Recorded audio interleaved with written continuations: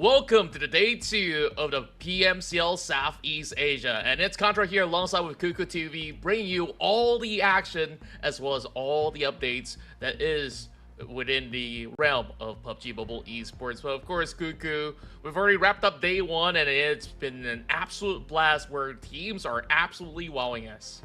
Yeah, definitely. We're feeling the effects of the lineup changes. The Thai players are giving a lot of impact to their squads, especially Ostja. Ostja right now is currently at number 1. You could also see Strangers Esports there, together with the other squads. Like, actually, Harame Bro has been struggling all throughout day number 1, especially on those 2 Miramar maps. Let's see if they can bounce back here in day number 2.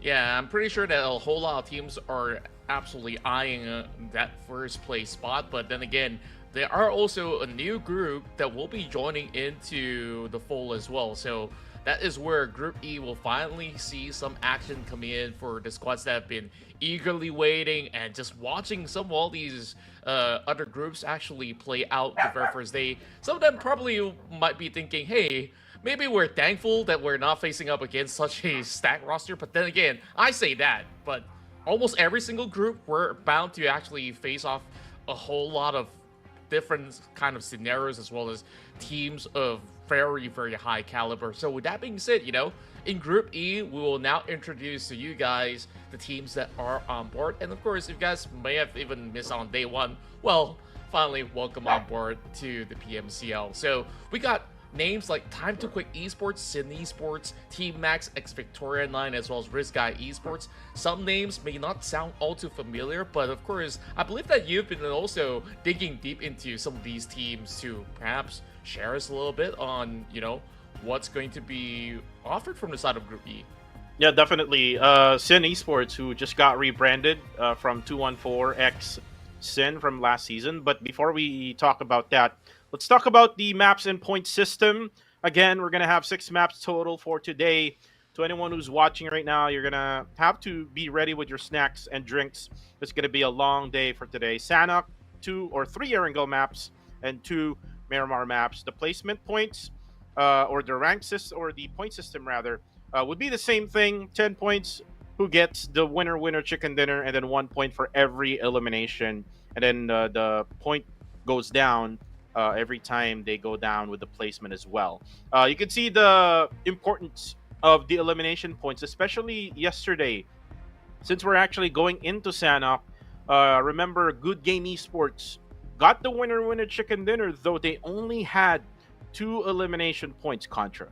Yeah, and that definitely does affect their standings when they move into bigger maps of play where they didn't manage to get as aggressive on getting themselves all these elimination numbers. But of course, everything adds up where, of course, what are they fighting for? To collect all the league points by the end of each respective weekend. And if they do finish on first place, they'll be rewarded with the 20 points. And of course, the number dwindles down by 1 on each other placements that they end up with. All the way down to 20th, they only receive that 1 point. So nobody wants to be there. So this is how it will be run throughout the course of the league stage. And then all these points are collected as that will be their hit start point in the grand final. So if a team ends up winning the first place for multiple weeks in a row, they're very, very likely to have a solid lead heading into the grand finals. Yeah, definitely. And we see the points already for day number 1. GE looks like they're back in their original form, their championship form, right now that they're currently at 2nd place. But for the meantime, here are the groupings. Group B will not be playing. Group B, which is Yangon Galacticos, Dread Esports, Strangers Esports, and Kill Enemy. That group is actually a strong group. And now we're going to be having the debut of Time to Quick Esports, Sin Esports, Team Max X Victoria, and Risk Guys Esports. The rest are the same for groups A, C, and D. And we've talked about this yesterday, Contra. We talked about Group C being the group of death. And looks like we both agree with that one. And I hope the viewers also agrees with that, because Group C, you have Genesis Esports, you have Arame Bro, you have Playbook Esports, and then you have also RTC Esports, who's also trying to show up in the latter stages of day number 1.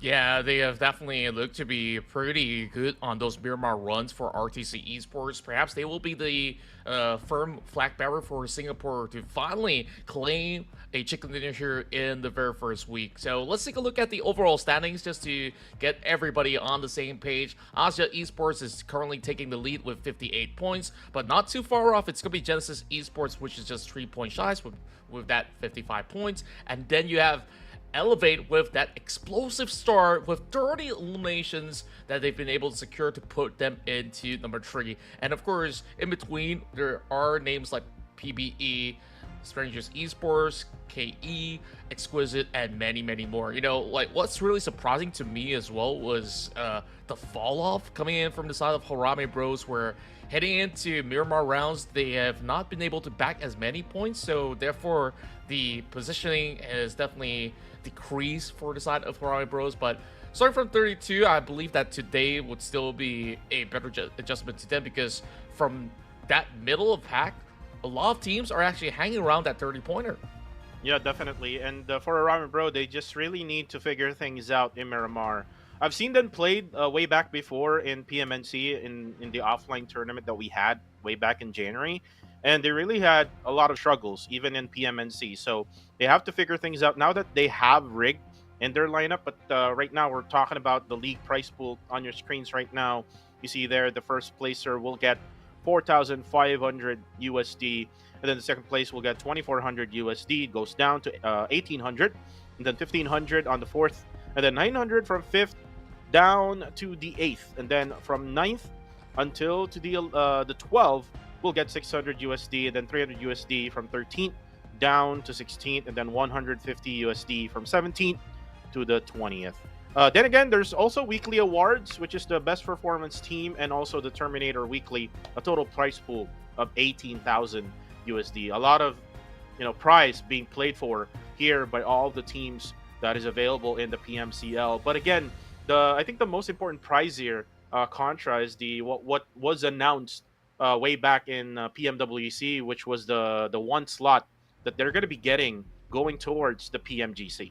Yeah, that's going to be of utmost importance for all the teams who are battling throughout the course of the year. That is the biggest event in PUBG Mobile that every team are vying for a spot, but sadly, there's only going to be that one slot for whichever team that has been able to display huge consistency as well as high firepower to be able to match up with those global teams out there. But of course, the beauty about PMCL here is that you already have a culmination of diverse playstyle coming from each respective teams out of the regions of Myanmar, from Cambodia, the Philippines, even Singapore in the mix as well. So it really adds up a whole lot of flavor, especially with us really highlighting that there's even so many new faces that has been import players from Nepal as well as Thailand. But you know what?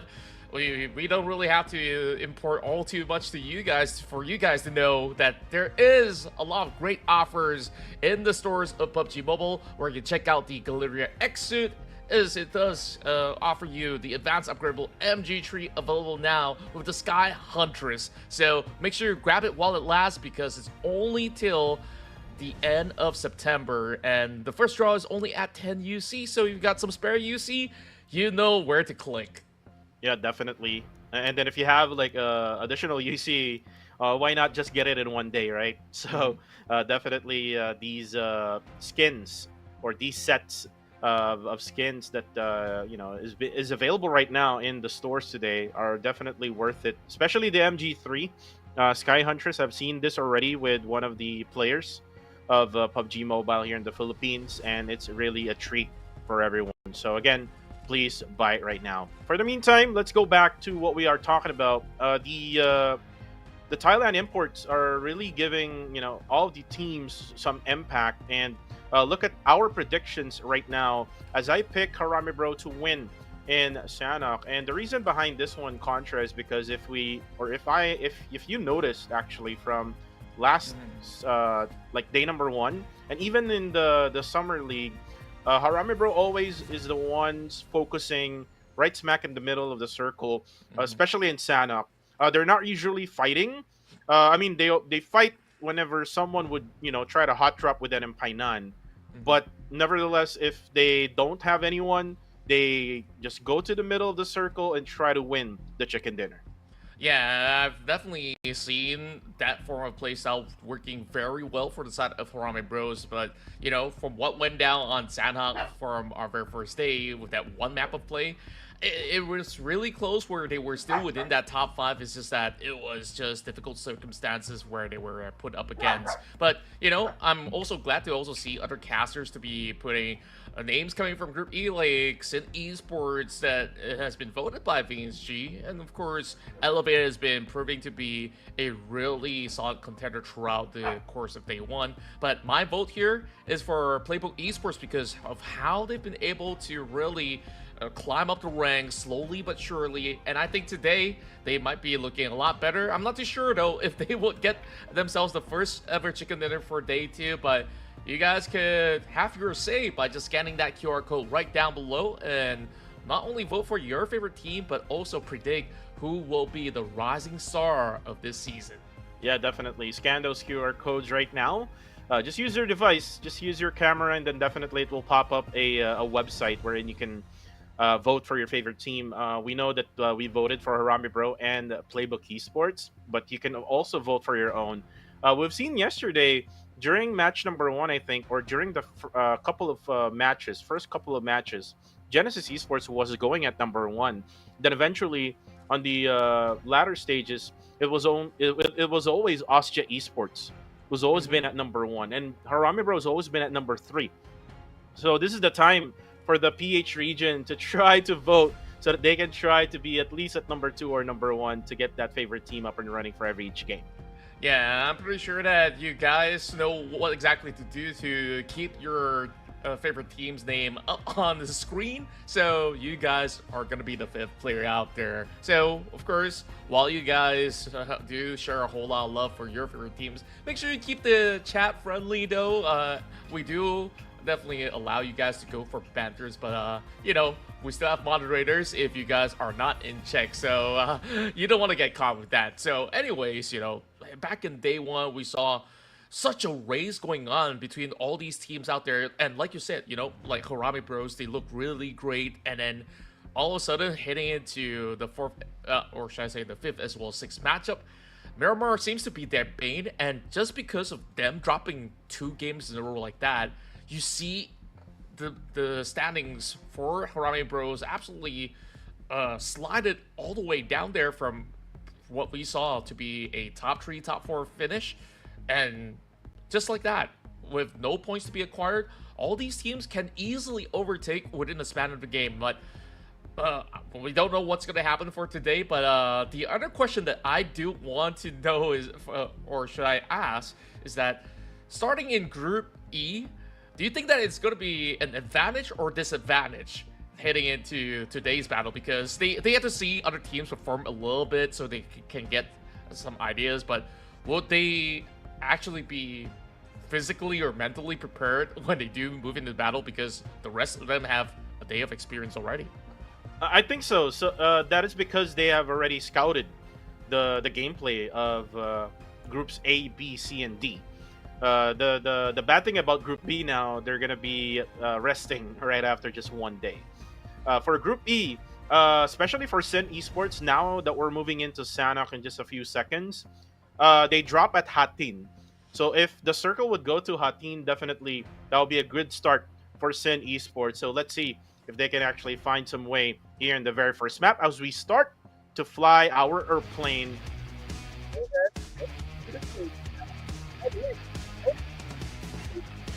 Which is another team that actually tried to, get some wins in Sana from last season. So that is another team to look out for this game.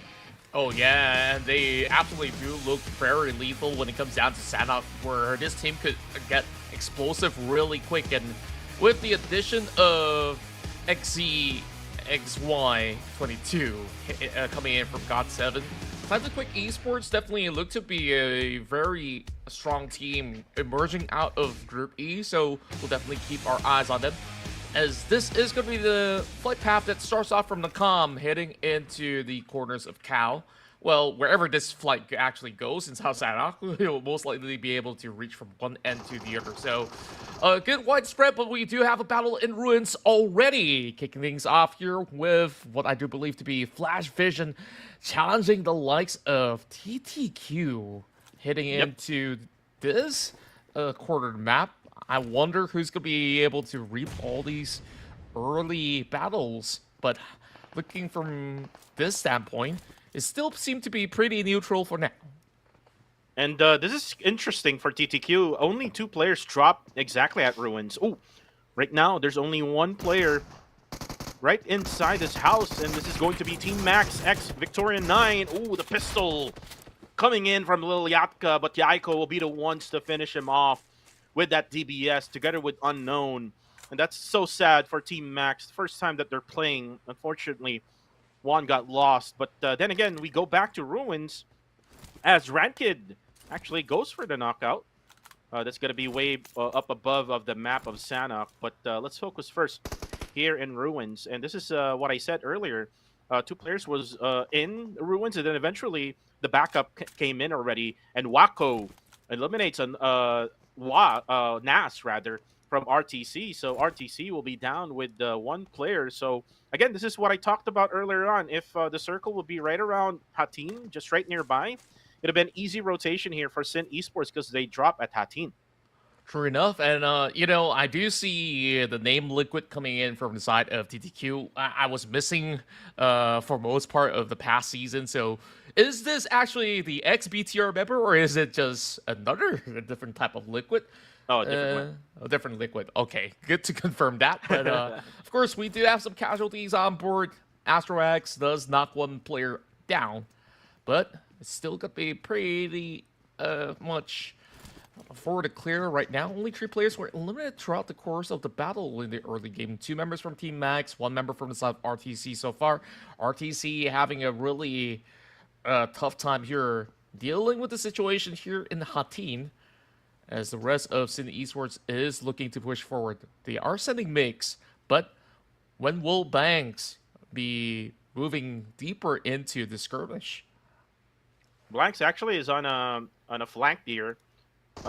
Might surprise RTC if they don't know where he is. Dambot getting nearby is actually Migs. I think he's getting ready or set to just raid this house where Team RTC is currently at. 2 players right now just in position. This is Labo, who is right around the stairs area. Migs going at the outside stairs, getting to the 2nd floor. He does have the S12K, and this can be lethal up close and personal. Let's see if it'll be effective. Rankid, I think he just finished off looting. Then Migs gets in. Dambot goes down. And now it's going to be Labo, who's going to try to defend himself. Oh, there's going to be another one. That's me. From outside, Blanks able to eliminate him. And there you go. RTC Esports gets eliminated by Sin. And that's a perfect hit start coming in for Sin Esports, off to a flying record already as they get themselves in action after a day's long wait. But we go back into the ruins to see this battle taking place as they yet settle scores with the rest of Effie. Effie marching in 1 by 1, but they will trade right back. It's only down to Orekia. He will falter. But of course, damage has been done, but not enough to take down the members of Time to Quick Esports for now. Another 4-pointer out there. These guys are still trying to settle scores. I guess, like, with the involvement of Group E, some of the teams are still trying to establish some certain ground control heading into some parts of the city, which is why we are seeing a lot of hit-to-hit into multiple corners of the map. And it looks like Group E doesn't really need to settle. They already know what to do. Two players, or 2 teams rather, coming from Group E, already with 4 points just early in this game. But then again, the 2 other teams, RSG and Team Max, losing 1 player already, actually 2 for the side of Max. And this is Arame Bro, able to eliminate 1 player, that's Bunny of RSG, and looks like they're on the verge of pushing them in. And they do have the grenades all being cooked up. Ryder now priming 1 towards the side of Parame Bros. This is going to be just him to take over on this compound, but the push is coming through. Range taking charge here, trying to align this with likes of Federalis. He hops towards the back. Federalis now getting clipped as well. Ryder doing pretty decently, but he's pretty much all alone as he slowly withers off. Range will secure the number right now, adding 2 points on the block for the side of Harame Bros as they take control towards the center as they inch a little bit closer towards Bootcamp as well. And it looks like Harame Bro Federalis getting a lot more comfortable now with the lineup that they're currently in, with the combination of Rig and himself. They're able to like just raid every single compound, like where RSG is currently at. Jappy burns one player from RSG alive. Now RSG is now down to only one, and this is maybe he was inside boot camp. And looks like this is going to be just him hiding all throughout this game until he gets found by another squad. So this is going to be, he's going to be playing for placement for now, Contra.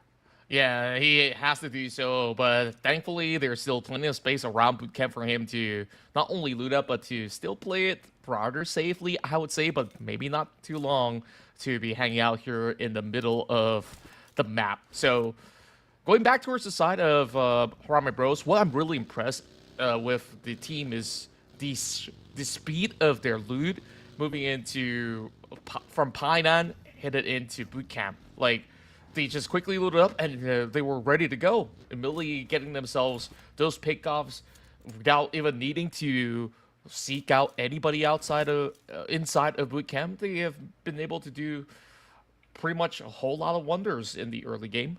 Meanwhile, for the side of GE, though, they're taking their sweet time as they are controlling the hills in between Paradise Resort as well as bootcamp. And looking at the current situation, it seems like RSGs maybe might not have any form of safety net because that circle is slowly closing directly in the center. So we will expect a lot of visitors into bootcamp later on.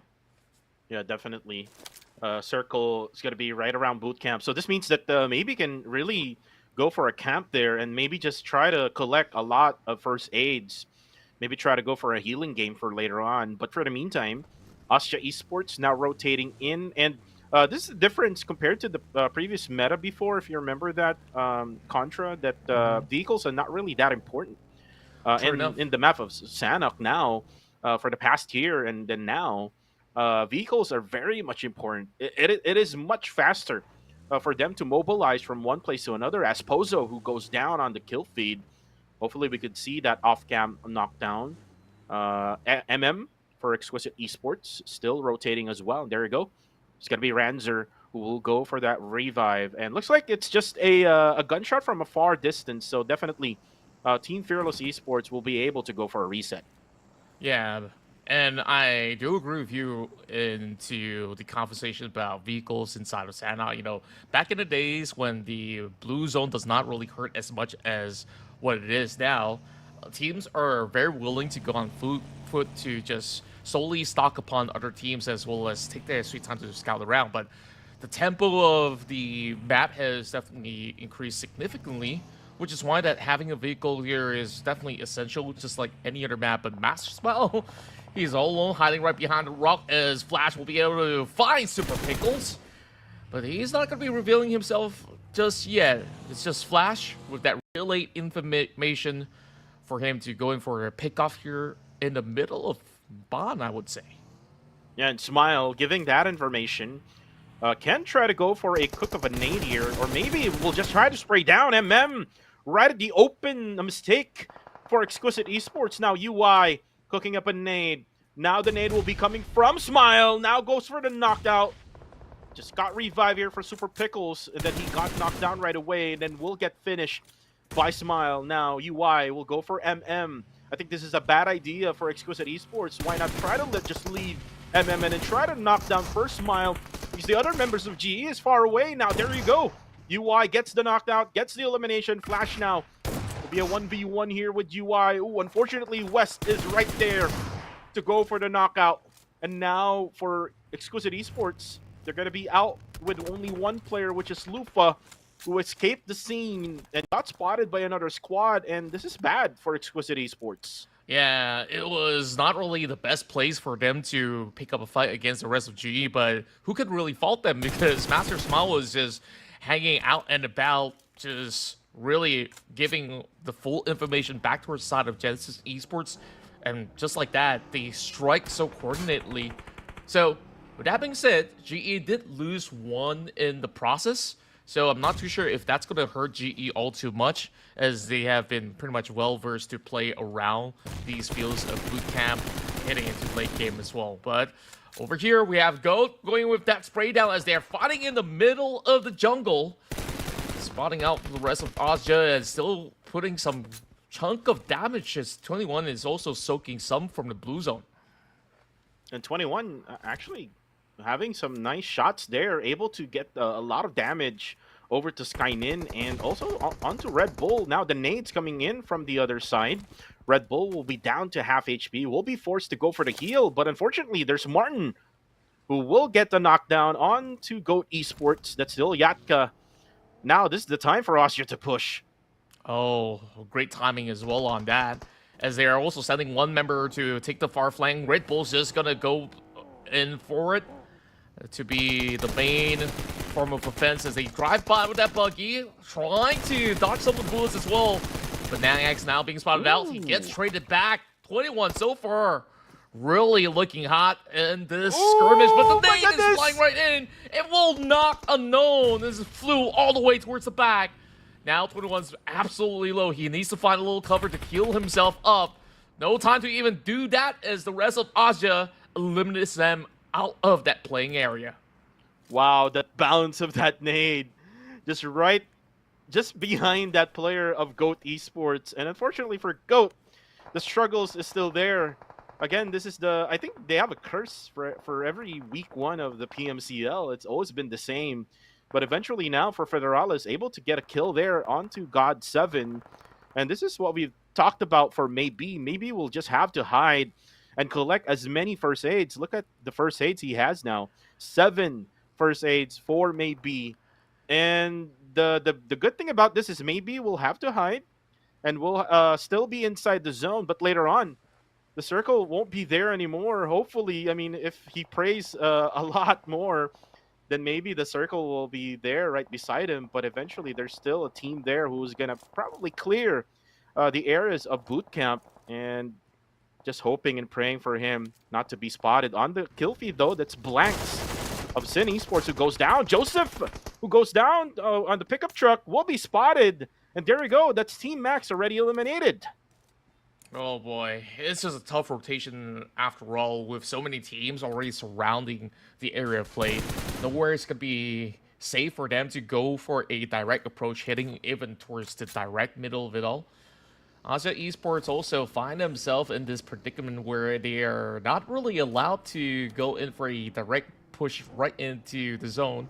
Still hanging by, but they do have vehicles, so that's not going to be too tough for them to eventually get right through. But for the rest of GE, we saw the type of gameplay that they love to play it out. Just sweep by the edges, look for any late movers into the scene, and GE, they're definitely looking for the final member of Exquisite Esports, which they've been battling up again. So shouldn't be too much of a problem, as they're definitely hoping to avenge Master Small. But the circle does shift. This is TTQ that will get the leverage of the inner parts of the circle, whereas GE's got to really set their priorities straight, where they will have to relocate and just leave Exquisite be. And this is the gameplay that they did, the strategy that they did yesterday. They tried to hug the blue zone and then eventually try to gatekeep all of the teams who are trying to get into the circle. Now, Federalis gets Nathan on Elevate Esports. He's actually able to, again, do this just right on top of the roof and able to get more information so that he can get those knockdowns. And he did this last season and doing it the same thing. Don't fix what is not broken for Federalis. Range, able to spot West, able to eliminate him. Oh, actually, it was Lufa who did a KS. Oh, wow. Just a whole lot of third party going on for the fields here. PBE also chiming in with one of their own, picking their very first point in this matchup. Meanwhile, you know, we've expected a lot of aggression coming from the side of Elevate Esports. They have not really shown themselves too much in the early game. Meanwhile, Harame Bros, of course, had the best of starts possible. Very quick move from Pinat into the center of the map, and now just sweeping by the edges, trying to deny any form of entry coming from all the other teams. And if range poke and prod a little bit more, they'll find themselves GE dropping right by. Yeah, GE really needs to rotate, and this is the problem with the strategy that they're doing now. Fearless Esports just gatekeeping them, and now Marnet able to still take out one, and will die in the process there. GE has been eliminated. Gay got 4 eliminations on top of that. Now Harame Bros will have to get focused now because Fearless Esports is there. And this is the team that got Harame Bro eliminated yesterday. So let's see. Round 2 for these two. Claire goes down on the blue zone. Asterox just waiting for the right time. The patience of this man. Jappy now. 3 players from Harame Bro cooking up a nade. This is going to be dangerous for Fearless. Oh boy, Asterox got nowhere to even go or even try to dodge that one. Fearless Esports lose one of their members right now. Meanwhile, the other 2 is sitting by over the back, but Harame Bros are not going to let them slide off of this one. But the trades are coming into effect. Rancer did manage to bring one down, but they will not last for all too long. Harame Bros with yet another clean sweep, but they do have some damage to be done upon them for now. So hopefully they will be going for a full reset, whereas another fight taking place. It's going to be GOT7 now, priming the nade against PPE. That actually does connect, knocking down Momboy in the process as they work in tandem, trying to flush out the very final member out there, running across, as shots are definitely connecting from the side of Ryman, but he will be having the last laugh though. PPE absolutely clutched it. And it's all because of Ryman having that ghillie suit. He cannot really find the players. I mean, eventually it was Monboy who did all the damage. But then again, that's really nice for PPE. PPE now with 4 eliminations in the bag. Now, looking at Scotty, Elevate Esports. This is the team that surprised us yesterday. Not really a team that we expected to get a lot of points just in the first day. But right now, Rankid Blanks is currently down for them. They're actually third-partied now, Harame Bro. And now Rankid try to go for a 1v1 right now with Harame Bro. Rig able to get him down. Now Federales needs help, needs to get a revive, but Wako is there, will be taken down again. That's going to be coming from Harame Bro Rig. And now it's going to be only Migs for Sin Esports. Throws in a nade. Ooh, knocks down Jappy. But still, Harame Bro still has the numbers here. They can still try to go for the elimination here onto Migs. But then again, for Harame Bro, they're just occupied with just trying to plan out on getting the revives for the 2 members that are currently down, Federales and Jappy. Now Range just trying to make Migs busy right now. I think Rig is trying to get the revive now onto Jappy. Migs definitely had a beautiful line of sight early on to be able to connect that nade, but after that, running downhill is just going to be him being absolutely exposed to the wrath of Harame Bros once that circle shrinks towards the lower end. So not too much that can be done there from the side of Mix, but definitely a valiant effort to say the very least. Harame Bros poised for the finale of Sanhok here in day 2. Anja Esports still on the outskirts with only 2 members remaining, whereas the rest of GG, remember this, GG has been able to have a chicken dinner yesterday for their very first game, and after that it was almost pretty much a no-show. Perhaps they've been practicing a whole lot of Sanhok to be able to pull off a consistent record, but take a look at this. It's already 12 points in from the side of Harame Bros. It really felt like they didn't even need the chicken dinner, where they've already backed those 12 points to book out this match. Yeah, definitely. 12 points already in the bag for Harame Bro. Even if they die, they will have a double-digit point for only this match. Now Skynin, who dies in the play zone. I think good game will get the kill there. They were able to get the knockdown. And this is GG, who did won in the yesterday's match and are doing the same strategy. They're just waiting for everyone else to come in to their compound, focusing onto the circle. Ooh, but then again, that's Zuki. Spots Range. Range goes down. Ooh, but Federales, not sure what happened to him, but he burns himself alive. Oh boy, in a really tough area of play as well.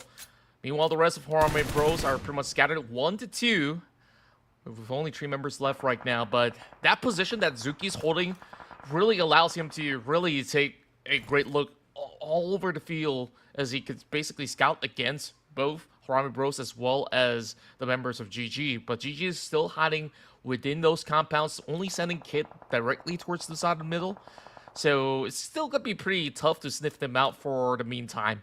Whereas Aja Esports still hugging by the edge, only having one member left standing in the way. Red Bull, can he heal up in time? Yes, he does. And he does find himself a target. Perhaps this is going to be the last-ditch effort to try to find that elimination point, but he will not be able to do so. And here we go. Moving into the top three, we got TTQ, Harami Bros, and GG. And Rig actually goes down. He can go for the crawl towards Jappy. TTQ just hugging the blue zone right now so that they won't be able to be spotted by GG. And this is good for TTQ. But then again, GG is just waiting. They're able to get the circle again. Oh, but this shift will benefit a lot for Harami Bro. And you can see that Rig was able to get revived by Jappy. So this is really going to be interesting. Oh boy. And speaking of which, Jappy immediately runs out there in the open, getting caught out by support as well as some of all the other members inside of GG. Not much that has been seen coming from the rest of the members, as Harami Bros, they were left with no options but to really run away from having any form of cover at all, as compared to the likes of GG that will secure yet another chicken dinner here in Sanhok. Another chicken dinner in Sanhok for Good Game Esports. Looks like they found the right formula on how to play Sanhok well. Just try to go to the middle of the circle. Try to go to the compounds. Just hide and then get those eliminations right at the end. I mean, even if you get 2 eliminations or maybe 4, as what they did right now, it is still effective. Eventually, you'll be the ones to get that winner chicken dinner. But again, for Harami Bro, they were able to, I think, get 12 or maybe even more than that. We'll see later on in the match standings. For TTQ, this is a good start for them, especially that they're just playing today. Yesterday, that they did not play with Group E. So now with a good start for TTQ, I would expect them to be good as well for the next upcoming matchups. Yeah, it's been 2 chicken dinners already, so all they really have to work on is all the other bigger maps as well. But I did not expect this to be happening twice for the side of GG, but of course they played it really smartly, where they know that their position is definitely the best stronghold possible as compared to all the other squads that have to play through the outskirts. But we start off with plenty of all these battles, especially with a great run coming from not only Harami Bros, but even TTQ have had an explosive start inside of Ruins. Yeah, definitely. And this is the early stages wherein GE was able to get the first knock. Eventually was able to annihilate 3 members of Exquisite Esports. And then you can see GE trying to force their way into the circle.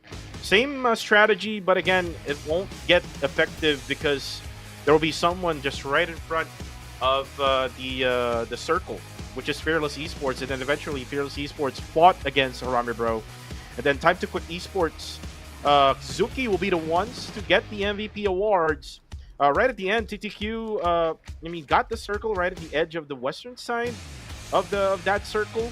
But then GG, or Good Game Esports, used all of their smokes and utilities so that they can actually get to the circle down on south. And with the numbers that they had, they were able to take that winner chicken dinner.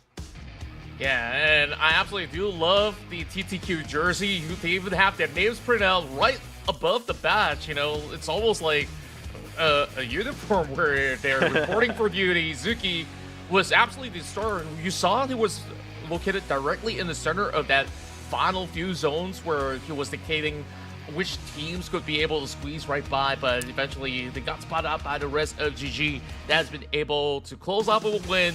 Despite only having those 5 corners out there, this is sufficient for them to add 15 points to the tally. But the most explosive team in this matchup undoubtedly has to be Harami Bros. It really didn't seem like it was all too problematic for them to really take on fights after fights after fights, and a lot of teams were not even prepared on how aggressive these guys were playing throughout the course of Sanhok. Yeah, and for me, the second best team is Austria Esports. It's just that the circle was not friendly to them. If you look at the eliminations for Harame Bro and Austria Esports, they were like neck and neck. It's just that Harame Bro got the best of it because there were a lot of like opportunities for Harame Bro. They were able to take that northern side part of that circle, whereas for Austria Esports, there were just so many teams gatekeeping them. Not only just one, which is like for Harame Bro, they had Genesis Esports and Fearless Esports. They were the ones who actually third partied that engagement, and then eventually Sin Esports came their way, and they got eliminated. So for Austria Esports, they tried their best with the the healing game for Red Bull, but unfortunately, again, the circle is not in their way, and Red Bull weren't able to at least get a knockdown onto Good Game Esports.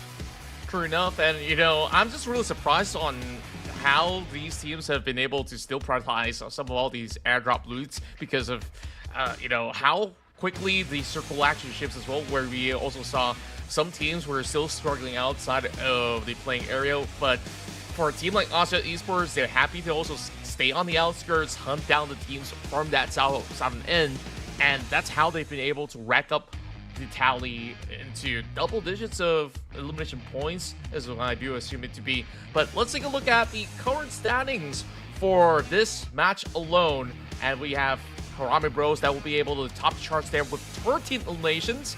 Meanwhile, followed by our winners here, GG in second place with that 15 point, and TTQ comes up on third place with 12 points. Asia with 11, and the rest are with the singular digits, but PPE have definitely adapted well enough to have a little bit more stability heading into this Sanhok match. And again, for PBE, what we're going to be expecting them now in Erangel is that they're going to be always first at the rotation compared to Harame Bro. So what will be the adjustment here coming from Harame Bro now that they know that PBE is emulating them when it comes to the rotation? PBE got a chicken dinner yesterday in one of the Erangel, so let's see if PBE can do the same here for the 3 Erangel maps that we have. Yeah, and I guess like I got my question answered when I asked like, was it going to be an advantage or not? I definitely say it's a hard yes. So with that being said, with Austria Esports really rattling through, they are the ones to keep scores and to still be sitting on top of the podium with 69 points. Meanwhile, 10 points shy, it's going to be Genesis Esports, which we will see whether if that's going to shift even more when it comes down to how these teams will play out inside Erangle. But I would still say it's been very, very competitive with 4 teams above that 50 point, whereas the other squads will have to really find ways to maybe land a top 4 finish at the very least to really race up against the current teams that are holding on to that top 5. Yep, and you can see there Elevate Esports still at top number 3. I am expecting them to not have the same performance from yesterday, knowing that these are individuals that just got formed or just maybe a month ago maybe for Elevate Esports. So I would expect them to struggle on day number 2. Again, adjustments are usually for teams like Harame Bro, like PBE, or maybe Genesis Esports and Austria Esports, knowing that they have top tier coaching staff or even analysts. So let's see if Elevate Esports can prove me wrong this time around. I mean, they struggled in Sanhok, but we saw Elevate Esports yesterday contra that they have been trying their best to sustain and survive and get those eliminations points all at the same time, all throughout all of the Erangel maps. And then on the latter part, which is the 2 Miramar maps, they struggled, right? Mm-hmm. So let's see if they can do the same. Yeah, I really do wonder what will be the form of changes that they'll bring into the scene, whether if it's strategy-wise or perhaps maybe they want to consider also maybe switching players to maybe give the other player a little bit of a chance to be able to really play things out. And I guess another thing that does factor into the performance of teams heading into Miramar is that you've already played hours and hours throughout the first 4 matches of the day, and of course I guess sometimes these teams may actually be affected with the energy levels running. If they don't really have a good day going for them, like it could still be really tough. So, with that being said, of course, before we start off the next game, we will have a lot of offerings inside of PUBG Mobile. If you log right in, you can get your hands on the Galleria X suit as well as the advanced upgradable Sky Huntress MG3 that you can get with your lucky draw of 10 UC only for your first draw. Right. And talking about the two Singaporean teams, they got eliminated early in the map of Sanhok. This is their time now to try to get additional points, knowing that in Erangel they will have more areas to go on dropping in. For these two Singaporean teams, you saw them in the previous match. They were doing hot drops with some teams like TTQ.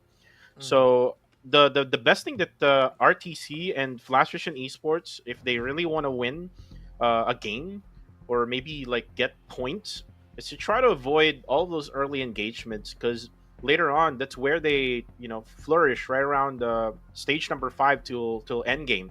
But for the meantime, let's talk about our predictions. Who did I predicted here together with Contra? I predict Exquisite Esports this time around.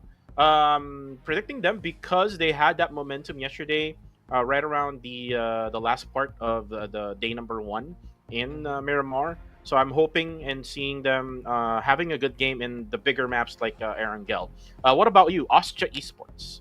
Well, Austria Esports definitely have proved to, themselves to be heavy hitters heading into the matchup of Erangle so far, as well as all these other bigger maps, and of course they definitely look to be very comfortable inside of Miramar. So with that being said, Austria, they don't exactly have the best of the first maps of Sanhok in particular, but you can already tell that they've been able to really keep things really competitive with that 7 elimination points. But now, given enough room, given enough that space, I think that Austria Esports can absolutely thrive in this matchup. And I believe that throughout the course of the day, I also did throw in another prediction on Harame Bros for at least one of the maps of Erangle. That's where, these guys will absolutely be vying for a chance to really keep up the scores against all the other teams that are currently above them. And Arami Bro pick either on the first or the second game is actually really good, because that's where they're really playing good. Like we saw them getting 13 eliminations in Sanhok. So again, my pick for the first game almost got that win, got into the top 3 for that game. But for this time around, since they didn't really win that chicken dinner, my second guess actually, other than Exquisite Esports, is Arami Bro in Erangel. But if you look at the other picks from the other regions, TTQ for Vince G, and TTQ just fought against the number 1 team in Sanhok in the previous match, which is Good Game Esports. So looks like TTQ has been scouting these teams and is going to try their best to try at least win in one of these maps for today. Yeah, and of course, looking into so many great picks out there, I really do wonder, like, we didn't really see too much out of the side of Team Max, but we definitely do have a whole lot of love from the Cambodian side that it's definitely rooting up for them. That's a team that I'm still waiting to be impressed by, because Game 1 wasn't exactly the biggest showing coming in from these lads of the KH, but, when it comes down to Erangle, I believe that every team will be putting their best foot forward. So with that being said, of course, later on there's a QR code that you guys can scan to, of course, vote for your favorite teams, whether you're from Cambodia, the Philippines, or anywhere else. I'm pretty sure that you guys will have a team that you guys will want to root for. So with that being said, like, Sin Esports so far, a very good start where we see them in the middle mix. They definitely have some mid-game struggles. Will that continue to be the case as well heading to Erangle, because of how these teams are really doing everything at a very fast tempo? Because, Group E, they just joined in, some of them looking absolutely hot, some perhaps still needing a little bit more time to adjust. Well, for Rankid's team, which is Sin Esports, the story always for Rankid's team is they always try to chase the circle.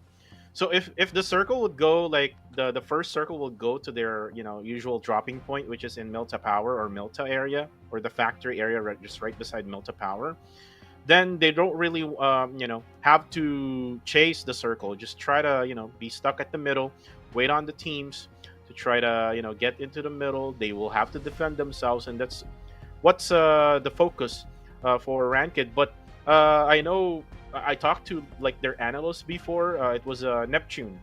Shout outs to Neptune, one of also the casters in the PH broadcast before.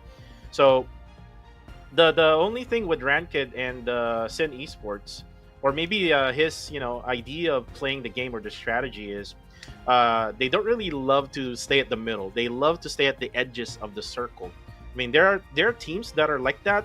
I mean, not like Harame Bro or maybe like Flash Vision Esports that we saw yesterday, wherein they try to stay at the middle of the circle. But for Sin Esports or maybe Ranked's strategy, they love to stay at the edges. They love to do the gatekeep meta for that. So what do you think, Contra? What's more effective, to try to stay at the middle or to try to stay at the edges? Well, I think both ways definitely work, but like it really depends on certain scenarios as well. I think especially in Erangle, that could actually fare very well for a team that's very confident to actually take up fights. Whereas, even if they are playing to wrap all the way up to the middle, most often than not, there's going to be plenty of teams to be able to give that pressure. And when that zone shrinks up, and if you're nowhere close towards the center of the area of play, of course, it's going to be very difficult. Like, we take a look at Austria Esports playstyle. Exactly like what you said about how certain teams would like to play. And with that, Austria Esports, they have got those big numbers, but it definitely came with a cost where there are times where you just couldn't outfight the blue zone, like try as you may, but by the time you actually set foot into a safe zone, that's where there's gonna be plenty of weapons being pointed at you, and Red Bull can only do so much in that last scene of Sanhok at the very least. So of course, no right, no wrong. It's more about them really assessing every stage of the game to the best of their abilities. And of course, this is your chance to vote once again for your favorite teams on who will be able to take this upcoming chicken dinner, as we will slowly proceed to move into our next matchup inside of Erangel. Yeah, definitely. Scan the QR codes right now. Vote for your favorite team. If it's not for the three favorites that we have seen so far, Genesis, Austria, or Harame Bro, you can vote for the others. Especially now that we have Group E playing. I know that there are a lot of fans also for Sin Esports. And by the way, shoutouts to the owner of Sin Esports, Sir Onin. He actually asked me the size of the jersey, so he's gonna be bringing me some jersey for Sin Esports. Hopefully, you can see that in the near future. But for the meantime, yeah, definitely vote for your favorite teams, especially that we now have Group E. There's also TTQ who's playing in. There's also additional teams like Team Max who actually struggled in the first map. Most likely, they will try to bounce back and make it a good game for match number 2. Risk Guys Esports as well. RSG is from the last season, especially in not in Miramar, but in Erangel. In Erangel, RSG is one of the teams that needs to be looked out for. So they need to be careful if say RSG would be right around their vicinity. But eventually, there are still the staple names here like Harame Bro, Austria Esports. We've talked about like trying to be at the edges of the circle or even in the blue zone. We've seen Genesis Esports done that in Sanhok, and they actually failed. So let's see what the strategy would be more effective here in match number 2 as we fly into this OG map, Erangel. And here we go, as Group E will kick off their first battle in this matchup. For those that are from the rest of the groups, they are definitely down for another brawl, as we saw so many different instances of battles where even yesterday there was a little bit of a party around areas like the Jinky and I just couldn't really get enough of how we've always gone into this classic map, and there's so many different scenarios that has happened throughout, how many seasons now? This has been pretty much the perfect map to really establish dominance, especially with 3 maps to be played out for the entire course of each respective phase throughout the group stage. Teams are definitely hoping to put their best showing so far. This flight path pretty much skewered towards the south end, as it starts off from the corner of Primos, heading into Milta Power. Now, Cuckoo, I know what you're thinking. Is this an island circle that we've been waiting for? I hope so. I mean, Austria Esports would benefit a lot from this, especially that this flight path is for them. They can easily go to Sosnovka military base. Novo drop will be a no-go for GE, I think, because we haven't seen. Oh, looks like they will go for the Novo drop, because you can see that PBE's there, GG, Go, Harami Bro, but no Genesis Esports yet. Ooh, there we go. But still, the circle is kind of interesting, because like half of the circle already is in water. Yeah, and you know what that means? It means it's either going to be, it will mainly be part of mainland, and from what I do assume it to be, it will not end up in the middle of the water, but potentially we will see a lot more of these teams to be hanging out in either Gatka or even Quarry to actually secure a firm spot. So my eyes are on FV to be in the direct center of it. Can they actually hold out? Because in terms of firepower, they haven't really been proving all too much, despite, them being in the midst of certain hot drops or so. Whereas other teams will struggle to actually get by because they're just so far away. Not too much of a concern for, certain teams like Harami Bros, as well as Super Pickles and the rest of Exquisite to eventually cut by. But I'm actually really concerned for those in the Far East. Oh yeah, definitely. There's a lot. God7, Team Max, RSG, and then we have Sin. And I think RTC is just right nearby Sin Esports, so we might see an early engagement also for those two. I mean, we've seen them already in Hatin and Sanhok, so we might see a round 2. And this is what I mentioned earlier, Contra. We're in. Ooh, there you go. The first knockout. That's Labo, who will be able to get Migs. And this is what I've talked about with Sin. The circle is not always their friend. They always chase the circle. And, I mean, if their gameplay is, like, going right at the edges of the circle, well, this is the circle for them. Yeah, and RTC now looking for a little bit of pick-off of potential against the rest of Sin Esports, as they are pretty much cluttered into the same 2 compounds that they're holding up against. With a flank being sent right in from Dambot, moving up the hillside. But he's got to be really careful because he's only got that first aid kit to replenish. Other than that, he's barely looted, only with 1 frag grenade and almost nothing else. So he's just going to turn heel and run, as the rest of Sin Esports are looking very well oiled at the very least. Rankit has also taken position up in the hills to just flush him away from this position at the very least. So Sin Esports, they will still hang around, but they're absolutely thinking about relocating at the moment. Labo now giving it a little bit of chase. Can he find a catcher while they go on wheels? This is going to be that golden opportunity, which he might have just missed. Oh boy, Labo. Oh my You got to goodness. stand up and take this fight. Well, I mean, it's a 4v1, so if, say, he go for the spray, then eventually there's going to be a trade, a knock, coming from Sin Esports. And look at what Sin Esports is doing. They're scouting the whole area of the factory. It looks like Black spotted already Labo. Blacks went for the spray, and now Rankid, together with the squad of Sin Esports, they're now on the hunt of RTC. Yeah, it's really a situation of hunt or be hunted, right? Like, I would rather him try his luck with that spray while they're on wheels than to now go into the factory area to deal with the entire squad once again without having any form of backup. This is not looking all too good. Labo does go down. And the backup arrives too little too late as they send one more to their own demise. Things are just pretty much a done deal here. RTC, they got no business to be done here in the factory. I mean, what's there to actually siege up against the rest of Sin Esports? Oh, Absolutely look, none. look at Rankid. He has the machete on hand, able to eliminate one with the machete. A statement being shown here by Sin. Probably Rankid and the gang of Sin is saying to get out of the way. Why are you dropping at our dropping point, RTC Esports?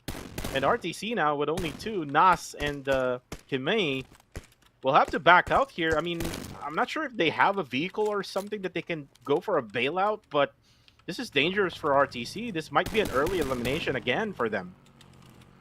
True enough, and RTC, they got no other options but to go back into the same spot that the rest of Sin Esports have looted up, so barely anything at all being left to offer as they move themselves up into the Lumber Hills, trying to stay alive.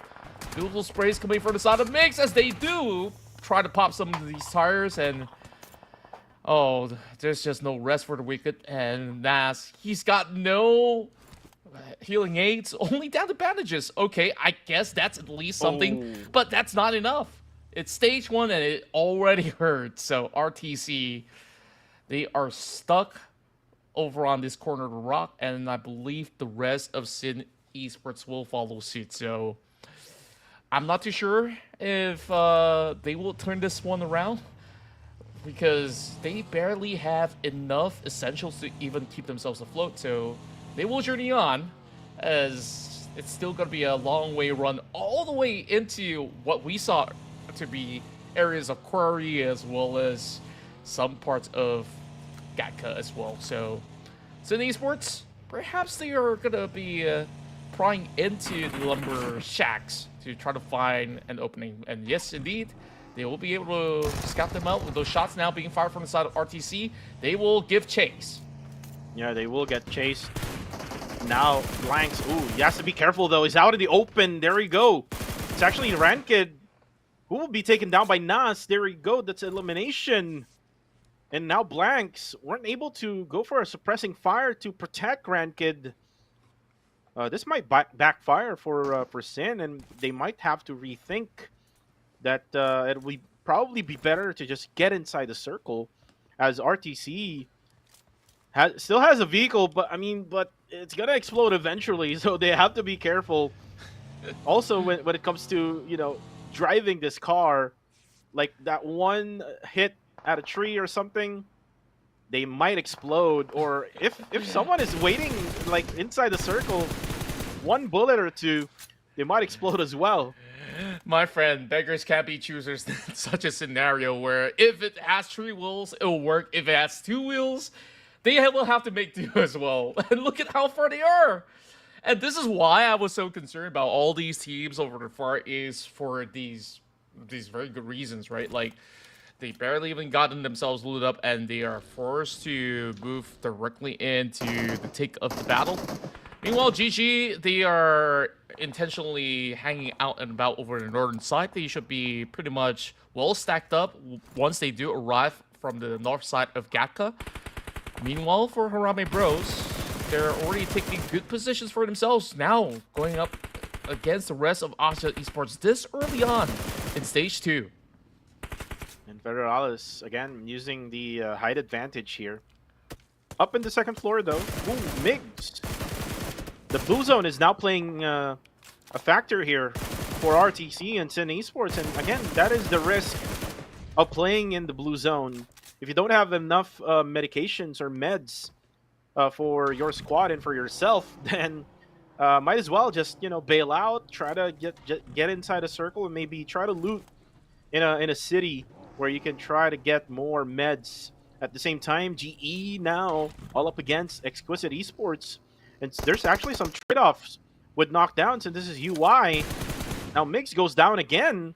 So it looks like Sin Esports is trying to get the revives coming in, and then there's going to be a third party coming from God7, and they eliminate RTC. Yeah, I believe that Sydney Esports are also having troubles trying to move into the play area. Meanwhile, West Carry now going in for a beautiful spray. Takes down Lufa and should be able to claim it eventually, whereas it's a widespread claim from the rest of Exquisite Esports for now. Exquisite still has a member over on these corner hills to try to dig it all out against the rest of GE, but GE is absolutely surrounding them. Plenty of shots to fire from the side of Flash with that S12K to secure the deal. And Exquisite, I think it's best that they actually leave this vicinity because they have already lost these two members. They don't want to lose more. It's only down to Yue right now to try to survive the rest of the run. And seemingly, with so many open areas for him to drive out and about, somehow he manages to at least drive past the rest of GE. Still having some shots being fired, but at least it's going to be a safe distance for him to just dash out. But the further he goes, plenty more teams away. Also bumping into another squad, also trying to take claim as well. Max Joseph in the middle of it all as Team Max, hoping to actually catch that final player outrunning. So for now, it will be pretty much a safe spot for playing more teams to at least work with. Whereas Go Esports are just making sure that nobody passes in from the outskirts for the time being. And this will be a safe region of play coming in from the northwest side, but they still have a long hurdle up ahead. They might bump into teams like GOAT as well as FV. Well, for Exquisite Esports, again, that's my pick. As Migs dies in the blue zone, that's how hard it is for tournament, room cards. The blue zone, the damage per second is way too much. You must have a painkiller and an energy drink, a full boost. In other words, for you to be able to survive it, and then you would have to have a bandage or a first aid to at least suppress the damage. But then again, here comes Smile pushing in with the M4 coming in now, able to get some damage onto RSG. Now Flash cooking up a nade. He does know that there's someone right behind that car. That's Bunny. Then again, there's Ryder. Goes for the suppressing fire from the backside. It's going to be West Carry, who will take some damage, but they have to check their 6. There's someone else from behind. It's going to be Red Bull from Austria Esports. Looks like RSG is currently sandwiched, and the nade. Smile gets maybe, and now it's going to be Master Vape and Bunny as Master Vape gets Smile down. So they're able to at least trade off some knockdowns. And they're able to avoid also the gunshots coming from Austria Esports. They just need to be at the right angle as Master Vape tries to just run just past GE. As GE Marnet is currently stuck right now out in this small shack. His monster truck is already exploded. Looks like RSG might still have to survive this. Looks like his monster truck is still working.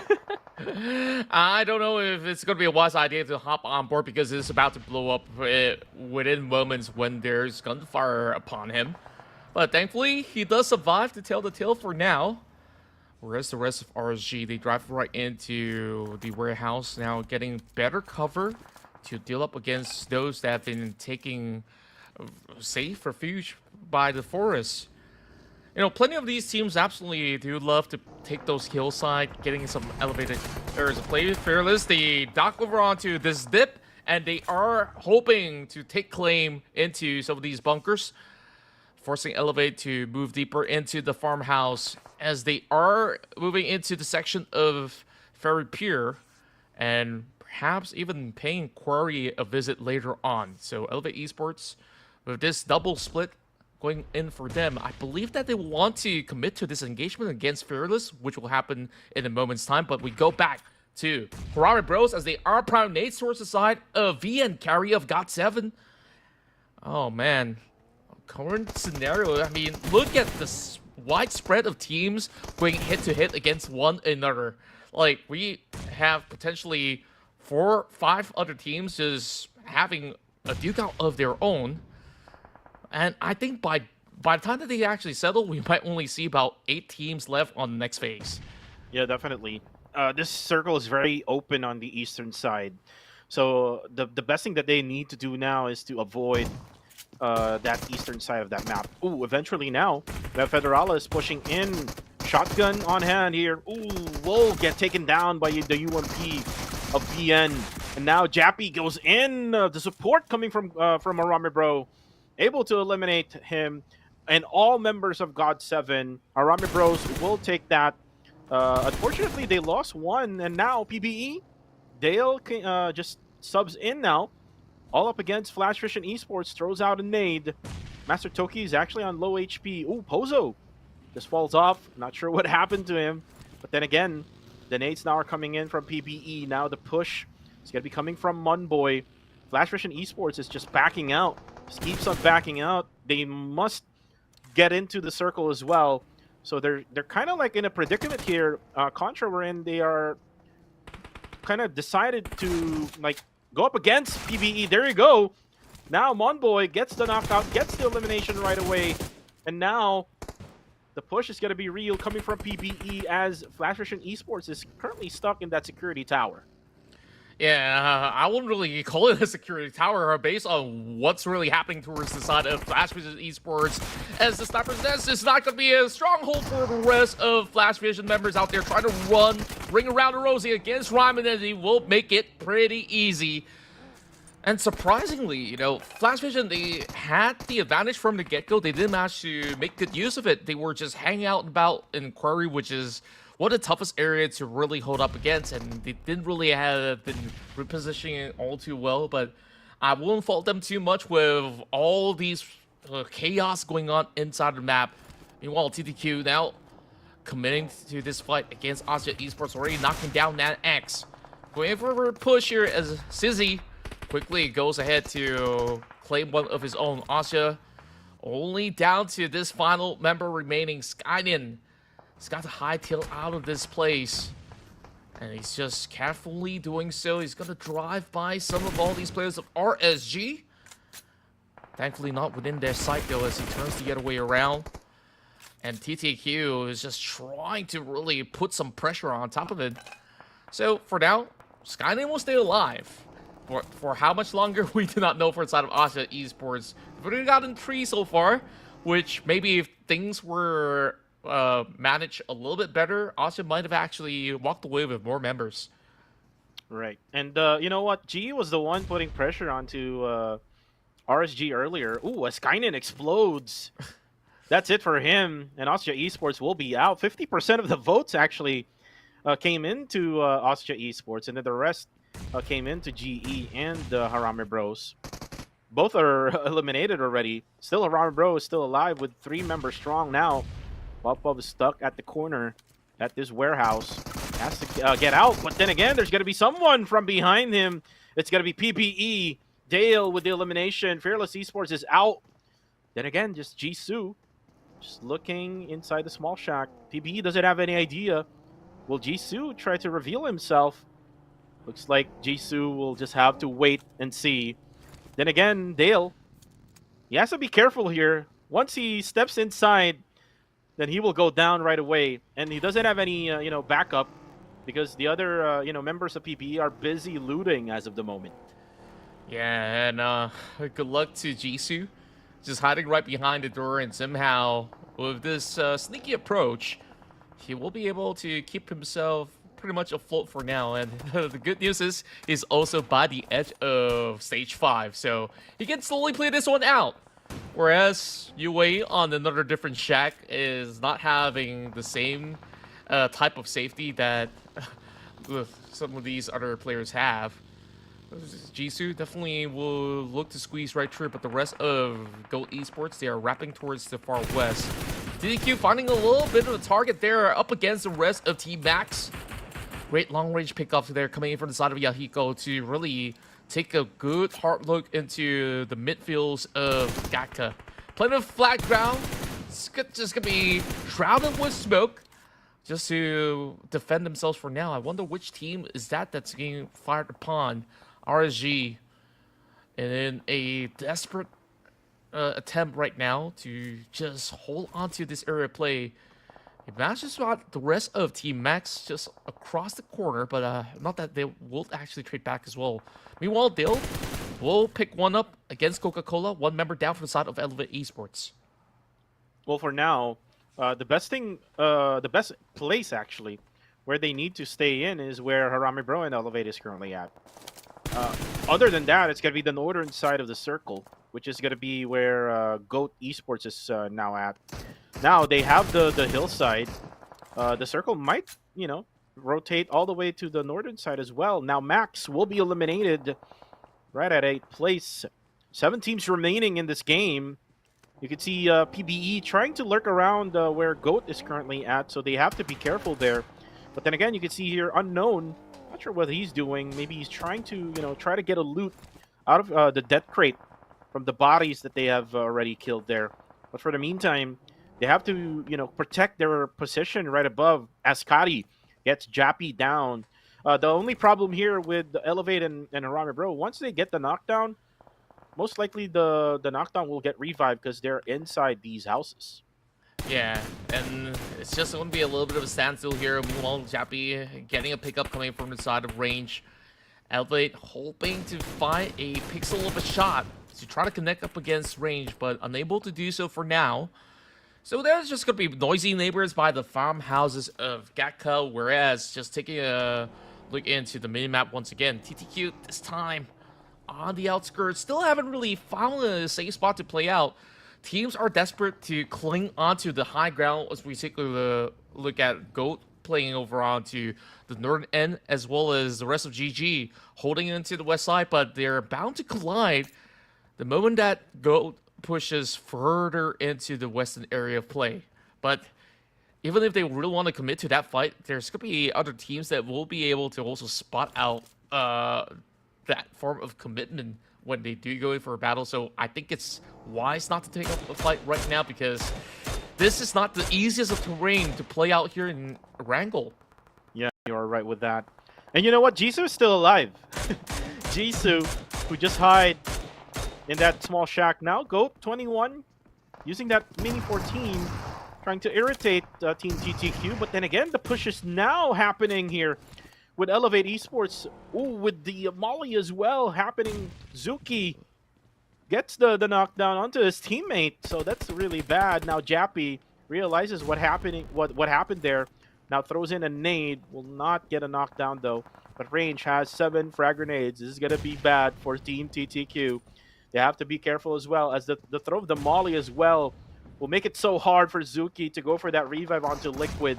Now another nade coming in, but again, the DBS now coming from XZXY gets Range down. Ryman will get Scatty as well. There's a lot of things happening right now at this very compound.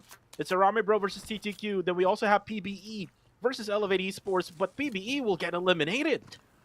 Yeah, PBE, they were overwhelmed from the get-go. They were really taking up to the hillside for a long time, but now that the circle shift, it really puts them into a really tough spot. Same can be said about the rest of TTQ as well. They were forced to invade this compound where Harame Bros was holding out, and just take a look at the heroics of Jappy. Nice. He's the one that wipes off the entire squad of TTQ. How impressive is that? Jappy, despite being all alone, always fought as if he is the entire squad himself. He's already got those 6 frags, and I'm pretty sure that he'll be able to hold out into this position for at least into the next stage, because with that circle moving closer into the center, which I do assume will send teams even from this top side of the hill to slowly make their way over onto the foothill perhaps. And I'm not too sure if they will invade the compound where Jappy is currently holding, but it will probably be well prepared by Jappy now that he's stocked up with all the crates left available for him. And that was right timing as well from Jappy. I think he heard the sound cue from that frag grenade being cooked from TTQ, and then eventually he pushed in with a DPS to the face of that last guy. Now we're down to 4. Exquisite Esports UI will be stuck right at this small shack. Most likely he will try to crawl in now that the circle has shifted away from him. And he's going to be out in the open here. And most likely Goat Esports will be able to spot him.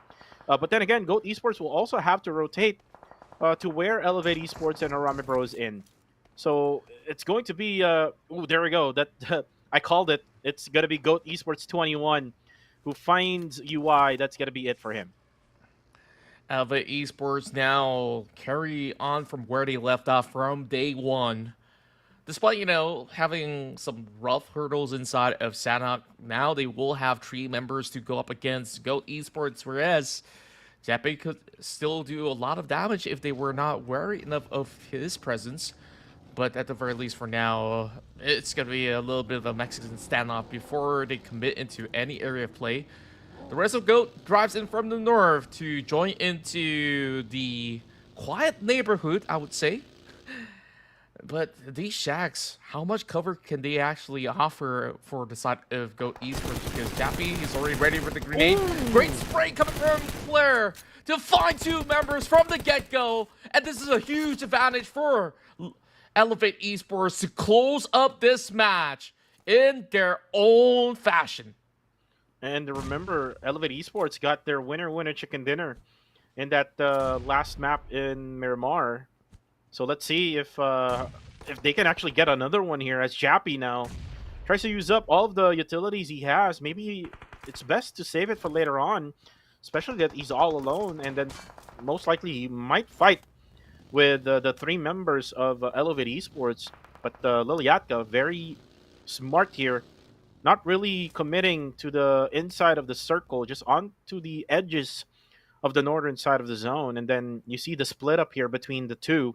21 right inside that house, and then you can see Liliatka right around the northern side. So they will have a little bit of that space, wherein if Jappy would try to go for the push, eventually Liliatka will be able to spot him. So Jappy needs to be patient here, especially that this is stage number 7. We're looking towards the next circle, and this is I think the final circle, because stage 9, wherein we see the blue zone will close in. So this is good for Jappy. All he needs to do now is wait. That he will do for the time being, as they are just hoping to see a little bit more commitment coming from Exquisite as well as Goat Esports. Jappy doesn't really have to do too much. He still has a circle in his hands. Not so for the rest of Elevate Esports, that will need to cut right into the middle of this township. I'm not even certain to even call it a town. I would just call it a pit stop if you ask me. But for now, of course, this is going to be our final battlefield. But I really do love what Liliatka is doing. Just hiding by the haystacks out there, having slight cover of the buggy if need be as well.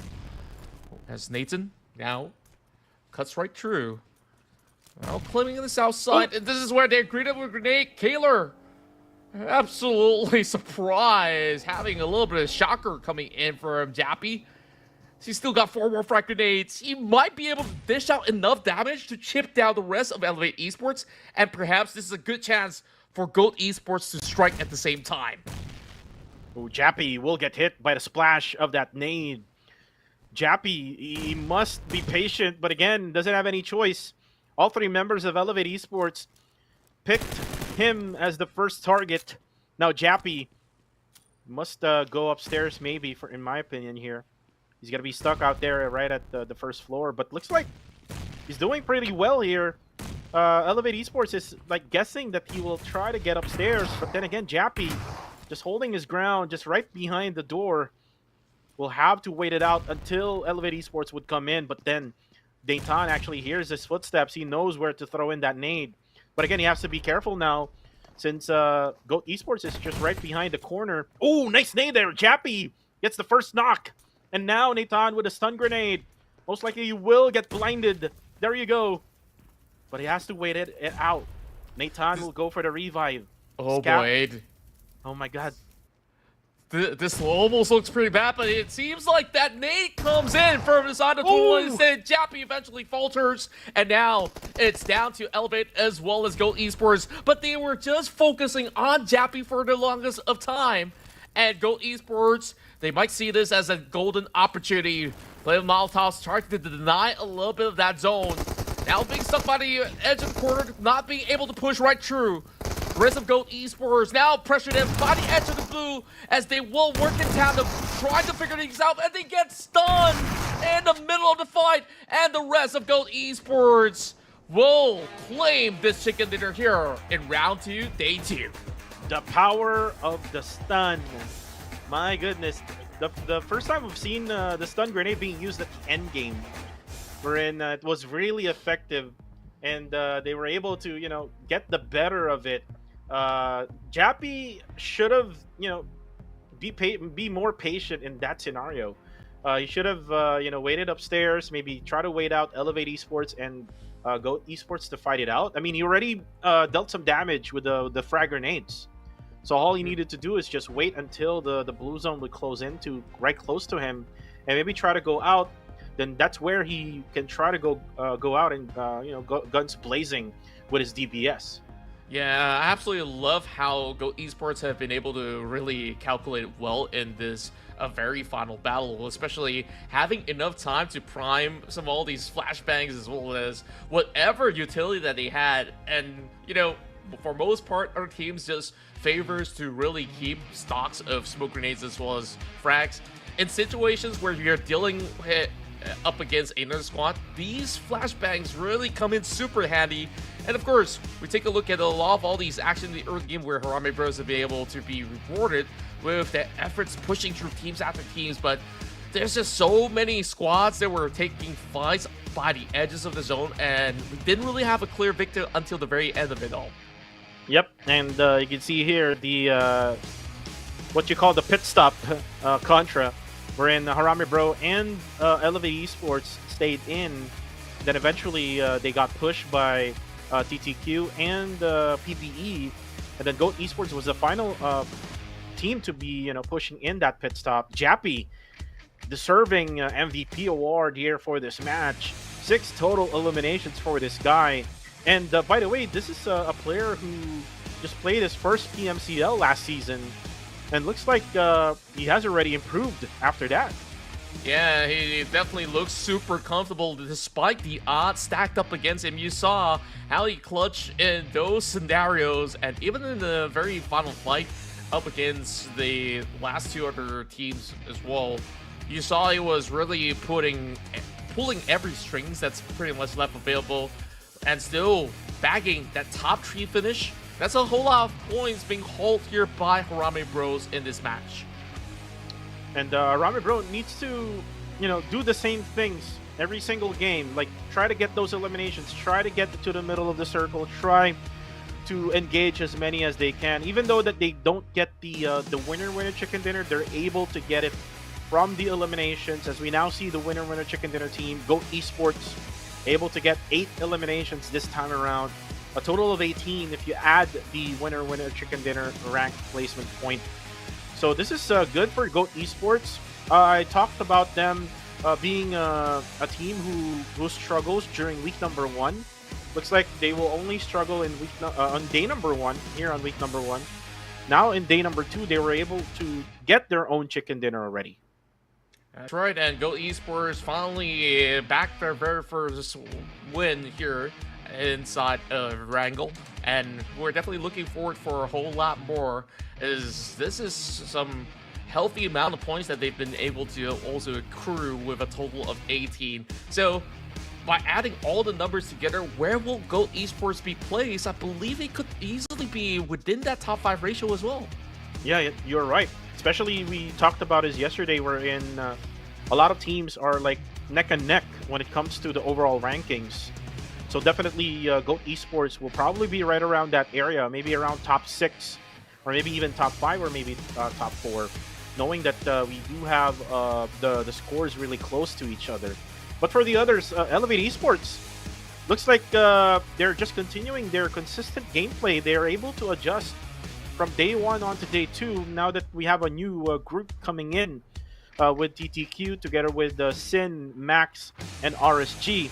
They're still able to get those elimination points, sustain until the very end. But unfortunately for the Erangle maps, the chicken dinner is just not really friendly to Elevate Esports. They haven't really gotten a chicken dinner in this very map. It's still elusive at the moment, but I am faithful and that they will eventually be getting there. And as a matter of fact, one of my votes is for them. I couldn't remember which map in particular, but with that being said, this is the total tallied up points for our match number 2. GOAT Esports, of course, securing the win as well as bagging a total of 8 elimination points. We'll see them at the top with Elevate racing very closely, as well as they were the most aggressive team in this matchup, where I think, like, going back to our conversation, like, is it better to hug the sides or the center? If you're playing Gekka, take the center. It will never go wrong. But if you're playing elsewhere with good enough covers as well as terrains to hide out from, the outskirts will be absolutely fine. Whereas, you know, like, it's just down to those circumstances where it really didn't favor a lot of these teams who were hoping to get rewarded with all these sweeper plays. Even Austria this time around walks away with only those 3 points. Same goes to GE, which have gotten a respectable 5, but it is a very far fall off as compared to what they usually get in a single round. But, you know, GOAT Esports, after taking that win, they definitely went very close into the top 5, and as you predicted, they are within a ratio of top 6, as a matter of fact, with 45 points. Yeah, you're right. 45 points for GOAT Esports. Exquisite is still there with 43, even though that they struggled in match number 2. And this team, Exquisite Esports, I think that they really need to heat things up a little bit first before they are able to, you know, get a lot of points later on of the day. So I will not predict them anymore during, I think, the first 3 matches, maybe around 4th until the 6th match. But for the others, you can see here, good game. Even though this team is a really passive team, look, you can see them only with 12 elimination points, but they're doing it with their ranked points. But again, you cannot really just do it with the ranked points, Contra. You really have to have those elimination points. I would love to see Good Game Esports to be more aggressive. Yeah, likewise as well, but perhaps they want to prove a statement here that it may not always be about all these high volume of elimination points if they can, of course, consistently win that chicken dinner, so to speak. But that is basically a 1 out of 16 chance, right? As compared to, you know, every opportunity for you to frag out, you have to take it. But looking at GG's playstyle hitting the bigger maps, they definitely look a lot more passive, so I'm not too sure if they will just break out a shell within the first week. I feel like this type of team will need to start to slowly open up whatever the potential is, because right now they're looking a tad shy at the very least, but not so much for all the other squads out there, which we saw so many battles being taking place. Like, I swear for a moment, like, I thought I was spazzing out with, you know, wherever the camera's going, left, right, center, there's just fights happening everywhere. But that's how chaotic it does get here, especially now with the involvement of groups coming in from Group E. So with that, we'll see if they will be able to handle the heat, because things are about to get hotter in a moment's time as we bring you to the next match after a short commercial break.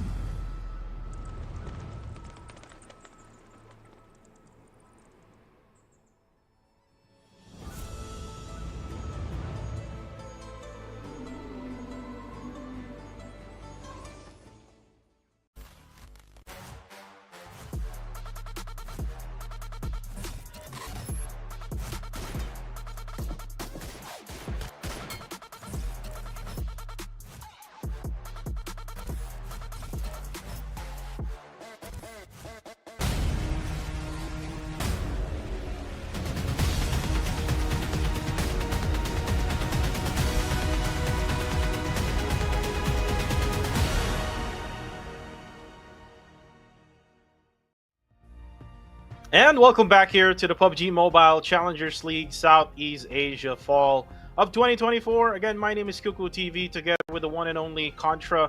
And we're done with Sanhok and one Erangel map. We still do have two Erangel maps left.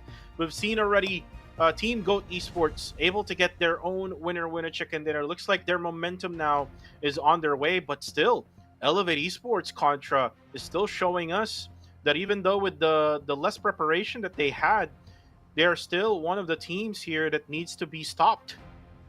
Yeah, I really do feel like it's just pure camp synergy that have really gelled them all together into the form of the playstyle where they're very like-minded. When they want to go aggro, you can see that they usually just charge right through with haste without really holding back. As for certain teams, even if they've been sticking around together, like sometimes that hesitancy is what really led them to not really have that perfect clean fight that they desire. And I guess like this is a team where they only have either stop or go as their buttons. Like so far, I absolutely do enjoy watching Elevate play, and they are definitely becoming one of my favorite teams. As I'll be rooting for them throughout their run, but. You know what? I'm also hoping that you guys will check out some of all the cool stuff that's happening inside PUBG Mobile with the X-Suit collection available up till the 30th of September. So you guys have a month to get your hands on the Galleria X-Suit, as well as the advanced upgradable MG3 called the Sky Hunter. So this will absolutely be you fragging out with a whole lot of flair when you equip yourself with the Galleria X-Suit. Yeah, definitely. Please buy them right now. Each day you get a chance to get a big discount, 10 UC per day, and then eventually it goes back to the original price on your second purchase per day. MG3s are very powerful, especially if you get that from the airdrop. We've seen Claire of Elevate Esports use it yesterday. Unfortunately, he used it from a mid-range to a long-range gunshot, so that's not how you use an MG3. Normally, you would have to push it like how you use a DBS. Anyways, going back to the tournament, we do have Elevate Esports. Again, Elevate Esports has been doing pretty well, especially when it comes to the end game. They're able to find a really good spot to stay in, and they're able to survive, not really to the very end, but still around top 3 or maybe even top 2. The only problem now with them is they're not able to get that winner chicken dinner in Erangel. So Yeah. that's the next step for Elevate Esports this time around, since we still do have two Erangel maps.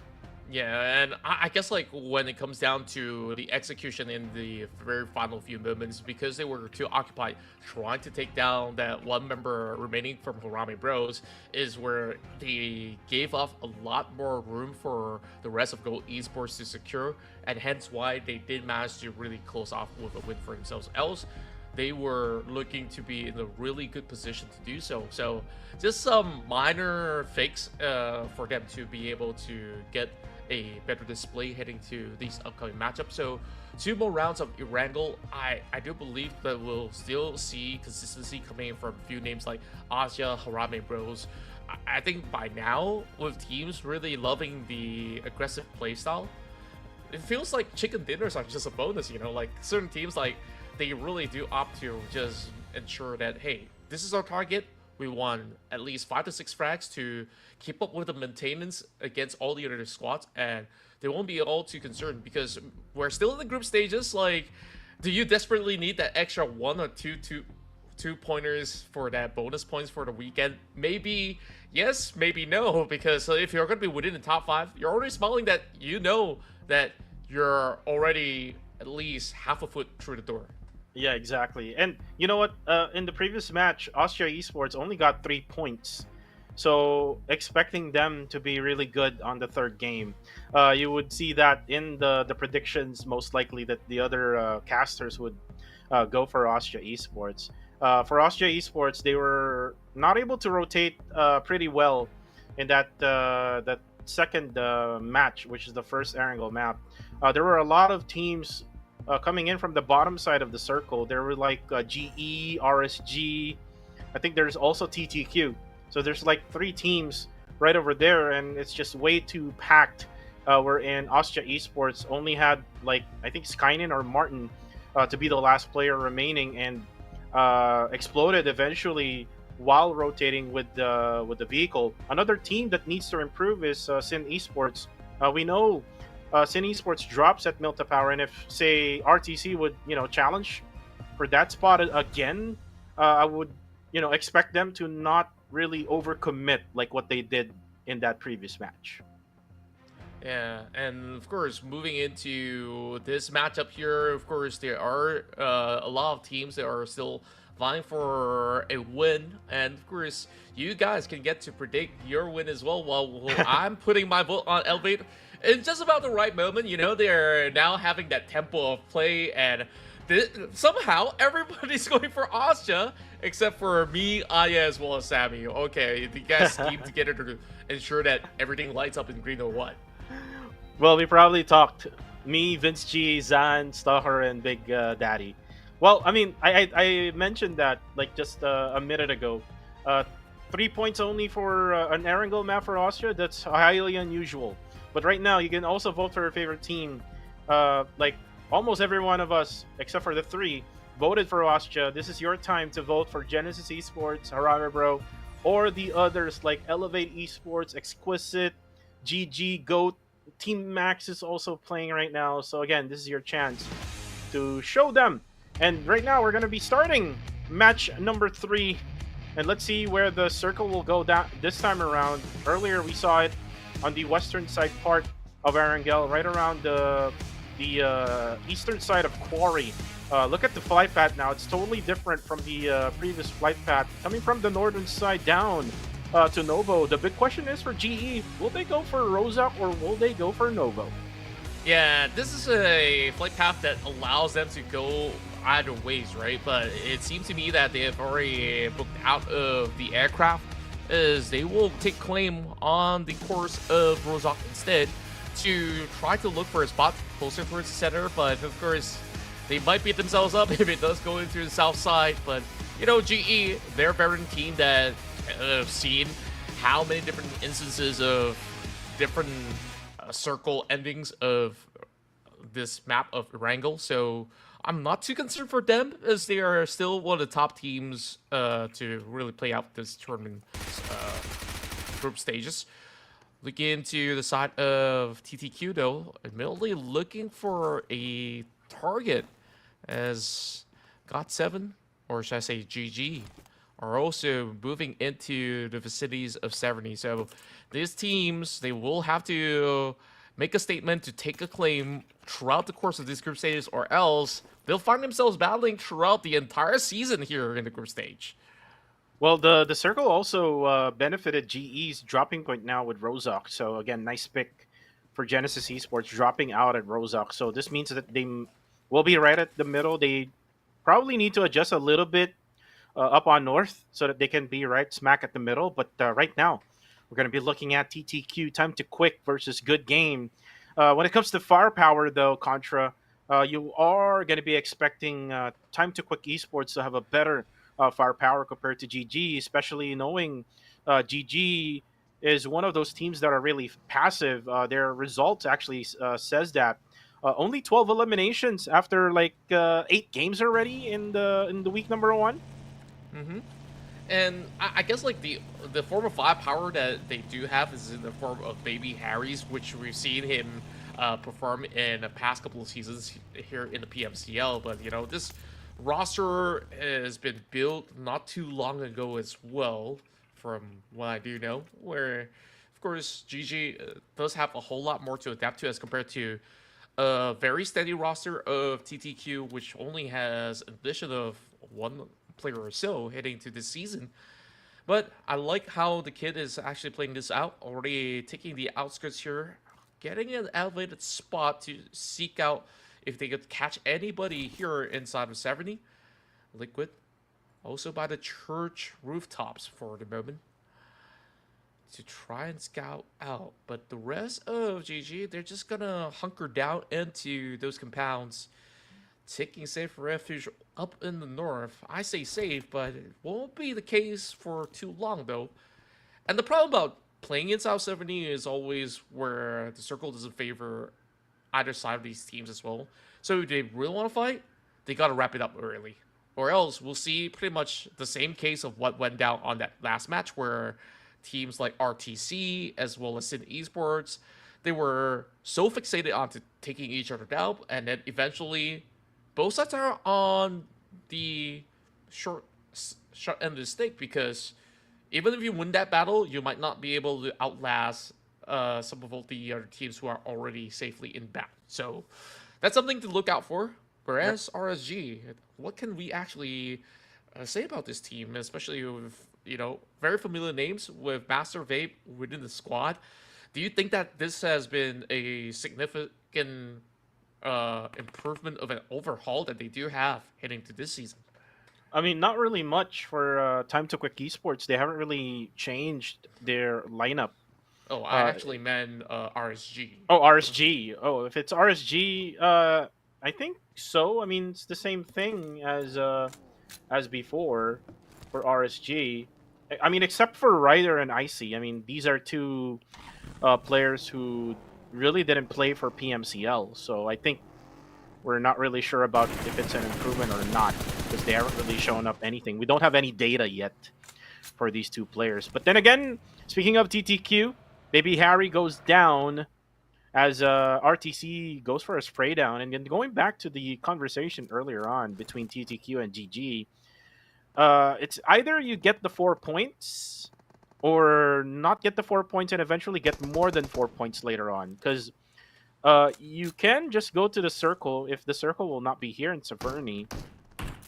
And then you can just get those other points like in the latter stages of the game and, get an additional 10 points if, say, you get a chicken dinner. So it's how you, pick your strategies, how you, check what needs to be done here or what points really matter. But for now, looks like GG, one of the players of GG, the kid, he's actually the one far away from his two members here, right at Severny, just trying to show his presence from that hillside. And this is giving TTQ some hell when it comes to the utilities because they're going to be forced out on using those smokes. True enough, but then again, I don't really think that from that angle he has much to actually provide because they could easily run through these compounds and just get into a safe area where they're going to be out of his line of sight.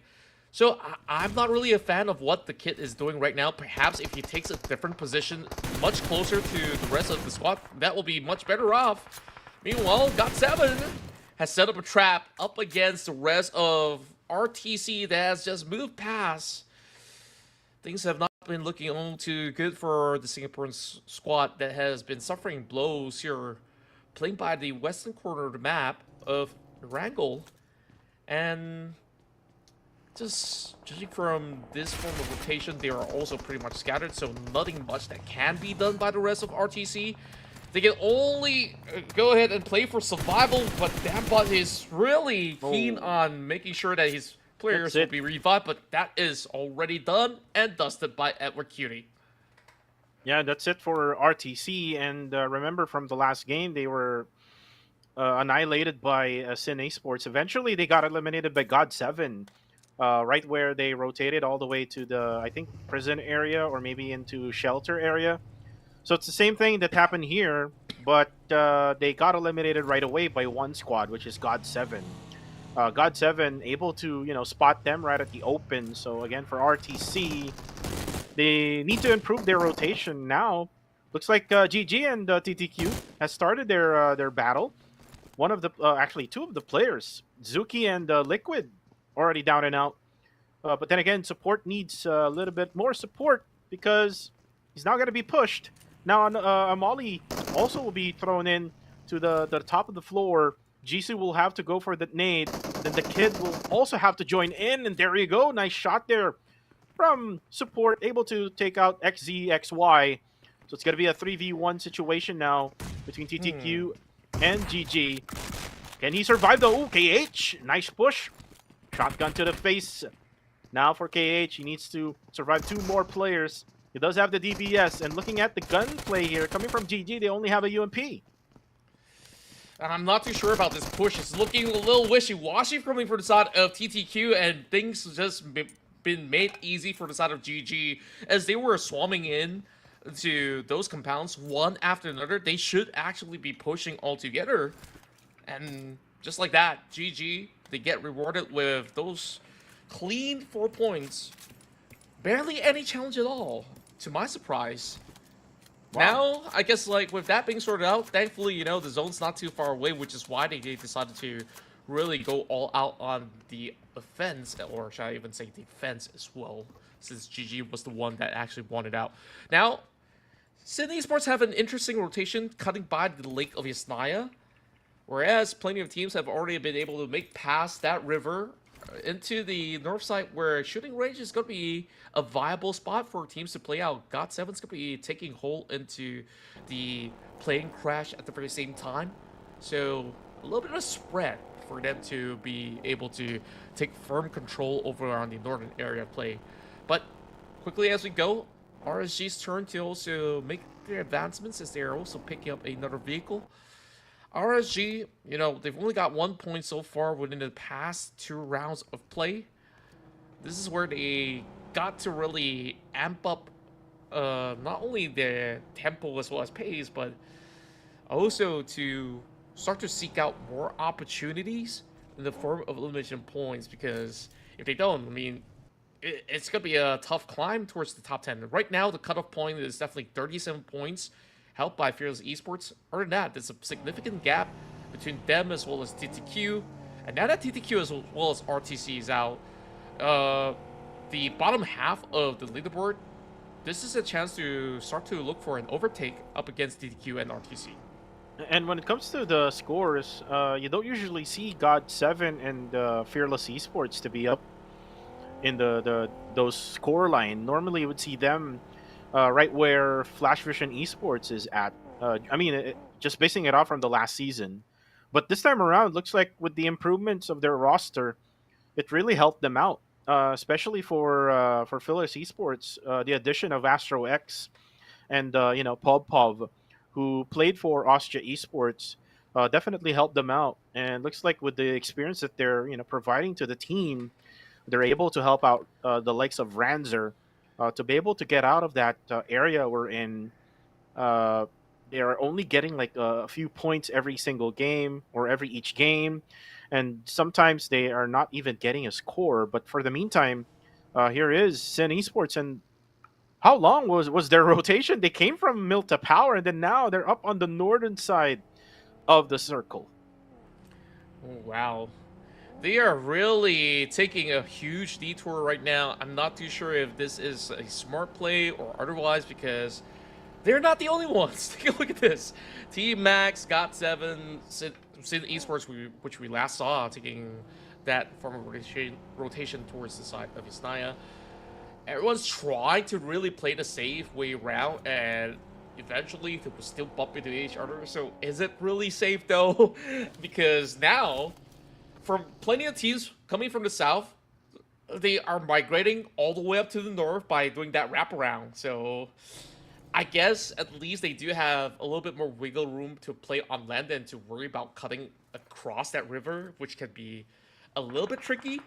So this is where we'll see what's their appetite for fights truly are in the moment's time. But typically as it goes, stage 3 is usually quiet, but stage 4, I can say otherwise. Well, that's usually what I say to the the team that I had before. If the flight path will be right at the south side of the circle, definitely you would have to go to the northern side. If the circle would go up on north, and that's what Sin Esports and the others are thinking of right now, which is making things a lot harder for the rest, because they're having the same thoughts. So it's gonna be jump pack right up north, and then eventually right on south. It'll be a lot balanced now. So most likely the other squads would go either to the western or eastern side of the circle, or maybe right smack at the middle. But for the meantime, this is Sin Esports. Came all the way from the bottom, now up north. Now able to spot God7 Mix right at the tunnels. And the others are actually in shooting range, able to get a spot there. So it's a 1-2-1-2 split currently right now for Sin Esports. A lot of spread being done right now for Sin.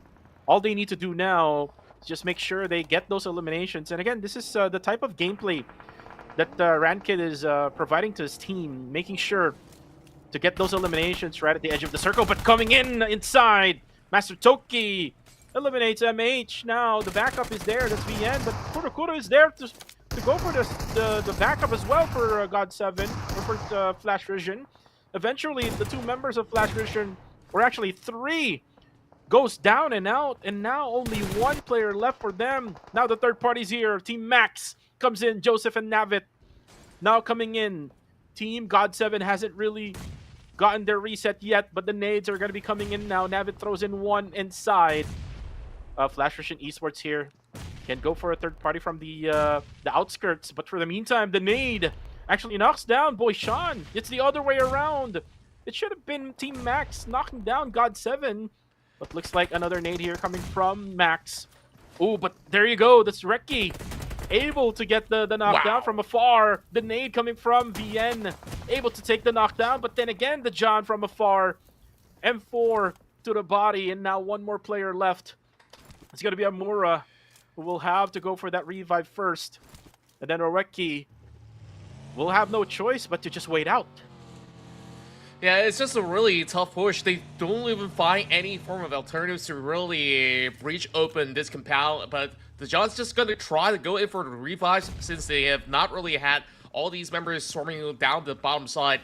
Quickly as he goes, he will go in for a save, but it will be Amura Chili now bringing this pump shotgun of the S12 Gehe to eventually seal the deal. Team Max, they try with their level best to just find a compound to call home, but even this does not really give them all too much of a safe space. But could I even say if that's a good attempt or not? I really would say that, you know, they were just desperate to try to find a little bit more cover to play from. And finding themselves to take on the rest of God7 wasn't exactly what was part of the plan. Speaking of which, Rek has been lurking for the longest time, playing it all alone, finds that one pickoff, and seems like they won't commit much longer. Meanwhile, Sin Esports, they've had a really long rotation that has ended up with them trying to look for a hill vantage point, but it will be Jisoo now to hold him at their corner. But the rest of GG, they're not really in a safe spot either ways. But perhaps this is still going to be out of harm's way from the grasp of some of the members of Sin Esports at the moment. Rankit does see a little bit of a glimpse coming in from the corner of the tree. But this is going to be a tough bout coming in from this distance, where even if them trying to commit or even gatekeep teams over the north side here, there's still plenty of space that they will have to claim hitting nearer towards the middle ground as well, while the rest of Fearless Esports will continue on their course with that buggy, finally finding themselves a ridge to hide out for the meantime. The rest of Harame Bros, though, just by the edges, have to go back towards the south side. They know that the western end will have at least a squad to be holding true, with a duo coming from the side of Fearless Esports. Perhaps Rick is assessing whether if this is going to be a worthy push to bring the rest of Harame Bros to the party. Right now, the circle has shifted, and it looks like the southern side of the circle is kind of like on a downslope, and then the one on the middle down to the northern side of the circle will be on a higher advantage. So Rama Bro is in a in a decision right now on whether they will just stay at the southern side or maybe just try to still go to the middle portion. But for the meantime, Ranzer gets Red Bull down on the kill feed. Oreki still alive, just lurking around. God7 still not yet done with his mission to eliminate God of Death 7. But for the meantime, let's look at the map. Looks like Goat and Exquisite Esports already got their compounds of their own. Looks like Fearless now will have to battle against the Kings of Cambodia for now. Skynin will have to go for that ram of the vehicle, but then again, that's Goat who eliminates Fearless Esports in the process.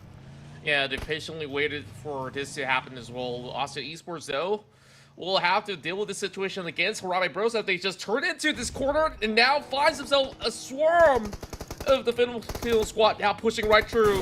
Erangel is trying to run him over, and yes, it will be range that will be able to secure now X. Red Bull, in the midst of the smoke, will be able to at least go toe-to-toe to bring Jappy down. But still, I would say this will be a better ordeal for the side of Harame Bros if they have gotten the upper hand in those trades now, down towards the side of Skynin, trying to get the revives through, but there's not going to be any form of time and space as even Martin tries to trade back with the grenade. Oh boy, these two Titans on the full-on brawl as they still try to go for the drive-by. It's going to be GE with Flash also taking down some members to the side of PBE, while Harame Bros having Ranger, lobbing nades after grenades. And all these smokes are not really making it easy for the side of Harame Bros as they continue onto their pursuit.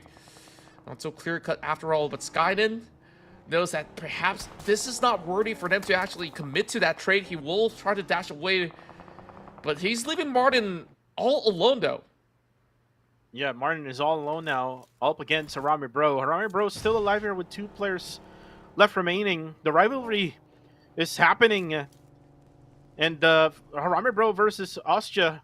I mean, we've seen that in the yesterday's matchup, and Ostja Esports has won already once against Harame Bro. Let's see if they can finish this battle off. But looks like Skynin already had bailed out from the scene. It's gonna be just Martin left right outside the circle. Sin able to spot Skynin, and that's gonna be it for Skynin. Most likely he will die, and there you go. Wako explodes his vehicle. Skynin tried to actually get the care package there. Maybe tried to get a much fresher level 3 helmet and level 3 vest. But Monboy, oh no, he's gonna explode now. Oop, almost. Then again, will be naded here by 21 Goat Esports, and it's actually gonna be Ostja Martin who will spot Monboy, and PBE is out. Oh boy, Martin now having his position now revealed towards the side of Goat Esports. Between Ostja as well as Harame Bros, I'll say that fight is a tie, but Ostja was not having any good time at all. There's plenty more teams were actually surrounding that western corner map, and no matter where they tried to turn to, they just slowly get picked off. Goat's position, absolutely sublime. They are closer to the center as they're the ones sharing it with Exquisite that's currently holding up the north, and this shouldn't be too problematic for Elevate Esports to eventually step right in. No vehicles necessary, but of course you want to bring it for a little bit of insurance as a bunker as well later into the stages match. Meanwhile, the rest of Goat Esports tries to hunt out a weakened side of Harame Bros. With the playstyle coming in from the side of Elevate Esports, they really are super patient when it comes down to the early game. And they finally found another final few circles. Now going into the smoke. Maybe! Oh boy, he managed to seek that final player out of GE through the smoke in the nick of time. But now even more grenades are being tossed towards his direction. RSG not in the clear just yet. Elevate wants to settle the scores, preventing them from getting anywhere close into stage 6. And Elevate Esports is showing patience here. We don't usually see this with a team with full of really good individuals. It's usually that they're like very much wanting to get those eliminations right away, but looks like they're able to learn every single day. But then again, RSG now, Bunny just down to just 1 HP left. Oh, there we go. That's Exquisite MM now up on north. Right up above, they're actually being spotted. Oh, that's going to be a mistake for maybe just stopping his vehicle right in front of Bunny. MM does have a quick view, like a clear view of those 2 players of RSG. There you go. RSG now only down to 1 player remaining, as I think that was Lil Yatka who goes for the knockout onto the player of RSG. That's Master Vape. Will be confirmed now.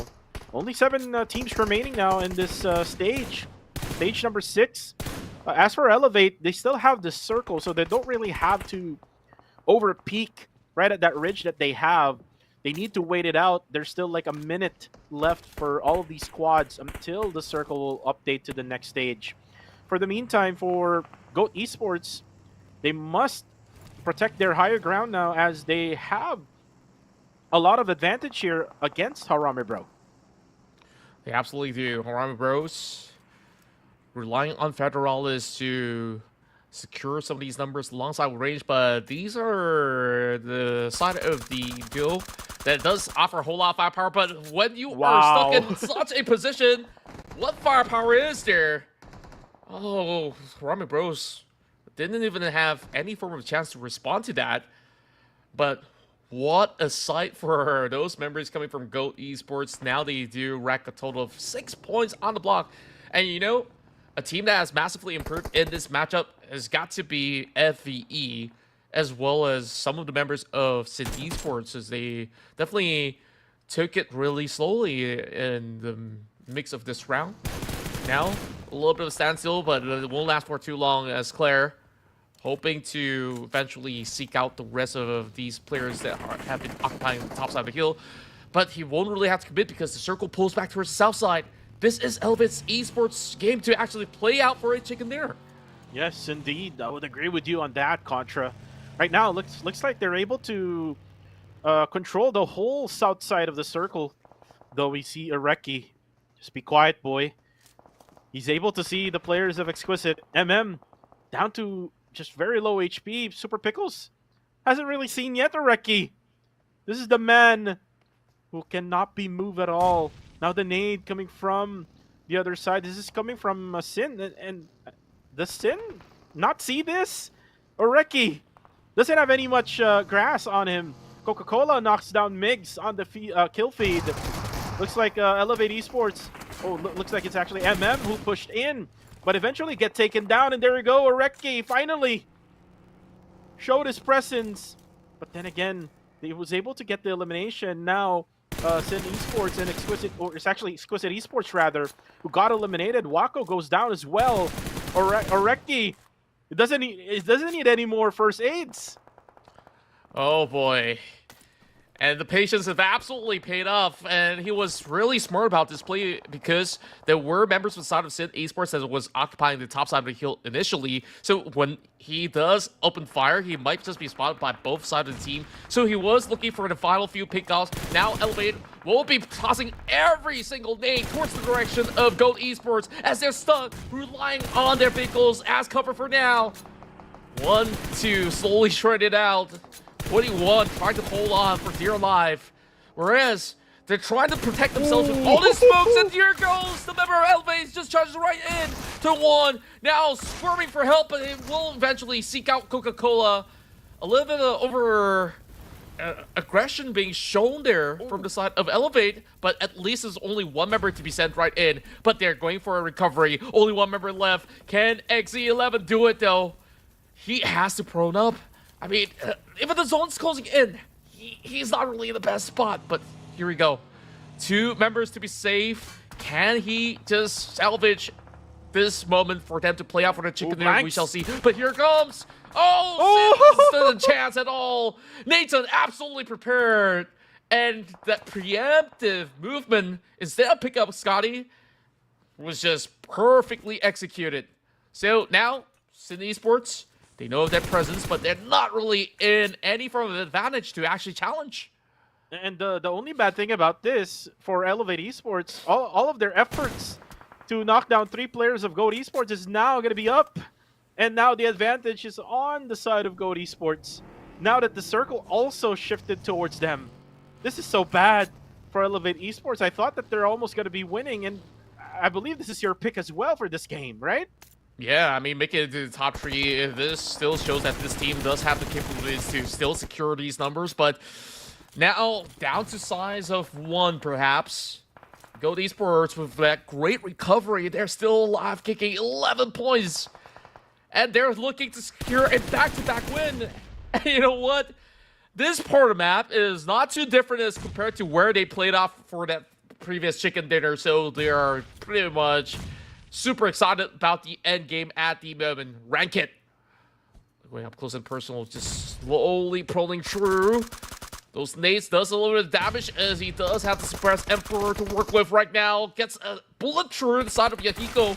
But does Yahiko knows? Yes, he does right now with Exy. Also putting the Let's right into where he needs to be. Now go Esports with the numbers advantage to go up against Elevate as well as Sin. And the same thing happens for Sin against Goat. Goat able to get the revive onto the two players. Nathan, the last member for Elevate. Unfortunately, Yaiko has a better aim. Now it's going to be a 4v1 situation. Goat has survived a lot here, Contra. And now Wako will have to use up all of his bullets. Around 73 bullets to be more specific. And there you go. That's it for him. XZ able to go for that final kill. Winner, chicken dinner again for GOAT Esports. And just look at this thriving squad of GOAT Esports. You know, it's definitely interesting as to why the logo is an absolutely different animal as compared to what the GOAT is. You know, I have a lot of questions on that, but if only we do have interviews with the player to actually get into what's the story behind that. But my 2 chicken dinners in a row. We thought it's going to be GE. We thought it's going to be all these big names that have played out for the past couple of seasons of PMCL, but it's actually GOAT Esports with this roster that they've been fielding. And, you know, they weren't the flashiest of players heading into the field, but they were just so much more efficient. They basically hunkered down over on the top end of the hill, and they took charge from the get-go. And these guys, just showing that they are unhinged, no matter what the pressure is, whether it's Asia Esports, whether it's all the other teams that are trying to challenge up close and personal, they just seem to be as pesky as cockroaches. They always survive despite how many times they've been knocked down. So this is where we'll have to take the highlights to see, you know, how exactly did they do it. Yeah, we'll see on the highlights. For me, the biggest stake of Elevate was Nathan going back for Scotty. I think the right call there was to just go in and push in. They're all pressured for GOAT Esports. GOAT already had like 3 players knocked down. There's only one more player left. Coca-Cola and I think Claire already dealt a ton of damage onto GOAT Esports. But eventually Nathan went for that revive.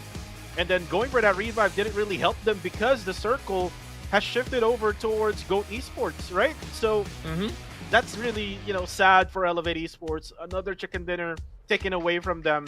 And it's the second time around because if you remember match number 2, it's between these two squads, GOAT and Elevate, as Lilyatka will get the MVP for this matchup.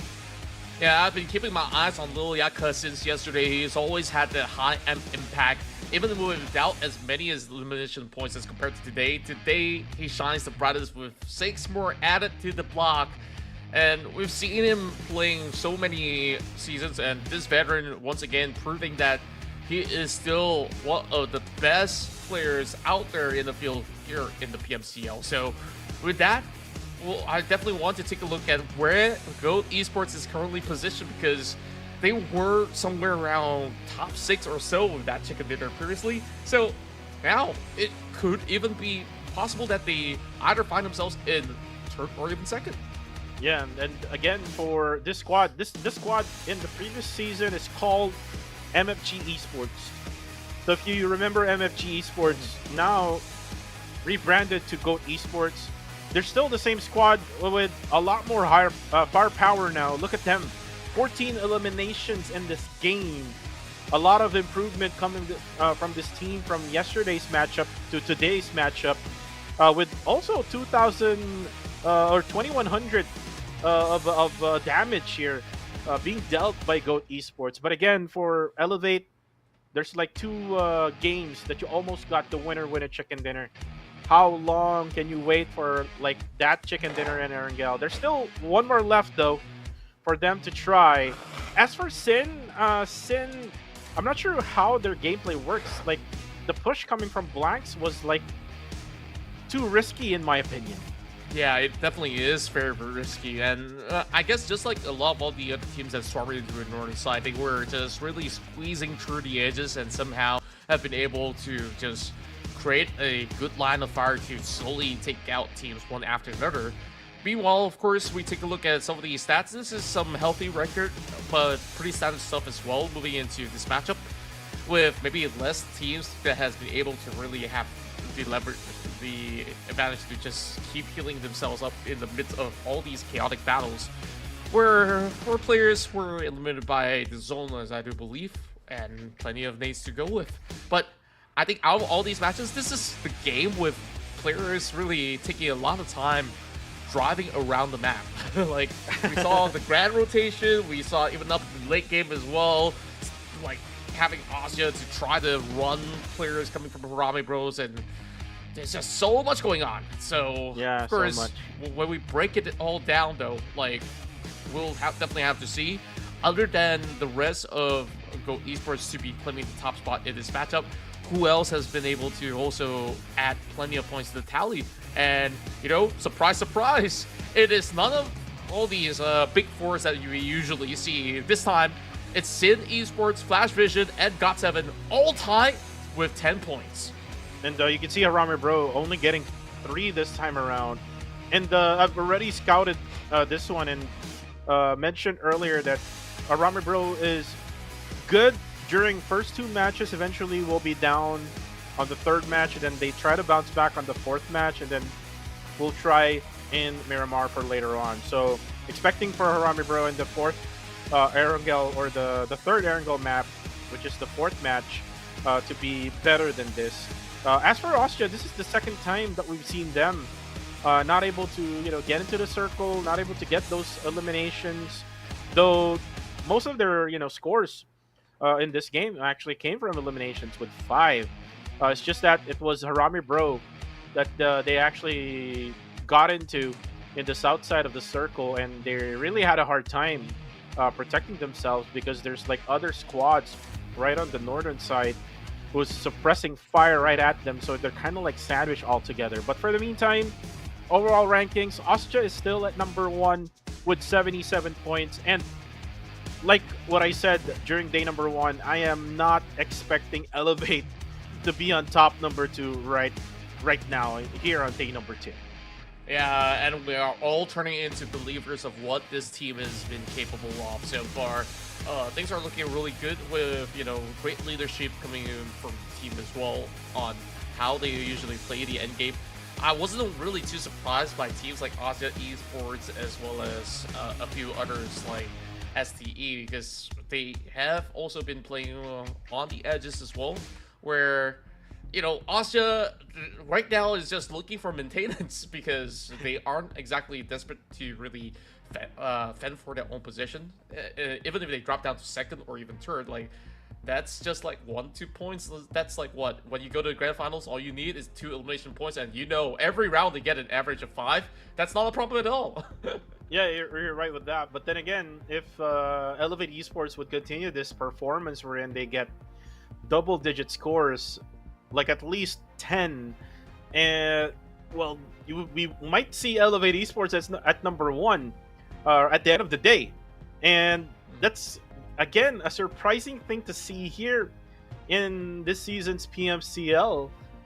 We know already from spring and then from summer that we have the top tier teams like Austria Esports, like Genesis or PBE or Harame Bro, but again, surprisingly, with the lineup that we have here for Elevate Esports, I think it's working pretty well. Yeah, it definitely looks to be the strongest squad at the moment in Erangle, especially in terms of firepower. Well, of course, you can take the wins away from Go Esports, which I think like we also need to highlight them a little bit more because they have been able to really work together as a unit. All 4 of them, like for most part of these matches, they always been able to survive to tell the tale. And you know what? Since you guys have been playing for survival a whole lot in PUBG Mobile, might as well look good while doing so, as you can get your hands on the Galleria X suit. That also does offer the advanced upgradable MG tree that's currently in stores till the end of September. So make sure you get your hands on it. The first draw is only at 10 UC. Very, very affordable if you ask me. So if you have any spur, just go ahead and do so. So going back to, you know, what we were just talking about, I'm also looking at the performance of Harame Bros for today. it hasn't wowed me just yet on what they're absolutely capable of, because yesterday's showing was a lot better compared to today, if you ask me. Yeah, you were right with that. Though, I mean, for day number two, like for today, they're able to get those points coming from elimination. So I think they're trying to add those elimination points for day number two. They're not really focused on. I mean, part of the game plan that Harara Bro have is to get the winner chicken dinner. But looks like they're trying to gel well together with Rig now that Rig is in the lineup. Federalis just trying to be a lot more comfortable with Rig on it. We are seeing Jappy actually getting the frags in match number two. So as for Arami Bro, I think it will just take a little bit more time for them to show their true presence, their true form. Before we talk about that, let's talk about our prediction for match number four. I pick PBE. I think it's time for PBE to get their winner chicken dinner. Yesterday they actually got their winner chicken dinner in match number four, and I think they have the same momentum coming in match number four. Yeah, I would also point out what you've mentioned about Harami Bros, right? They have been going more on their fragging power, but then again, they weren't exactly in the best of position, despite them lasting quite late into the midst of the battle, where you saw the last scene of Harami Bros was just Federalis as well as Range pretty much stuck on that low ground that got punished by the eventual victors themselves. So maybe if they do have better spacing to work with and maybe not wrap around the edges, they might actually go back into that central location of play, which they definitely work so much better on when they have teams running at them than them running into teams. So looking at the rest of the votes as well, I love that, from the Tagalog stream, we do also have double votes coming in from Harami Bros and double votes for Asia Esports as well, from both Sammy as well as Stalker.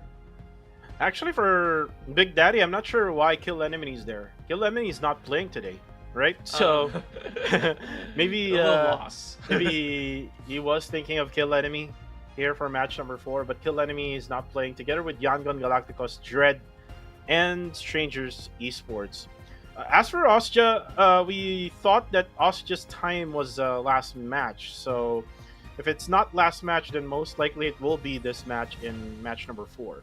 So I think that's why Stalker and Sammy is picking Osja still for match number four. As for Harami Bros, again, they're just waiting for them to wake up, waiting for them to get that winner chicken dinner. I still don't think that Harami Bro will get the winner chicken dinner this time around, because I think they're going for chemistry when it comes to getting those elimination points. That's what I'm seeing when it comes to their gameplay as of the moment. That's right, and then of course, take a look into how things have been progressing so far for some of all these squads that are playing throughout the course of this evening. Even Genesis Esports today hasn't been the best of runs, but still upkeeping to their own standards, at least like 4 or 5 points per round, just to hold on to their position right now. But all these other teams, especially now, Go Esports on the push with that double chicken dinner. It has definitely shaken things up a whole lot more. So I am definitely wondering, like, if they actually feel that form of pressure, because it's still relatively early. End of the day, this whole league stage is still going to be a marathon to see who really acquires maximum bonus points heading into the grand final. So what I do like is that when it comes down to this brand new season, we got so many brand new stuff, as well as this graphic on your screen where you can scan that QR code and vote for your favorite team, as well as who you think will be MVP of the season. So, Cuckoo, I'll let you choose, right? If you only have one option for the MVP, who do you want it to be? I would love to see Federalis still get the MVP. I would love him to, be the dominant individual right at our region here in PMCL, because I think he still has a lot to prove, especially during the world stage. I think he kind of went down when it comes to his performance. Jappy was able. Well, actually, it was not Jappy, but Emas was able to get a lot more highlights compared to Federalis during the PMWC. So I think Federalis needs to prove a lot more here in the PMCL Fall. So I would still pick on Federalis to be the MVP, or maybe even the Rising Star. So still not yet done for him. There's still like this one PMCL, and then if they manage to get the slot for PMGC, they will still have to play in PMGC. But actually, someone in the comment section was asking how to vote. This is how you actually vote. Yeah, Right down you have below. to scan the QR code. Yeah, scan the QR code right just down below of Contra, and then you'll have the option for you to pick and choose on which team. Right now, the current hot team is Goat Esports. They've won already 2 consecutive winner chicken dinners. So why not vote for Goat, and might as well you'll be the ones to guess it correctly, right? Mm-hmm. And you know, what are the possibilities of them getting a triple chicken dinner? I think back in the past, teams like GE, teams like Harami Bros, they've been able to pull off these form of highs and leave just about breadcrumbs for the rest of the other squads that's in the lobby. You know, something really feels a little bit missing when it comes down to some of the matches in Erangle. That's also because, you know, without some of the players coming in from Group B, so, or should I say the group that's currently not playing for today, we are starting to miss, you know, the presence of Yangon Galacticos that have been always so lethal in this matchup, and it really feels like, you know, the early game now might have needed a little bit of that spice, and I guess this is where we'll see if things are going to be even spicier in the final Erangle match of today. Wait, there's actually still one more, am I right? Oh, this is wait, the this last, is the last one. Erangel match. After this, it's going to be 2 more Miramar maps to end the day. But before we end the day, let's finish first our last Erangel map. And we've seen the domination of Elevate and Goat out of the first two Erangel maps. Let's see if they will do the same thing now, as the flight path comes from South George until south of Lipovka, just on the northern side of Milta Power. This is going to be good for Sin Esports as they drop at Milta. Most likely, Genesis Esports will drop at Rozak, but let's see if they will think about Novo. There you go. They will drop out at Rozak. The question is now, we haven't really gotten a Snovka circle. Maybe this is the time for that circle to pop out, right? Mm-hmm. Could be good for them if it does happen, but I don't think that the lords of PUBG Mobile has been that kind for things to be delivered directly smack dab in the center. But you know, we could be wrong, we could be right. No matter what, these teams here are definitely here to put on another great showing for all you audience out there. Hit that like as well, subscribe as we offer you a whole lot more. You know, this is pretty much in the central. Very, very neutral for everybody to play this one out, especially with, you know, we've mentioned about all the Western teams that will have to cut against each other. I don't know if this is going to be another big chance for God7 to actually farm these numbers, because from the looks of it, at least Team Max is going to be passing through these areas of prison eventually. And while you were saying that, Michi already died of Playbook Esports. I'm not sure, though, who took out Michi, but it's probably Genesis Esports or Flash Vision Esports, just right around the corners of school apartments. So we're now down to only just 63 players on this lobby. This circle is going to be for Harami Bro. If the circle would, stick with Pochinki. We haven't seen much of a Pochinki circle. Even in the last season, we didn't really see much. So let's see if that circle will be happening. Looks like Harami Bros are focused on getting the vehicles first, and then eventually we'll just go for the loots. A hot drop again, right at Severny. It's TTQ versus Good Game Esports. And we've seen the results earlier. TTQ got eliminated by GG, and there was like only one player of GG who got eliminated there.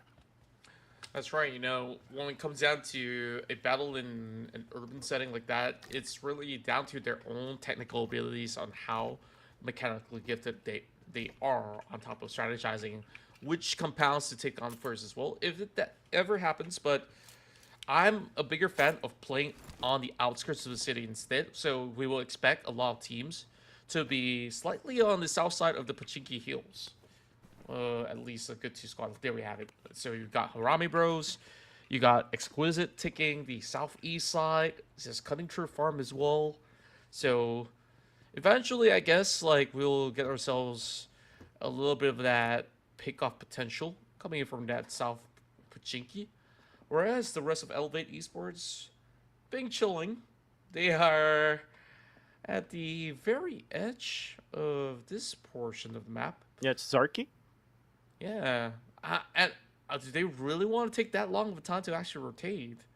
Yeah, and you know what? Elevate Esports, if you remember their dropping point previously, they were at Primorx, so it's kind of interesting that they have a different approach whenever the flight path will be this way. So it's gonna be a long rotation from the northwestern side of the whole map going into the circle. So most likely they're gonna be planning into getting onto the northern side, I think, or maybe at the western side.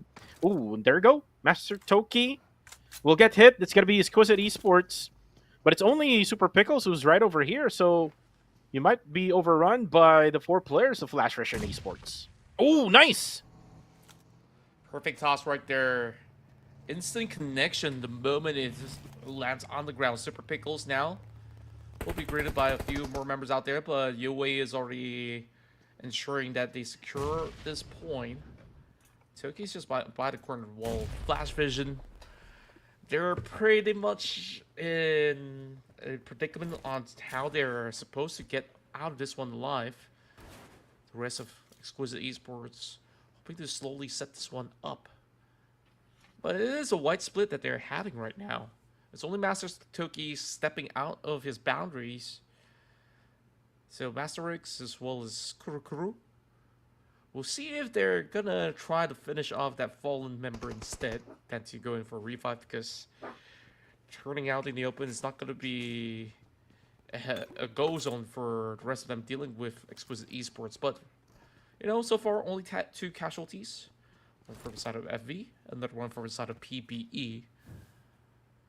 Super Pickles now climbs over on top side, dropping in those Molotovs as this place is about to burn down. Where the rest of Exclusive Esports now fancying a push over on the back of the shack, or should I even say a little bit of a long farmhouse. Greki, he might have actually seen every one of these members of Exquisite Esports. Those nades are looking pretty good, but easily being dodged from the side of Yue. Surprised they made, they're not going to be able to find anything over the top floor as the rest of Flash Vision does move towards the lower end of the side. And then eventually clips over on the Master Rigs. So this is where we will have chaos erupt with that full push coming in from the side of Exquisite Esports. Now trying to actually see whoever else that's currently inside of Compound, and that's a full clean wipe, leaving only Kurukuru on the outskirts. 3 members down. All because of those nades coming from Exquisite Esports, just right on point. Looks like they've used most of their utilities already, so now it's all up to Kurukuru. Only has a UMP, doesn't have a shotgun, so it's gonna be bad for Flash Russian Esports. They will get eliminated early here. MM now spots one. Kurukuru gets one down, but eventually, with all the 3 members still left standing, Flash Russian Esports will not survive that. It is now on ice. Well, I guess like he's not too hot nor even cold at the moment. Maybe a little bit more colder, because like once you're unanimated, like there's only so much that you can do. Just biding time, waiting for the next lobby to appear. But so far, XQS just having some really, really strong initiation in these early games. They've always seen them always coming up with the head start. 4 points already for the entirety of Exquisite, as they are definitely chasing up against PBE. But to even reach Harami Bros, I think it will take at least 2 chicken dinners to even get there. Right. And now you can see Austria Esports on a split here, right around the western side of Gatka. RTC, the other Singaporean team, looks like they're going to go up against God7. Looks like a more chilly. He sees the vehicle, so he's got to be thinking that there will be someone right inside the houses here. VN, he's got to try to go for the rotation. So looks like God of that 7 not really committing yet. Here with RTC Esports, Labo together with Dambot, who will try to escape the area. And it's good that they were able to escape the area because there's only like 2 players for their squad here, and it's only a Marchilli who will try to go for the spray down. So RTC Esports will survive for now. Looks like they will be able to rotate their way through the circle, and God of Death 7 will be able to also do the same. And God of Death 7, like I mentioned last season, just struggles all throughout week 1 until week number 3. And this time around in PMCL Fall, looks like they're able to figure things out as they're able to get already 47 points. Boy. Oh, look at this. Wow, that circle is treacherous. I mean, the possibilities of having a circle at the southern side is still, possible, right? Yeah, it is, but what are the chances, though? Now, NangX is also thinking of turning back from where they left off. They don't want to control Sanoska military base, but more likely than not, a lot of teams are just calling this a little suspicious, where they could just hole around the south side of Pachinki, which, I've talked a whole lot about that Pachinki hill. Now GE is going to be the one that takes over that free reign of the hill that provides plenty of opportunities to strike down targets on moving vehicles. Rest of City Sports, though, have yet to actually find a point in this stage so early of the game.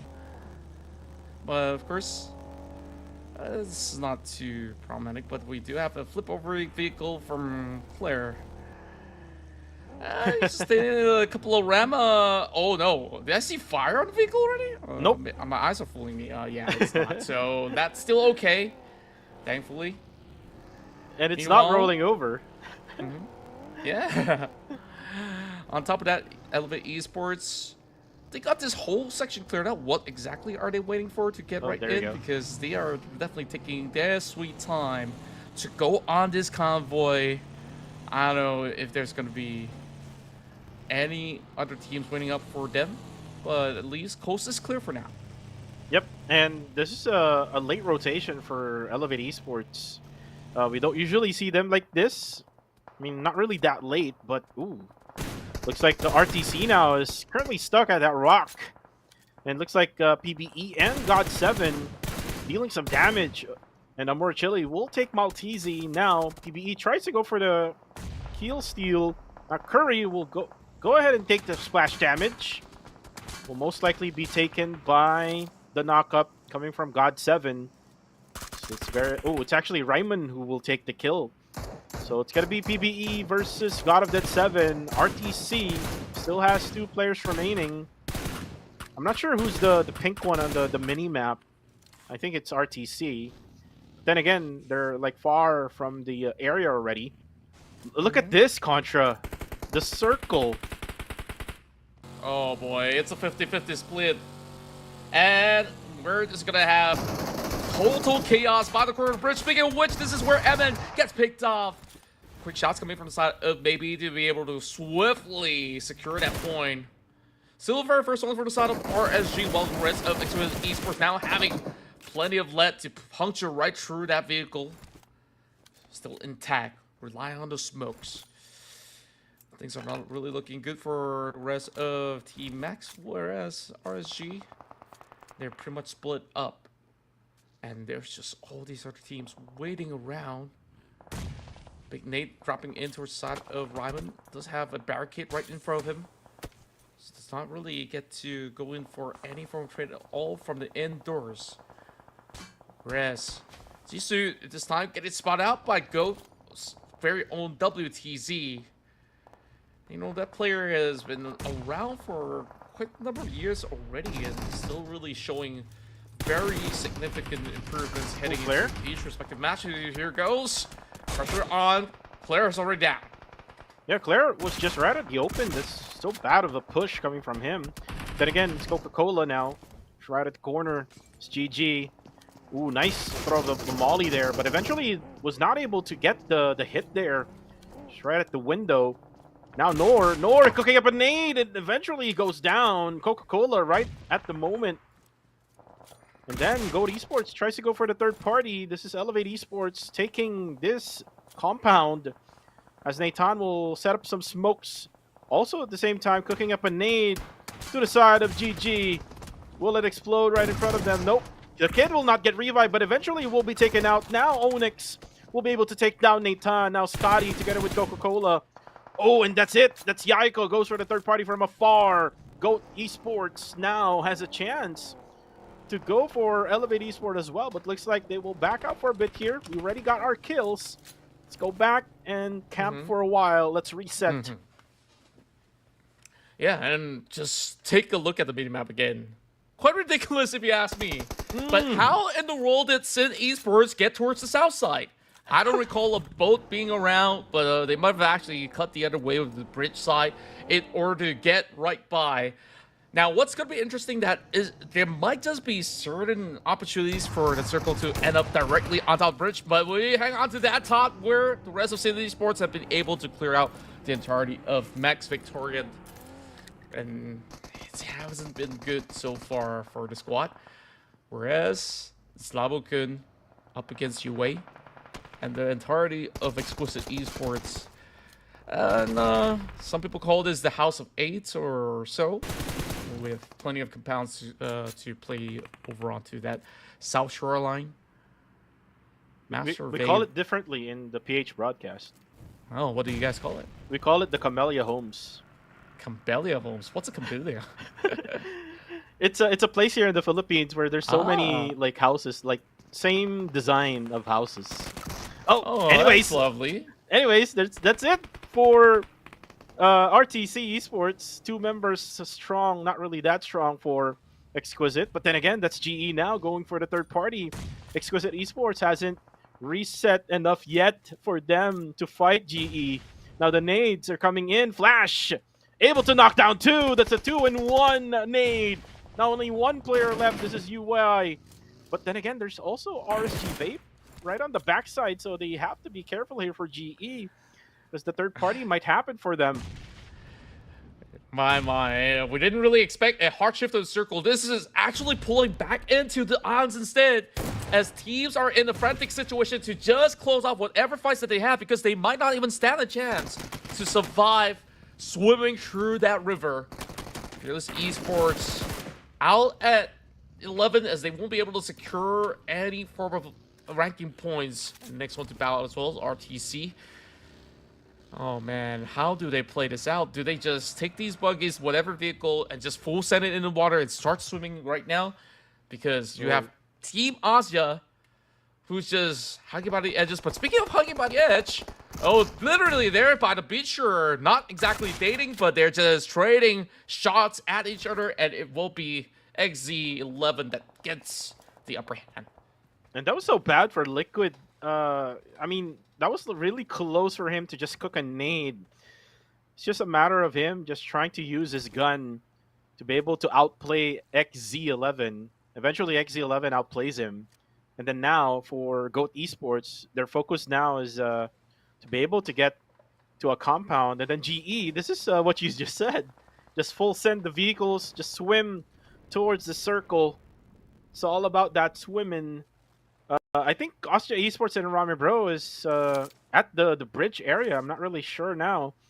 Right after what had already happened, there's just so many things that happened during that stage. And now look at the XZ11. He will now try to go for the healing game, as I think 2 players of them, one already bowed down, and then Lil Yatka will die, most likely by just bleeding out. And then it's only going to be him who's going to be left standing for Goat Esports. Rankid will finish off RSG as well. My, oh my.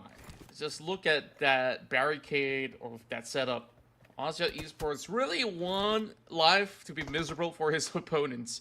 So I guess certain teams have been able to at least scout out ahead to see some movement on that bridge. Whereas Gold Esports, 2 chicken dinners in a row, and now seeing themselves at 8th spot, at least 1 ranking point. Just trying to maintain a healthy gap of a lead. But going into this, should have actually been a beautiful random straight into the waters for Mamba to actually catch one. But they're definitely taking a swim right now. And things are just getting so crazy right here. And wow, what an angle! What an angle! From right underneath the bridge, he finds Ryman. Ridiculous, absolutely ridiculous shots coming from Asja. And you don't expect those things, especially that they're at the bridge area, and then now with the addition of the bridgeway on the sides, then you do have that option. But then again, the MG3 now being introduced by Range. PBE is out. Oh boy, PB. At least they managed to at least participate in some of all these battles here. And honestly, if you ask me if I'm in this lobby, would I want to play the end game? I guess I probably won't be even trying it if I'm going to be coming in from such a far range. But speaking of range, though, Red Bull has done it again, really shredding all these teams to bits, denying all these entry, and now making their way past. It's already top 5, ladies and gents. Honestly, in terms of game pacing, I might have felt like maybe it's a little bit tad slow in the early game, but once teams are put in perhaps one most difficult Look at this playing area, it's almost difficult to survive. It's just almost impossible as well. I really don't know how to get on top of these. So, again, Jappy showing us how to parkour, giving us the idea on how to... Ooh, Range! Red Bull get that nade onto his face. He goes down. Now, another nade coming from Red Bull. Now the revive will be coming in from Rig. Jappy will have to protect. There you go. But Rig actually was the one to go for the finish also. Now Skynin will have to throw up his own nade as well. Now Jappy will have to put in some pressure. As Jappy now throws in nades after nades here. Skynin will be forced to be back out. Yeah, Skyden somehow still hanging out over on the bridge, and also Esports kind of overcommitted as well. Like, they don't really have to put themselves into such a dangerous area of play, but they thought, hey, if we get a couple of enlistment points in the process, then it's definitely worth their while. Very healthy squads for both Sin Esports as well as Harame Bros at the moment.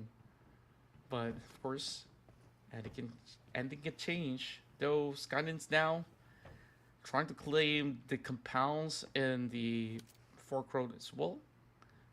Direction towards the bridge, if they're ever going to be cutting through. But for Harame Bros, though, they take a soul swim and they would eventually be able to dock relatively safely. I say that for now, but there's still weapons being pointed over the bridge, which I doubt that these guys have been able to really move much. So relatively interesting on how this course of the battle has been going through. And I love how Harame Bro is doing this slowly but surely. Able to take the enemies one by one, especially Austria Esports, who's now down to only 1 player remaining. But then again, it's going to be TTQ now, who will gatekeep Harame Bro from getting through that bridge. And it's going to be the same thing for Sin. They will have to do the same thing for Harame Bro. So Harame Bro is kind of like on a sandwich here, as Skynin will have to be quiet for, for the meantime, as we're now down to our 6th stage. Still two. Ooh, look at this. Whoa, Skynin found a really interesting angle. First time I've seen someone hide in there. I really feel like the members of Aussia's really know all these secret strats through the bridges just to even play defensively as well. So he could just wait out for all these other players coming from Harame Bros as well as TTQ to eventually wrap up this fight. TTQ definitely has the advantage of positions for the time being. Makes just doing some eagle-eye check over the top side, knowing that that coast But here comes the trade. Suki trying to land those iron sight shot of the AKM. Suki also does have the M4 as a secondary as well. Most often than not, we've seen players opt for the same category of weaponry to not really worry about spending too much more time looting up 2 different types of weapons. Well, I mean, you can still get 2 different types of weapons, but at least the bullet space, you can actually save some. And Jappy just doing some risky plays out there in order for him to be able to save range. Range is currently down right now. Most likely will get revived now.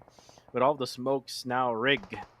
I think I was thinking about like just going through the waters instead of like just going onto the sides of the bridge, and Rig already thought of that now, has all his eyes onto KH, but he cannot really just show up right away. He just have to wait for his teammates to go through with Jappy.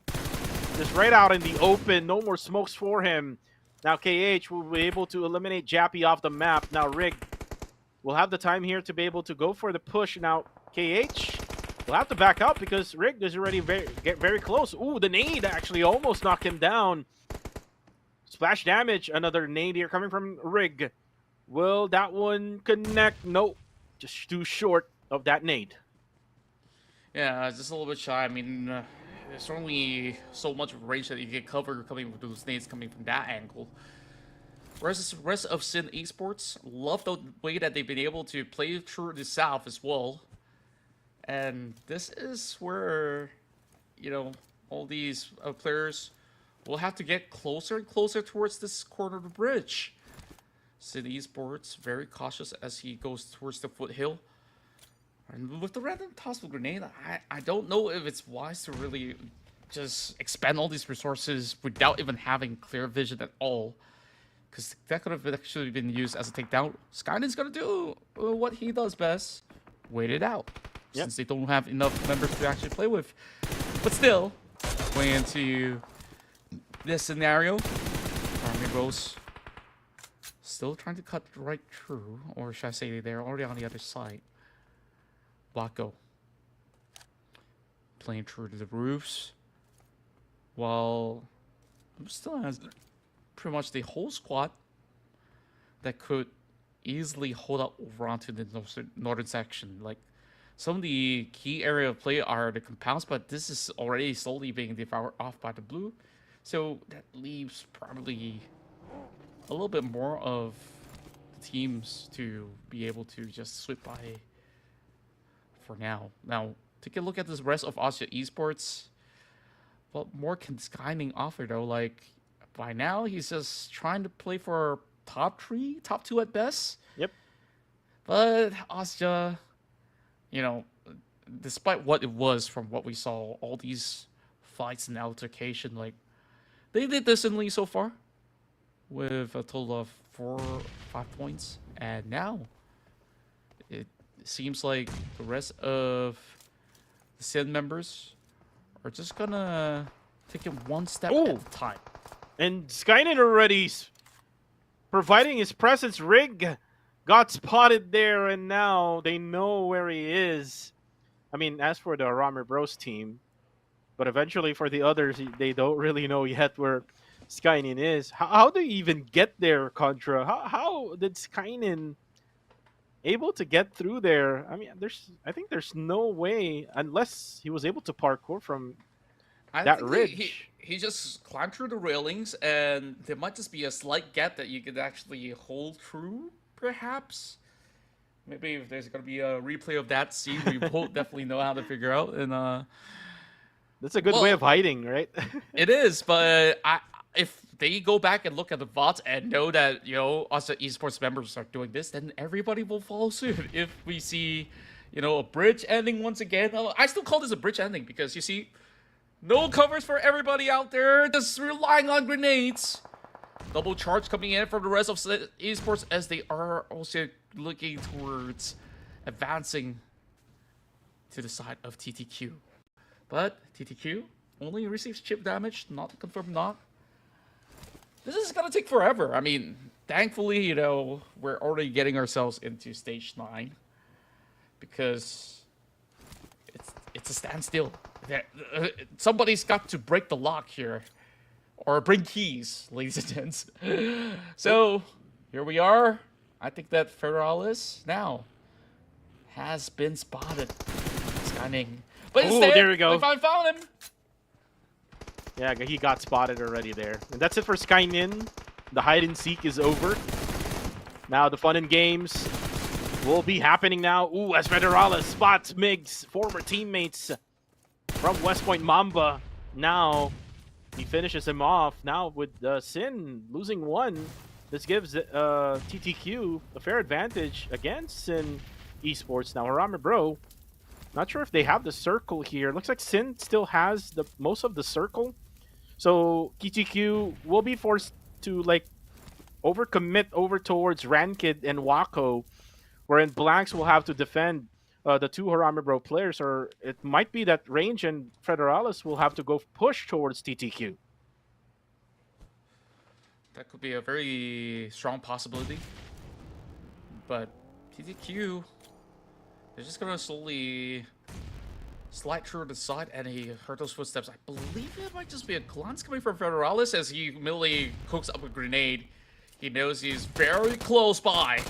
Now into the push. Smokes have already been set up, and a beautiful headshot connects towards the side of Federalis. Meanwhile, KH drops another grenade. Range soaking it up. This is not going to be easy at all for Range to go in for recovery, but he does straight back.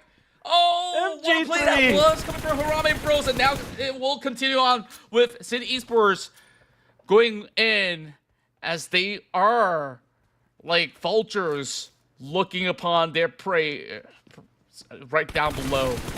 Grenades now being sent right in. The rest of TTQ being weakened up as well. Hit just limping by. Information being gathered there, but the rest of these teams that have suffered casualties in the midst of the battle are just finding it tough to really go on a full all-out warfare. Whereas for the side of Sin Esports, one member being knocked down, not too shabby after all, but they've managed to also find Sizzy in the process. Nice. And there you go. It's now 1 versus potentially 3 with one final member from Harame Bros to see if he could pull off a miracle.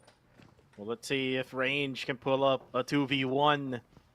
I mean, he could try to just stay downstairs and maybe try to go for the healing game with 3 first aids left on him. Rankid looks like he's getting impatient. Rankid with S12K together with Wako. Wako doesn't have any HP left. He just got revived by his teammate, but then again, that's Rankid who will shotgun Range to the face and winner in a chicken dinner for Sin Esports. And there you have it, a victor out of Group E on their first day in action, celebrating a massive win. And you know, this is by far the hardest Erangle matchup to be played out. Like, who would have thought that of all places? Yeah, we thought, you know, there are slight chances that it goes back into the island.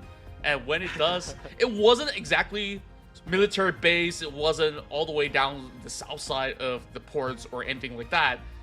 By the bridge, like, there's absolutely no cover. You saw how many teams were struggling to even make it past the bridge with Austria's presence, and only members of Harame Bros have been able to just sneak right through, catch that final member, and then just by doing so, Harame Bros now finds himself a top 2 finish again. So, you know, my predictions are always like either one step late or just, you know, them just getting second. But the second place streak continues for me. And I almost thought that Austria Esports will get the winner chicken dinner for this game, knowing that they dropped at Sosnovka Island. It's probably their spread that they did really hurt them a lot, because once the player gets knocked down for Austria, there's no way for them to go for the revive. And TTQ, who was able to, you know, go through the waters of Erangel, able to go through the bottom side, which is the southern island. Same goes with Sin Esports. They were able to hard rotate all the way to the right-hand side bridge to the southern side of the zone, and it actually surprised Team Max together with Austria Esports, and Austria was just way too occupied with the Harame Bro, as the MVP of this match is Rankid of SEA Esports. A total of 5 eliminations. This man is doing it for the squad right now. Yeah, Rankid has been here for so many seasons, and once again showing his prowess here to really put SEA Esports on top of plenty of all these other teams coming in from inside of Group E. And probably when it comes down to standings, we will still see the rest of these squads to be above them, because they've only played a total of about 4 matches by now, as compared to close to 12 for the other players that have been playing since yesterday. So it's still an incredible showing, regardless of the circumstances that we saw. You know, I would have actually expected a lot more players to be waiting to fish out some of all these swimmers in the water, but apparently that wasn't exactly the case of what really went on throughout the course of the matchup. But interesting maneuvers, though. We saw what some of all these players tried to do, hiding right underneath the bridge to really put up a very solid defense. But SEA Esports, they will now break that form of a winning streak as well from Go Esports. And SEA Esports just played today, and they're able to get a chicken dinner already. So that's good to see that Rankid and the gang of Sin is now playing well. I mean, they're not able to get the circle, but they're finding ways. If you noticed, during the previous match, they went from Milta Power all the way to the northern side. They tried their best, but eventually bowed down to the other teams. And then this time around, since that the circle went downwards, they were able to rotate all the way to the right-hand side bridge, down onto the south side, and no one actually really thought that the circle will go down. Everyone else was on the northern side, so this is just right timing for SEA Esports to be able to get their own winner chicken dinner right at the last Erangel map as well. And now that we're going to be moving in to Miramar, I know for sure that Rankid and the rest of SEA Esports is also good playing in that map. Yeah, it's really about the early bird gets the worm right here in this scenario, right? And some of the other teams were pretty much like firms trying to actually arrive to this scenario, as we only see about 58 eliminations, which is still a decent number considering the fact that it went all the way down to Sanhok military base. Decent number of hit shots as well, and we saw perhaps one of the higher turbo usage as compared to the past round of Erangle. And, you know, there were certain instances where, you know, players have definitely went for airdrops in some of these games of Erangle that has been played out. Sometimes in the late game, it is an absolute bait, but, you know, sometimes you just can't help yourself for a quick restock as well. So 2 crates, not too shabby. On top of that, I think every other stuff that we do see on screen is pretty much close to standard. But, wow. An island ending that we did not expect at all will find some of these players plenty of points to book out with.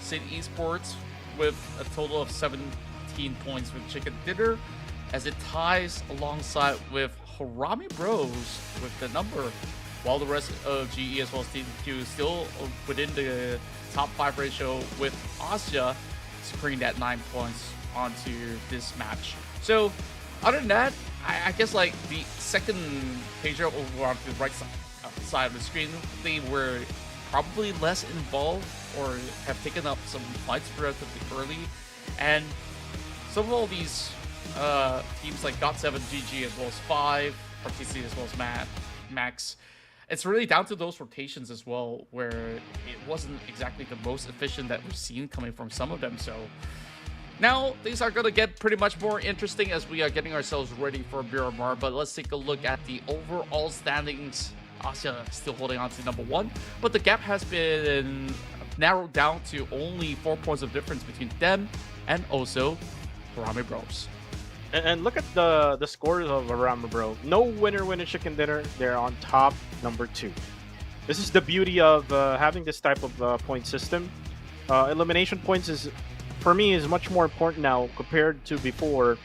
Now that Harame Bro is able to collect all of those elimination points, I think it's now time for them to be able to get a chicken dinner of their own. The only question is Miramar right now, because if you remember from yesterday, Contra, they were eliminated early on both Miramar maps. Yeah, this is definitely a cause of concern for some of the players of Harame Bros, but healthy amount of points that has been gathered from the team to be able to at least keep themselves steady heading into these upcoming matchups. Or perhaps Harame Bros might have actually found that formula to take on Miramar later, but you know, that's a very long drawn out fight, which, you know, as considering the spaces, teams have definitely done a good job to try to stay afloat for the most of the portion of the battle. So with that being said, I believe that we're getting the Miramar lobbies ready before we hit into the final 2 rounds. So, you know, I don't know what to feel about it. I felt like I got cheated. I mean, the players definitely will feel it too, because everyone was thinking, oh, it has to be fair here, right? Oh, it could be somewhere around the hills of Pachinki. No. I would say half of the population were dead wrong. This is so tough, so treacherous for some of these guys out there to even try to think about pulling this one out. So I guess better luck next time, and they don't really have to worry about waterways right now heading to Miramar. Or maybe if it goes into some of the islands into Impala, then we have different problems for them to settle. I think I only saw it once, and it was on a classic game when I played in PUBG Mobile. We were like one of the last squads playing in the 2 islands right beside Impala. So in tournament gameplay, I haven't really seen yet. We see the circle there. But anyways, we're going to be preparing for match number 5 and 6. We're going to be going on a really short break here. We'll see you on the next one.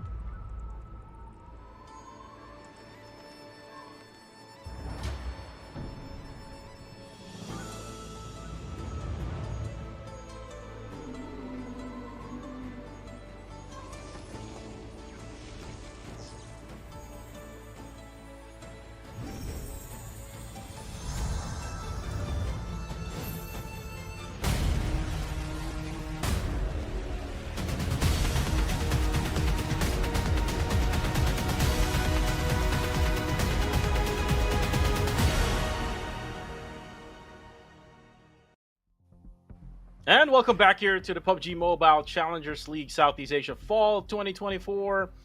All Erangel maps are done. We're now here going to see the two last maps in Miramar. Kuko TV, yours truly, together with the one and only Contra, back at it again here to share to you the battleground, the amazing action here in PMCL. Now, we've seen Esports able to get their win. We've seen GOAT Esports able to get 2 consecutive winner chicken dinners. Arame Bro hasn't really won yet, but they're now in top number 2. So what's the secret behind Arame Bro's success?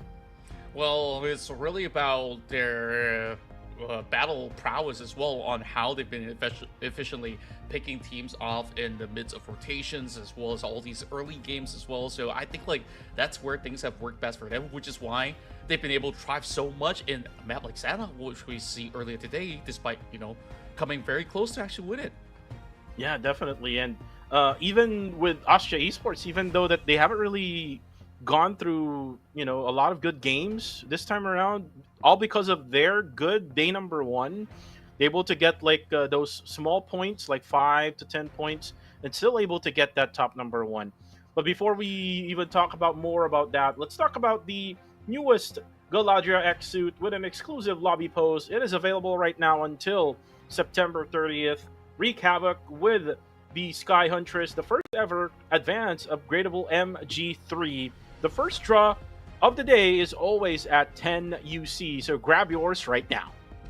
That's right, and it looks absolutely stunning. You know, like on the other broadcast that we had with, I believe I was spending time with Sir Cloud, we also still have this promo, and we were kind of in awe with, you know, the ads running, and it looks absolutely pretty. You definitely want to get your hands on it. You know, I've always had messy hair throughout the course of this evening because these matches today in Erangle looks chaotic to me for some reason. You know, like fights were taking place onto really odd terrains, or even certain spots where, you know, certain teams might not be eager to fight, but somehow they fight anyways because of the nature of the tournament. But you know, it's the time for a change of scene because we are going into Miramar. Ooh. That is also where we are finally on the same page, Cuckoo. Wow. And you know what? It's the PH broadcast as well. So we're having some type of same thoughts here in the English broadcast. Genesis Esports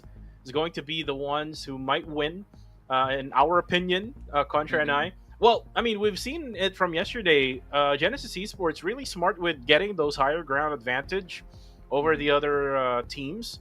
And it's a big possibility that they will do the same thing. They will focus on getting those high ground advantage, especially if the circle would go right around on top of Pecado, or maybe even sometimes nearby Monte Nuevo, or right on the western side of El Pozo. But it's good to see that the PH broadcast as well is together going for Exquisite Esports. What do you think of this pick?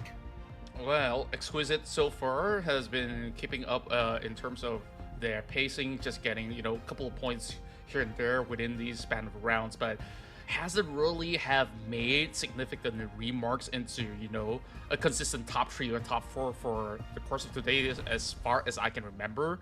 So a little sign of struggle in Erangle, but when it comes down to open space of playing field as well as terrains, they definitely do look good, which is why I think that even from yesterday it's been great. So if you guys have different opinions, tell us below. Scan and vote for your favorite team, where you can also get a vote on who is the rising star of the tournament. You know, out of these players in Miramar, who do you think is the best player that you've seen in the PMCL to play this map?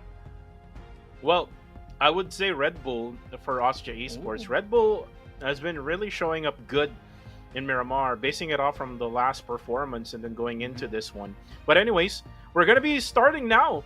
It's going to be a quick start here for Miramar. We want to end this day right away, but eventually we have to first see the players play in the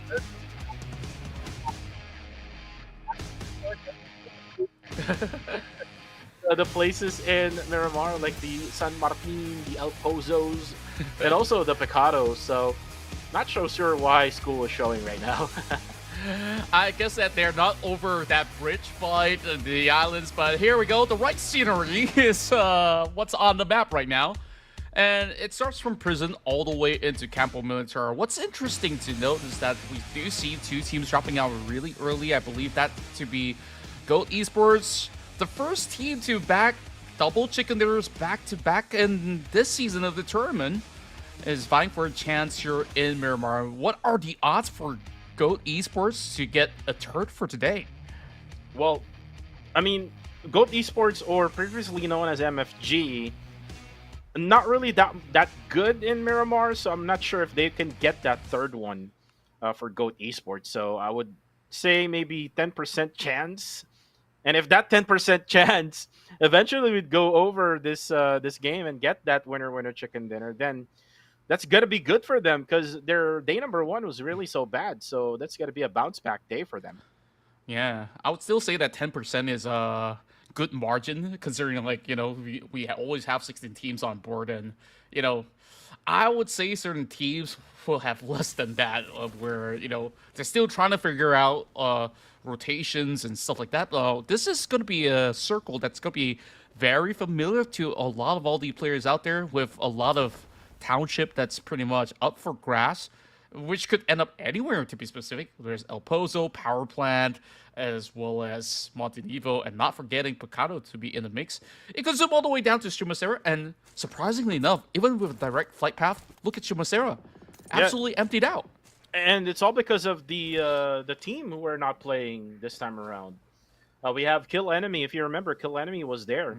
And then I think GG was also there as well. And then now GG, since Group E is here, Sin Esports is dropping at Graveyard and Minas. So it's going to be a hot drop here, right at Graveyard and Minas and Erangel.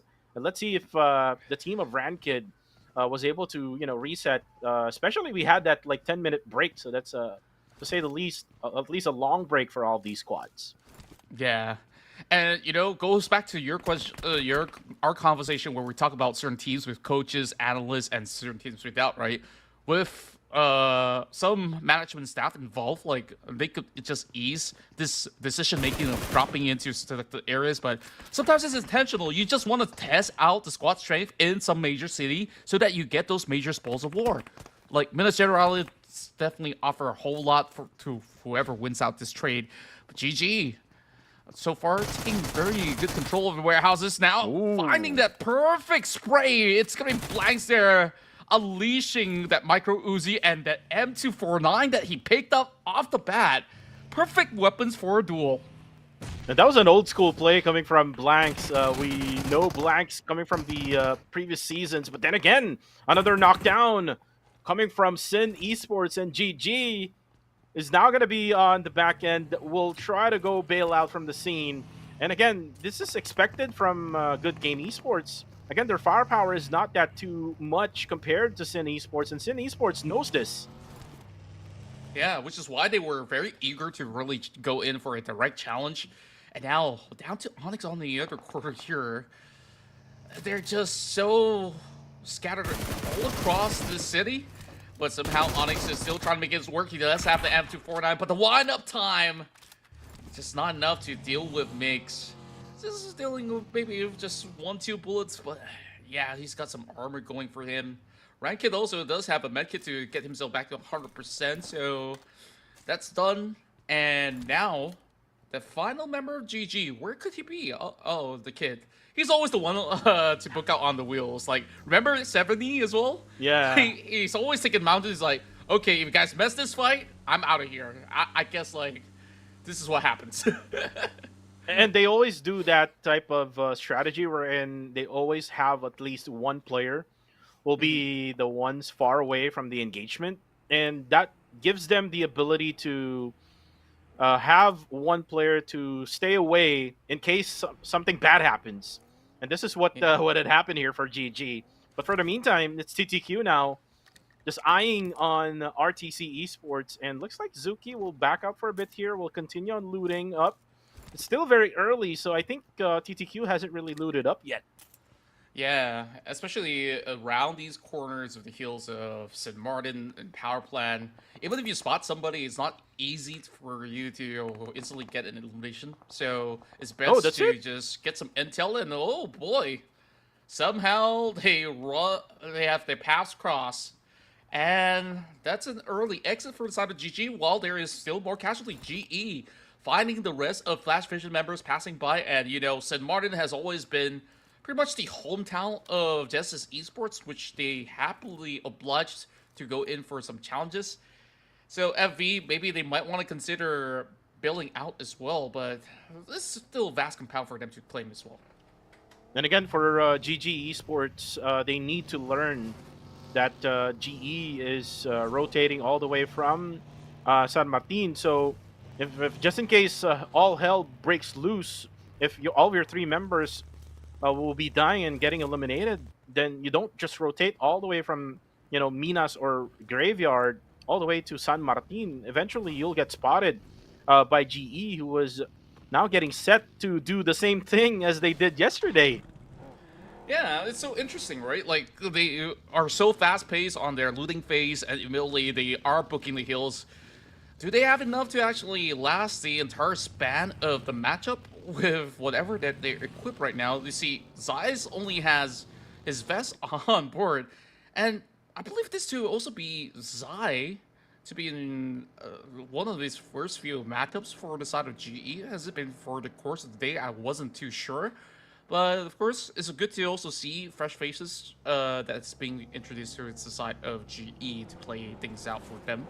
So, as for the moment, I think that certain teams might have seen the success of GE from yesterday, and they might hope to replicate that. So RTC, maybe they might be eager for a challenge as well. And RTC rotated away now from, I think that was La Cobriera up on north, and Pretty far. DTQ, I mean, I think they spotted them already. I think they already went for the gunshot, so RTC will just have to rotate all the way to the western side and maybe try to get into the circle from that point. But for the meantime, again, it's all about GE going to the upper portions of the mountains here in Miramar. It's kind of like when you were watching Geek Fam before.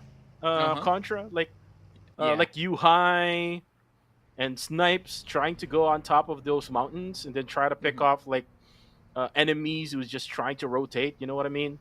Yeah, I absolutely get you. Like another team that loves to do it, coming from the PMSL SEA scene, is BTR. BTR loves these areas to play out, and if that heal does not work out, there's always that warehouse somewhere slightly below them that they could also take refuge as well. So it's always a solid game plan where it's not going to be too much of a risk for those that are on the top.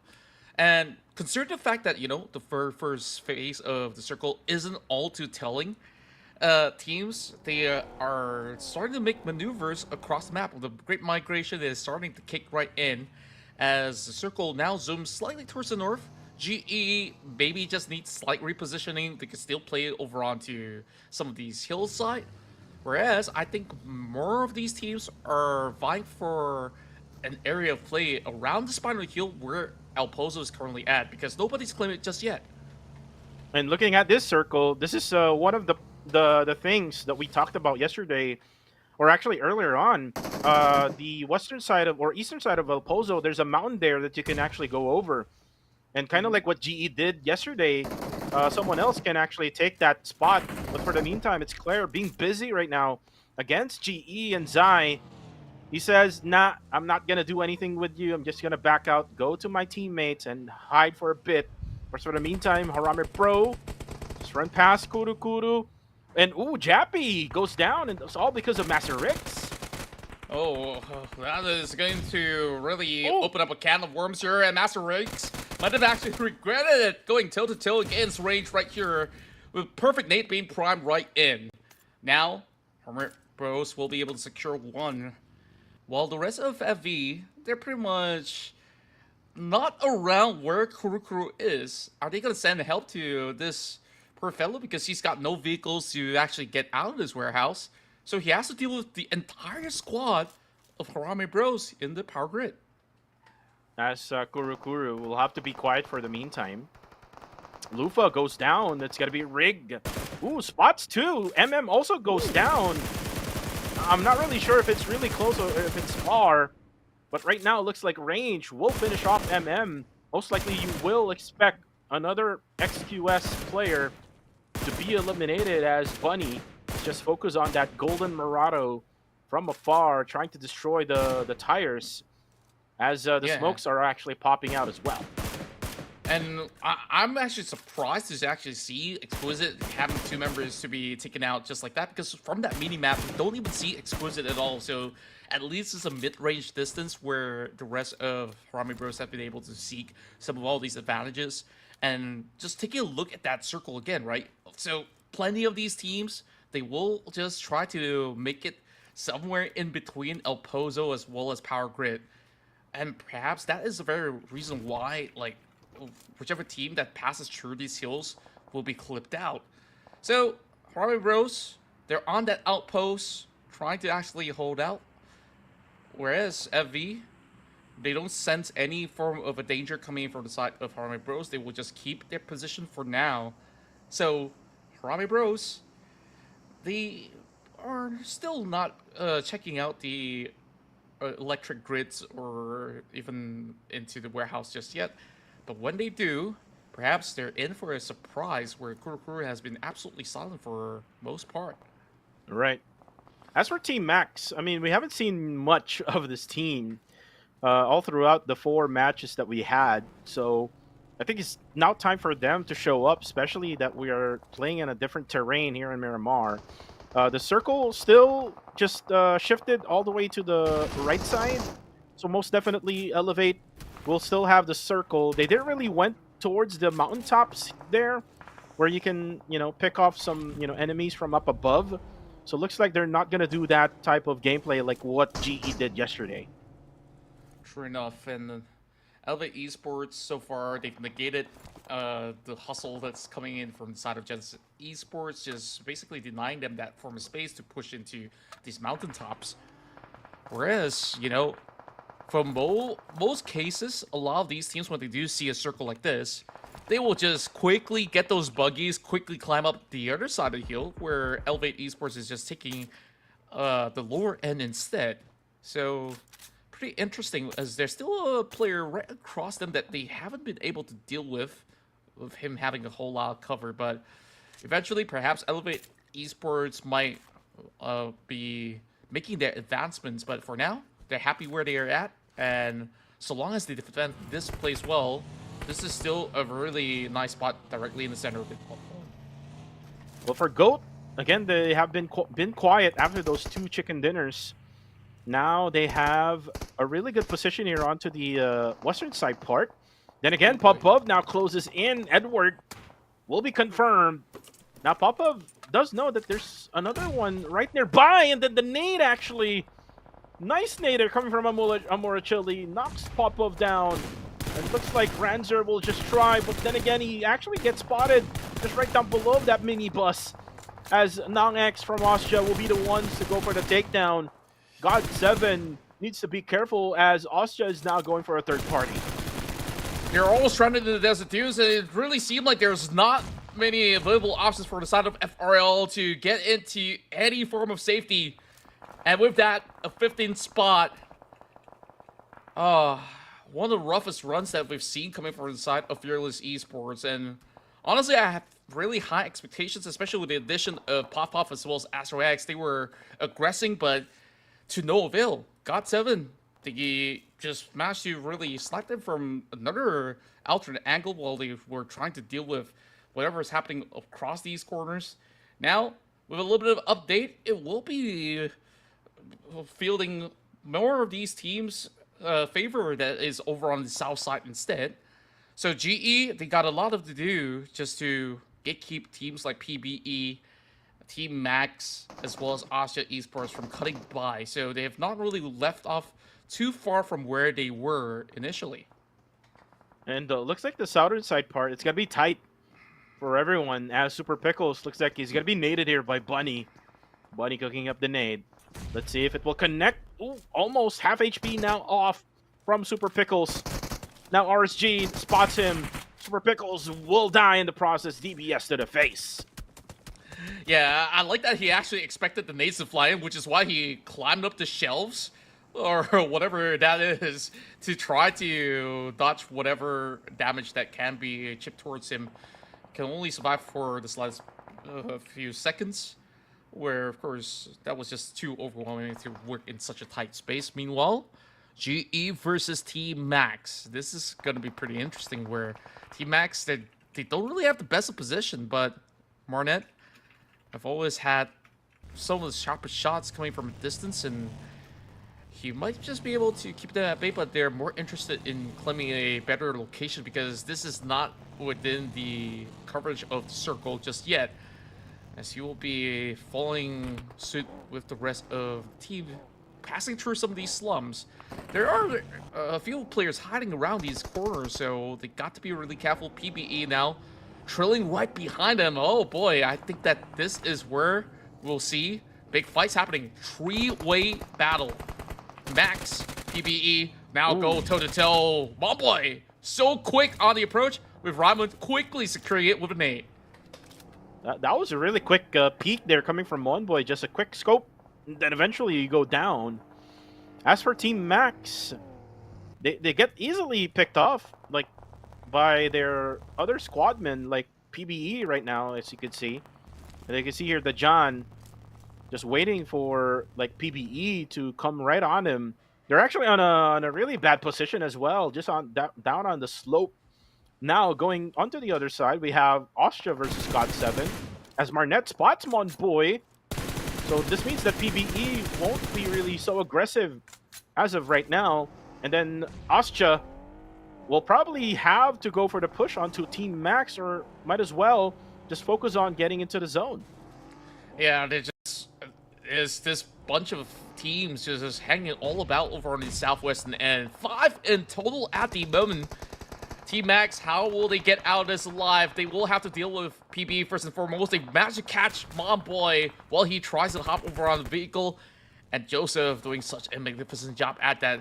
Flash somehow runs over a player in the midst of this battle. GE finally arrives to the scene as well. Both sides sandwiching this team of Max that doesn't seem to have much to defend with. Master Smile now with another grenade to be lobbed right down under. Not gonna be hiding in the smoke. He will miss the mark, but the second grenade will toss much closer to them. Should be able to dodge. Ozja also wants blood. They could already smell it. Marnet now spotted out. So this is getting pretty tense right now. Yeah, getting pretty tense. Team Max also getting eliminated. Goat on the kill feed will go down as GE will survive. They always survive those gatekeep strategy that they're doing right at the edges of the zone or even in the blue zone. Now going back here, and Goat together with RSG, looks like all three members of Goat is already down and out. Ryder is down for RSG as well. RSG Bunny needs to, hide behind that wall because there's someone else. I think coming from above, I think it's TTQ on the mini-map, the one on yellow, going for the gunshot from a far distance. But then again, Bunny now getting impatient, now trying to get in through the... Oh, look at what he's doing. He's trying to go... Oh my goodness, he's not able to hit him. And there you go, that's it. Goat Esports will be eliminated. I've never seen movement like that. Have you seen that before, Cuckoo? Because that looks a little bit wonky. He's been dancing on top of a monster truck. That's a Matt's kills, I would say, but it's only good for style points. You're right. Didn't manage to actually connect the final few taps, but here goes. The catch over onto Zeiss. Is Vin Carry just right by the edges of the slopes. It's been so tough for the side of Team Max, and somehow they still have a little bit more to offer, it seems. Austria Esports though hiding right behind this Red Bull, ready to swing, but Flash is much quicker with the UMP. And Flash trying to confirm that other kill. There we go. It's actually Austria now. It's Martin who was the last member getting eliminated by God7. And then for Arami Bro, they're pretty quiet here right on the southeastern side of the circle. As Range now throws in a nade over to Flash Vision Esports. Curry getting a kill there on the feed with TTQ. And this has been quiet for the side of Flash Rush and Esports. We haven't really seen them much, and there we go, range. Goes for the spray down, and that is it also for the side of God7. A lot of eliminations for the side here on the bottom side of the circle. Now range.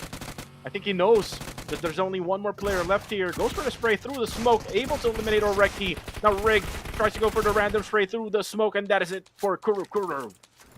Yeah, and this fight actually extended for quite long as well, or should I say, FV tried to back away from the grasp of Harame Bros, but eventually, once they have to leave Power Grid, that's where they get sniffed out.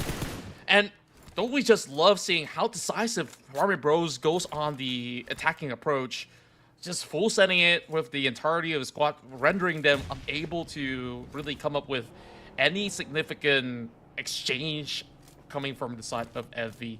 Now, plenty of space has been cleared up on the south. You know, we saw like at least 8 teams right down below. Now it's only down to 3. GE, Elevate, as well as Harame Bros. They have been able to make the cut. Well, TTQ, we initially saw them getting a really good area of play up those mountains. They will have to climb down though. Liquid is already on the foot of the hill, while the other two pretty much under fire from another direction of the northern end that's currently covered in this circle.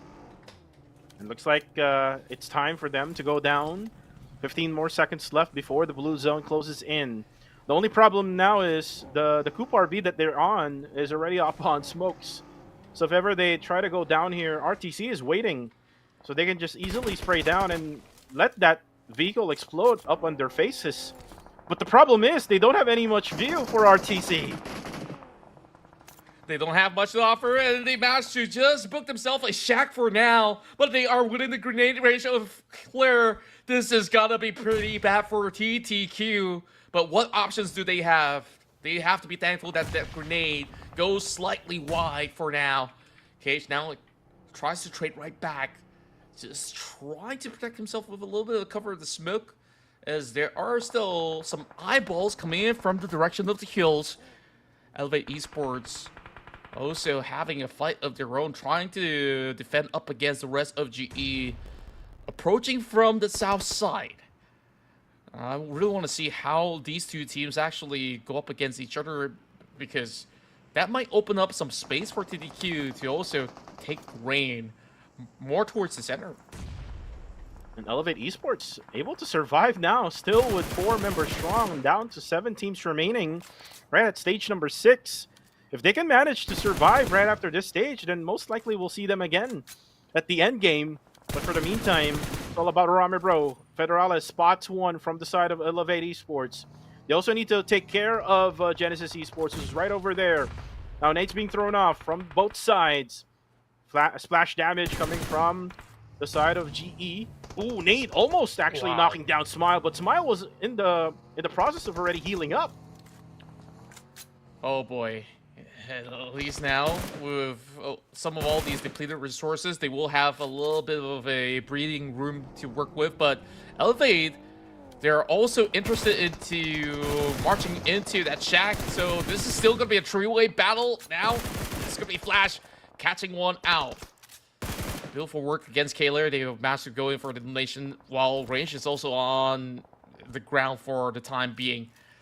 Elevate having Scotty here to keep up with the pressure, popping one more nade towards the side of GE. And Flash just making sure that he checks every single corner, because at any given moment, if he allows Elevate to push in, it's going to be their demise. Now the circle will close in. 7 more seconds left. Who will be lucky with this circle? Elevate and Harame Bro together with GE down on south.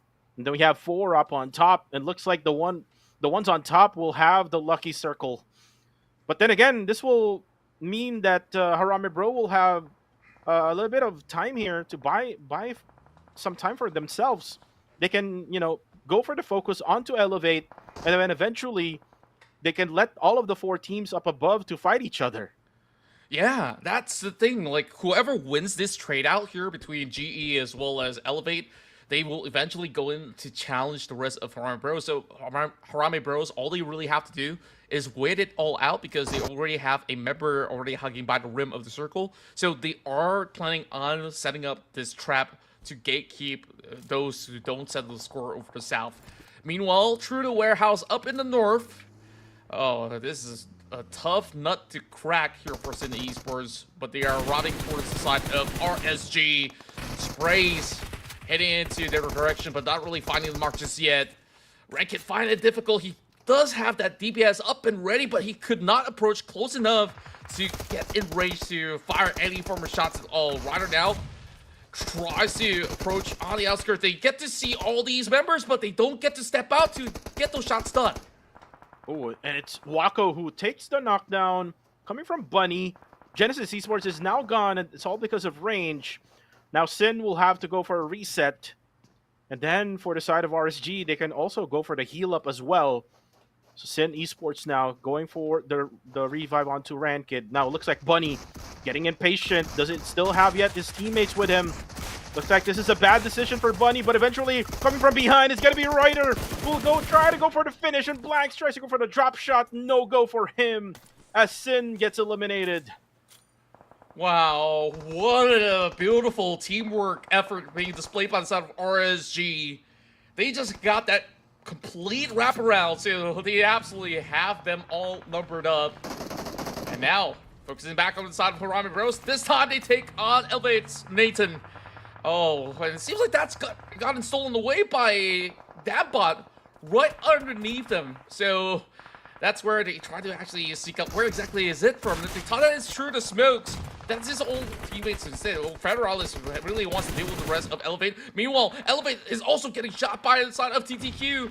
Oh, it's just helter-skelter here through the Desert Dunes. This is the Valley of Death with 4 teams remaining as damage is being offered from all across the corner. Rake, how will he play this one out? Because eventually, Ramen Bros might need to cross the street, so they will have to see if they can find even more pickups before making their way through stage 8. It's just a matter of how many utilities left for the side of Arami Bro. If they have a lot of smokes, and at the same time, if they can try to manage using vehicles to try to push in towards the middle of the road, then maybe they could survive. But for now, it's all up to their skills on how they can try to at least deal some damage while the others are trying to also get into the circle. And there we go. It's going to be Rig now. Ooh, Rig able to get down Bunny. But then again, there's going to be suppressing fire coming from the other members of RSG. Rig needs to be careful, though, as now the smokes are popping off for the side of RSG. Yeah, RSG so far having a phenomenal one heading into this matchup. 8 points already. Close to matching the numbers of Harame Bros, where Harame Bros were very calm and collected to really deal with all the teams from the south end. But now finds themselves in a predicament to even find a way to cut across. Honestly, I don't think that Smokes cut it, but they managed to spot out the rest of RTC running wide out in the open. This is a chance, but that chance has been denied by RSG. That was a denial coming from RSG, and again, they have the advantage. The circle will eventually have to close in first at Harame Bro, but they also have to think about the other squad that is right beside them. This is time to quick Esports, and the nade knocks down 2 from TTQ. I don't know what did they just ate for dinner, but they are looking hella hot right now. Maybe almost connecting the shot towards Liquid. He got brought down his knees, and beautiful shots connect towards the side of Rig. That only leaves 1 member left standing for the side of Harame Bros. Liquid, despite holding on to this small shack, he is really holding on for dear life for the sake of TTQ. It's just a whole lot of individual plays happening right now. RTC is going to cut in from the back. They're looking around with 3 members still alive, and this could also be a chance for a chicken dinner for the Singaporeans. Wait, look at Federalis. Federalis was able to cross the road and able to get elimination still. Harame Bro. But eventually it's going to be a 1v3 now. Dambot, RTC Esports from Singapore. This is their chance to get a win. And now Dambot will try to go on the other side. He will get sandwiched, and now that's going to be it. RTC Esports. Winner, chicken dinner first for the Singaporeans. And of course, In this brand new season, we've seen so many surprises, and this is a very pleasant one as well. RTC Esports have made their mark once again in Miramar. From yesterday, they managed to also finish second or third, and now heading into this first battle here in day 2, they have just claimed it for Singapore, where, other seasons we have to wait for, weeks to get a chicken dinner from Singapore. Now, they are definitely here in great spirits, and we absolutely feel ecstatic with a massive win for the team. That only means that the Singaporean region, when it comes to playing PUBG Mobile, they have improved a lot.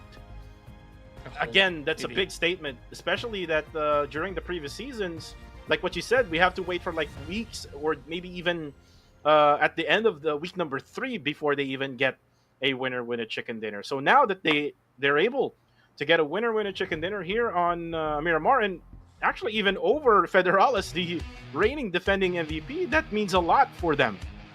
Yeah, we've questioned them on firepower, we've questioned some of all these decision making, but things are looking so clean for RTC throughout the span around, as they were the team that was playing over northern side, and it was no easy task because we saw so many battles taking place, and RSG was the one that has been really making all these moves, gathering so many of all these elimination points, but RTC was given just about enough space and room to eventually sweep right through. And for some reason, some of these teams have not dealt with Federalis, so he had that open spacing to just cut right into the warehouse. And I was concerned for a moment that, the rest of RTC, they might be overwhelmed with what Federalis usually do with these clutch plays. But, with great coordination of attack, REC, they are definitely showing up really strong in this match. But it was the member of Harami Bros, Range, to claim the MVP of the match. Yeah, Range getting the MVP of the match. Harami Bro really had no chance on crossing over that road, because there's like 3 teams who's going to be looking at them. But eventually Federalis found a way while the 3 other teams were busy fighting each other. And eventually RTC was very quiet until that very end, able to get that final kill. And you mentioned about these Singaporeans very busy with their, daily life, busy with their, studies or maybe even work, playing PUBG Mobile only during, the nighttime when they're able to.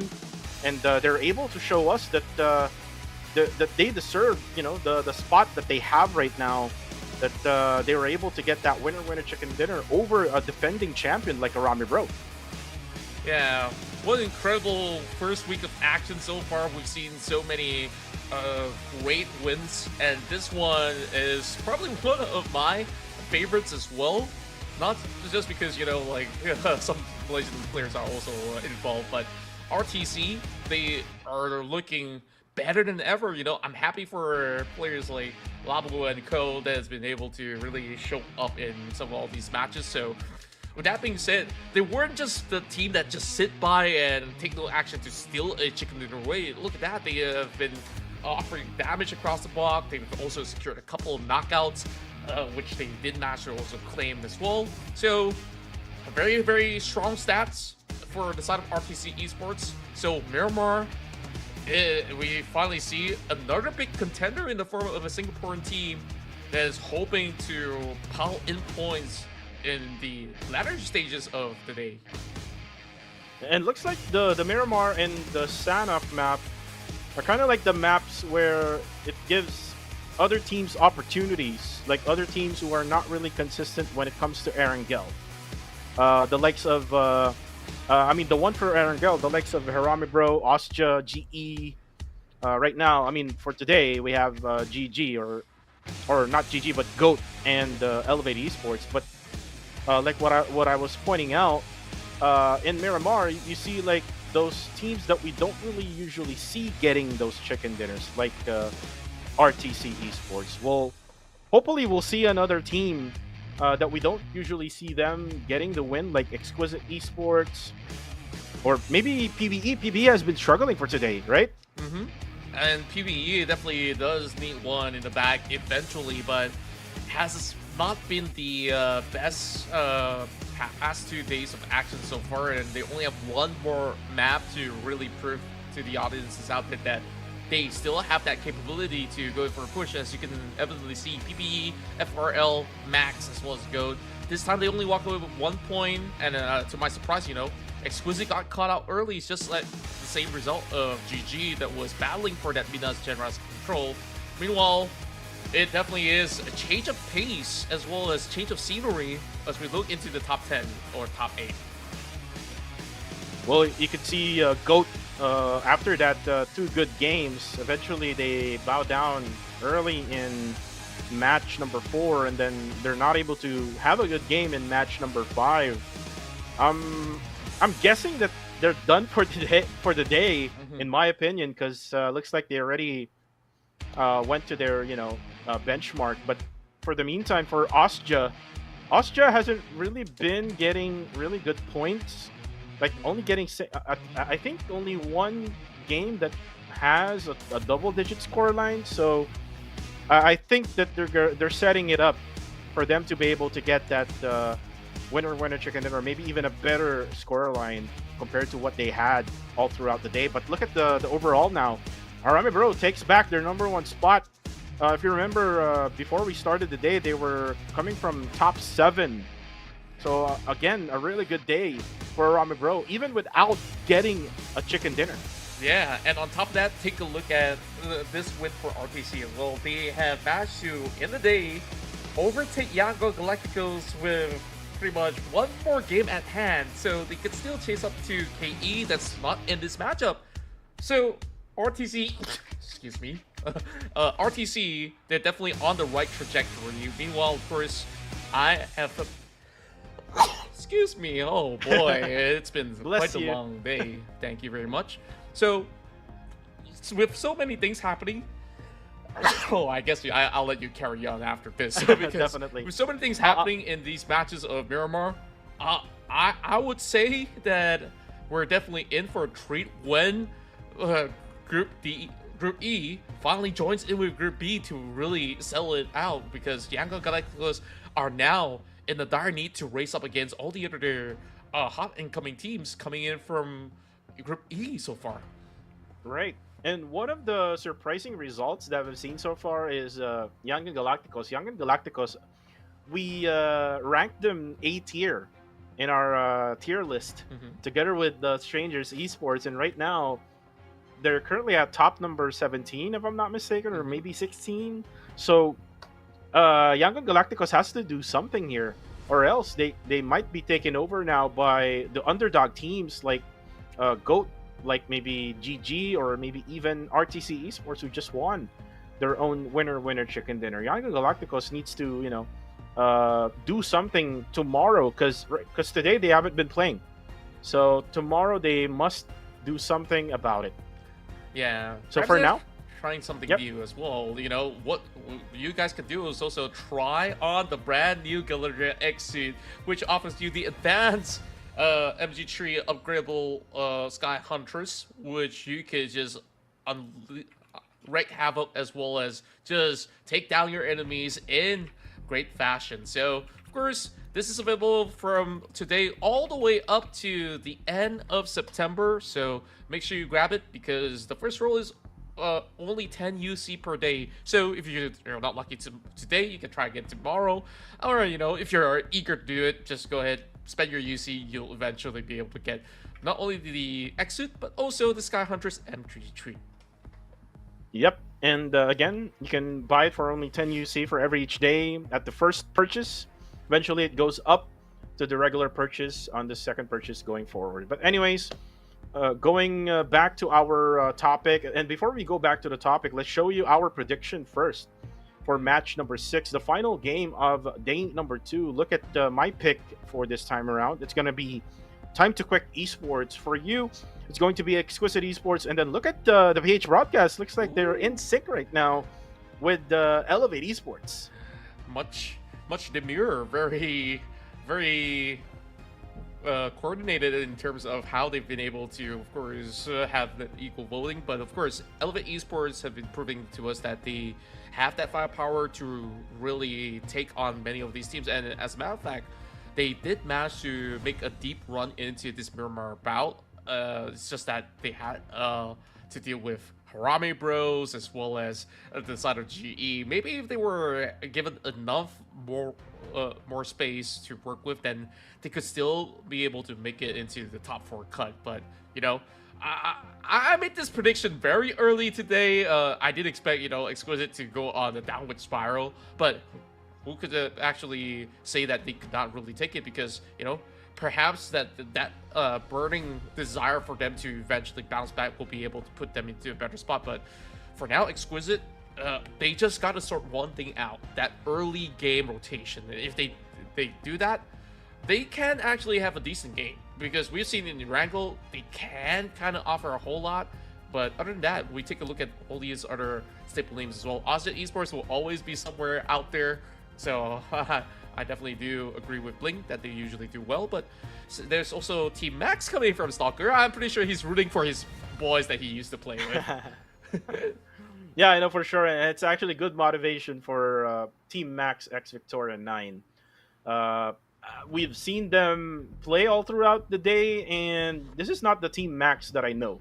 I mean, we know that the players who played for Team Max, some of them have played, especially for the previous players of MythClan, like Joseph and Didi. They need to be a lot better compared to what they're showing right now. It looks like chemistry is coming into a factor for Team Max. They need to, you know, improve, at least for the very last game, and then tomorrow they can, you know, be improved so that they can, you know, get more points. That's right. Of course, you guys could also, of course, rally on with the rest of the supporters to vote for your favorite team. And once we get the votes in, you will see their names pop up on the screen on who's getting the highest of votes to get that chicken dinner. So far, you know, we just have plenty of Cambodian fans really rooting for Ozjet Esports, and of course, perhaps some fans of Matt Toy, Martin, and co. You know, we've been raving about all these new additions. Of course, they still need to refine certain things. I think like the only thing that Ozjet Esports really have to improve on is like their rotation. We understand they love to wrap by the edges, but they got to time themselves as well, because sometimes they were too occupied to the point that, you know, they move into the next stage rather late and just being the ones to be gatekept instead. So they don't want to be in that position. So if they can improve that, I think like Ozjet Esports, with those major amount of points to acquire from eliminations, if you add that with a chicken dinner, they will just bounce back to they will just secure that number 1 spot for a very long time. And looks like Ozjet Esports is getting too comfortable with each other.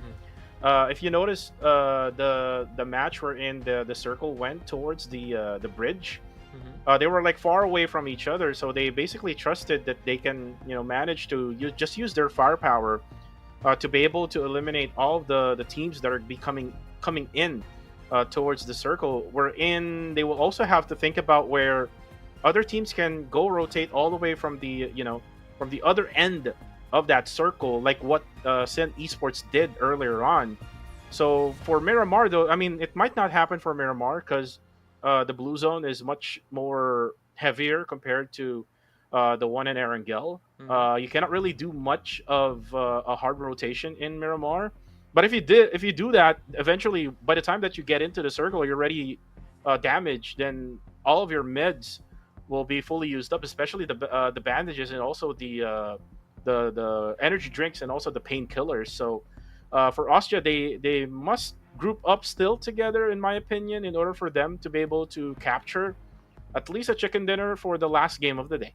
Yeah, and you know, who also circled back into Singapore's finest so far, RTC. Now that they've gotten a win here, and yesterday also putting quite a solid performance, securing at least top 2, top 3 at the very least. You know, of course, this matchup that they've just won, they will still be placed on the 3rd spot because there were other teams that were far more aggressive. It was RSG, another squad which is absolutely swept us out of our feet because of how well they handled that team fight, where we saw that cluster up top and the cluster over south. Maybe the ones over north will wrap things a little bit later, but RSG absolutely popped off. That moment right there, they didn't just deal with the teams around them. They were also shooting back at Harame Bros, making their life hard to cross over. But of course, once they were eliminated, Federalis was happy to just make his way across without paying any form of toll. So happy for him. Right, and if you notice also with the push of Sin Esports towards RSG, that was kind of a weak crash.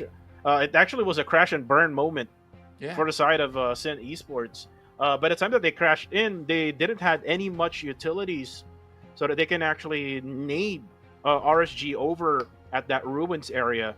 If they had those nades, most likely Sin Esports will have that certain position where RSG was able to survive until the latter stages of the game. For Sin, they cannot just use those utilities without any much of information. And we've seen Ranked do that in Erangel, just throwing off nades all over the place. So you have to have the information first before you do anything. Yeah, and of course, if they're really seeking out an opportunity, you only want to utilize it when you are maybe trying to invade and rush a certain squad in a very specific compound, where you gotta also think about the angles where the detonation is gonna be at, so you can work in tandem with your team. Because if you're doing it alone, which we've seen a couple of times before on some of all these individual plays, sometimes, you know, they just got itchy fingers and they're just hoping for that lucky toss. So can't blame them, because hey, sometimes it works, sometimes it doesn't. So end of the day, like, you will miss every shot that you don't take, and same to every grenade lob that you don't throw. I'm pretty sure that's not part of the quote, but I guess it works as well. So now 30 seconds till we get ourselves into our final match of the evening. Cuckoo, you know, that win from RTC just opened my eyes into what the possibilities are. It's absolutely endless in Miramar.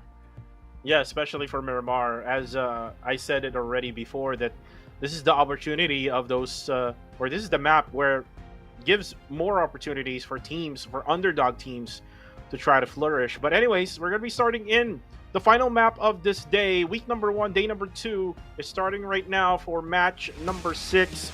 As we now see the correct scenery for Miramar, because earlier on we saw the scenery from Erangel. But anyways, the circle had ended up right around the west or eastern side rather of El Pozo, just right above Power Grid.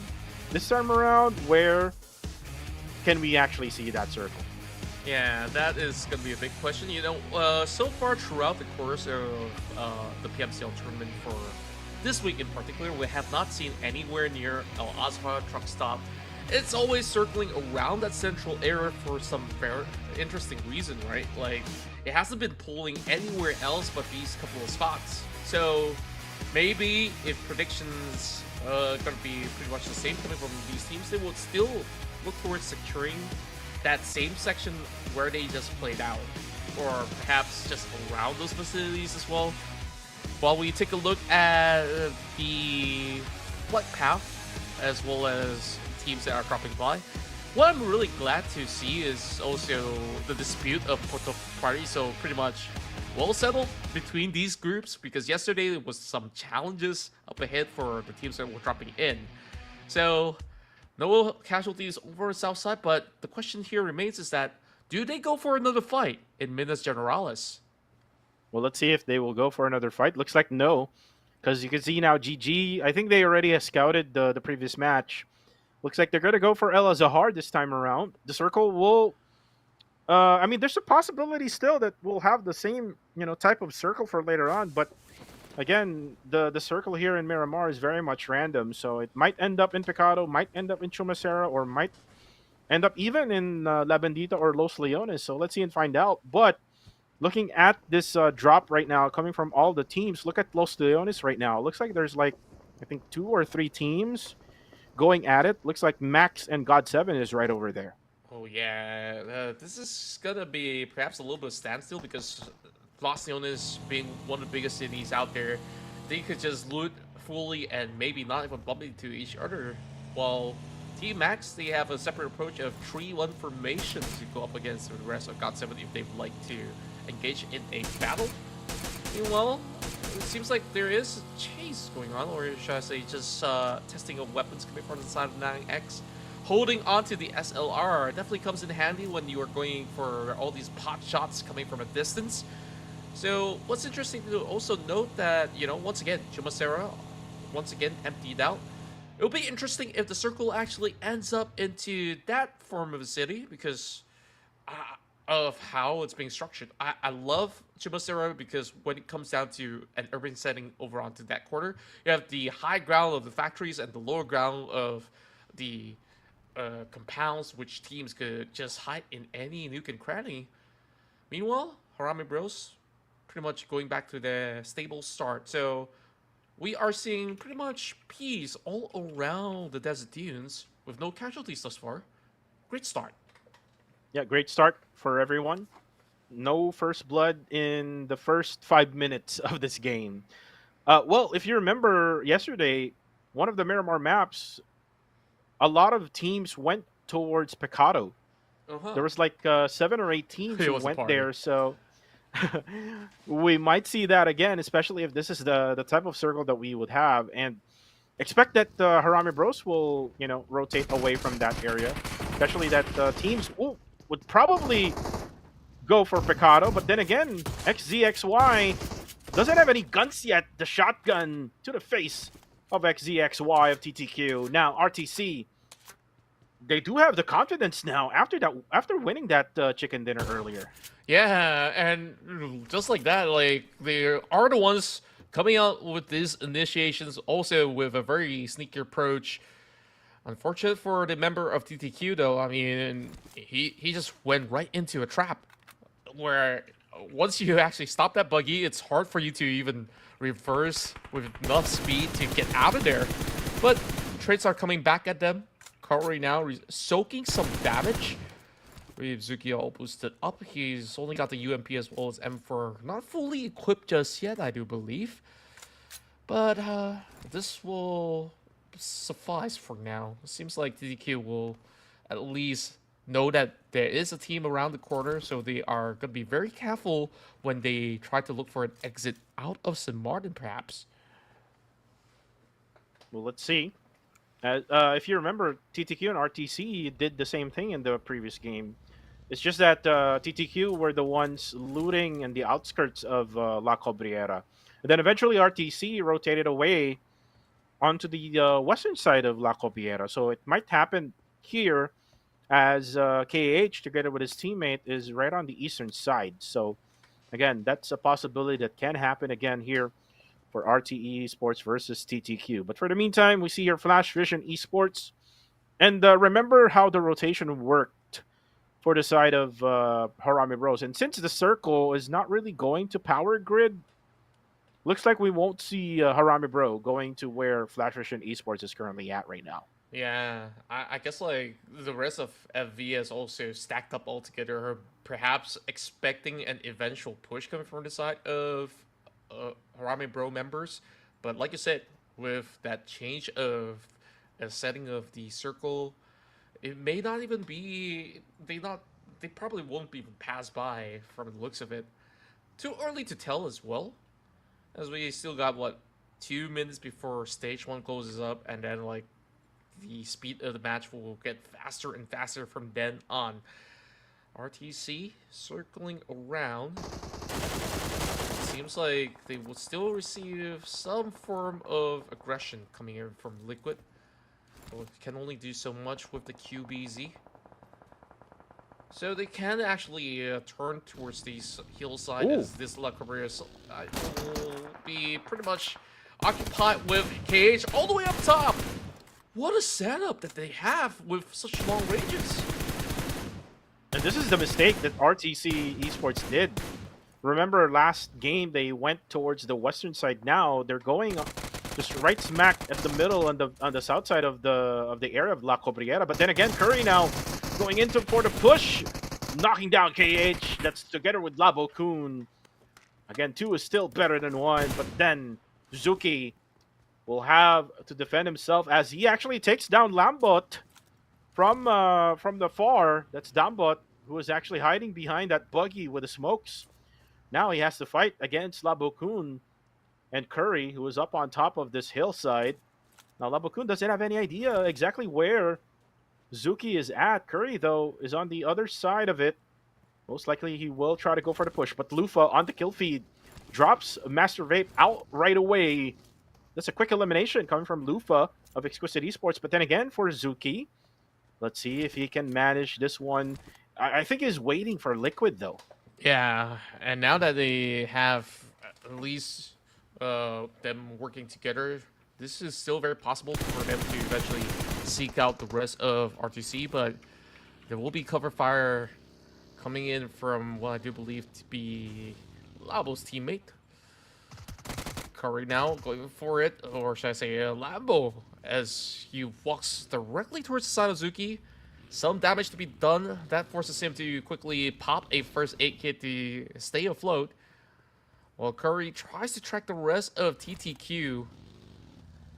He now going for a save. He doesn't really have to chase through with this plan.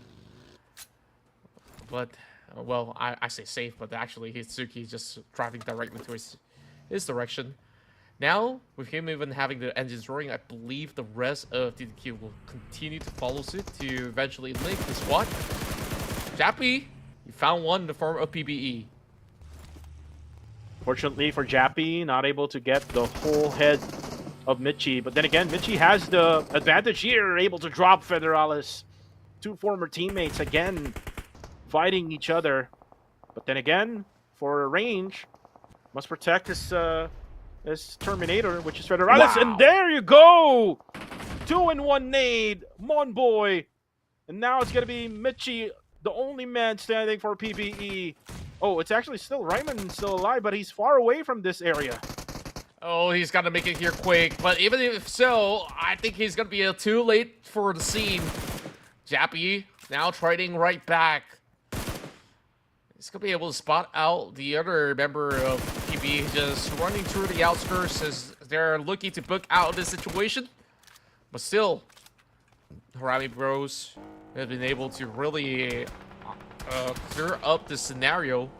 Some really tidy shots being showed right there. And as they drive further and further, they will fall to the hands of Elevate Esports. Ooh, just a bad day for PBE all throughout. They never really had a good single game, to be honest with you. So they ended up with just only 60 points after day number 2. But they can bounce back. There's still like 3 more days left for week number 1. And they're on a good spot as well. So top 6 here currently without the 4 other teams that are not playing. Eventually we'll see them for tomorrow together with the other squads that are not playing today. But for the meantime, Team Max. This is the team that Stalker voted to win this round. I'm pretty sure that they're fully aware of their performance, Contra. Like, their performance right now is subpar, to say the least. Yeah. They're not really showing up a lot of aggression. They're a lot passive compared to maybe Flash Vision or even RTC. So again, I'm not sure what's wrong with Team Max right now. Yeah, I feel like they're on their experimental phase as well. Like, it may have sounded harsh than when we call them performing at a subpar level, but we know that they are so much better than this, right? Like, in terms of the roster, they have fielded some veteran players on the board as well. So, of course, there's high expectations to be set for this team from Khmer. But, of course, we'll just have to see the rest of the weekend on how they will be able to really prove themselves worthy to make it into the grand finals. And it has to start here from week 1. I feel like teams, they don't really have too much of a leeway to just, waste rounds in these couple of days, because the more chances you give to your opponents, you're just continuously sliding downwards, despite, week 2 points as well as week 3 points to be going on the reset. You don't want to do it in the final hour where other teams are also desperate for points. Yeah, and it's like what happened last summer, wherein Enigma MSI was just trying to get onto the top 16. And it's actually good that they were able to, do so and able to defeat Fearless Esports during that time. And that was during week number 3. They were really trying their best until the very end, and we don't want that to happen. I mean, especially for your squad. I mean, if say for example you're Flash Vision Esports, it is best for you to get a lot of points early in week number 1 and week number 2, right? Yeah, absolutely. Like they have to at least be somewhere in the middle of the pack, or even if they do score about a 16 spot or so, it's still better than being at the bottom of the charts. So of course we get to that later on. Curry now under fire. That buggy is absolutely smoking up. It's about to blow up. Oh, I don't think that for smoke is gonna help too much, but at least it buys a little bit of time. Ooh. And Rankit will secure it.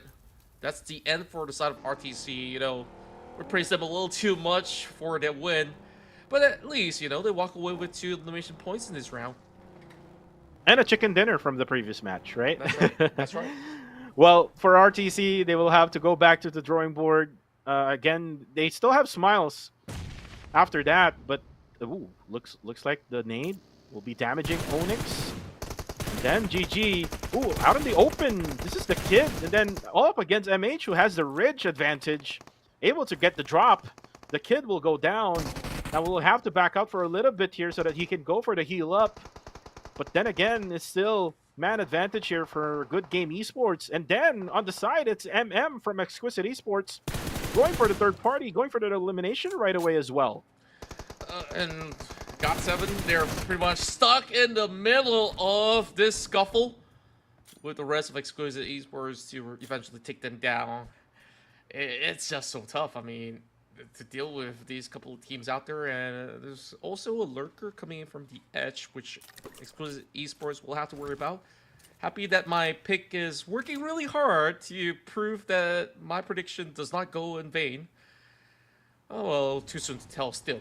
There's still support trying to move the other way around with the other member of GG, whereas Asia Esports is going direct center, and just across the street it's going to be the members of Justice Esports who will expect a lot of long-range trades from here on.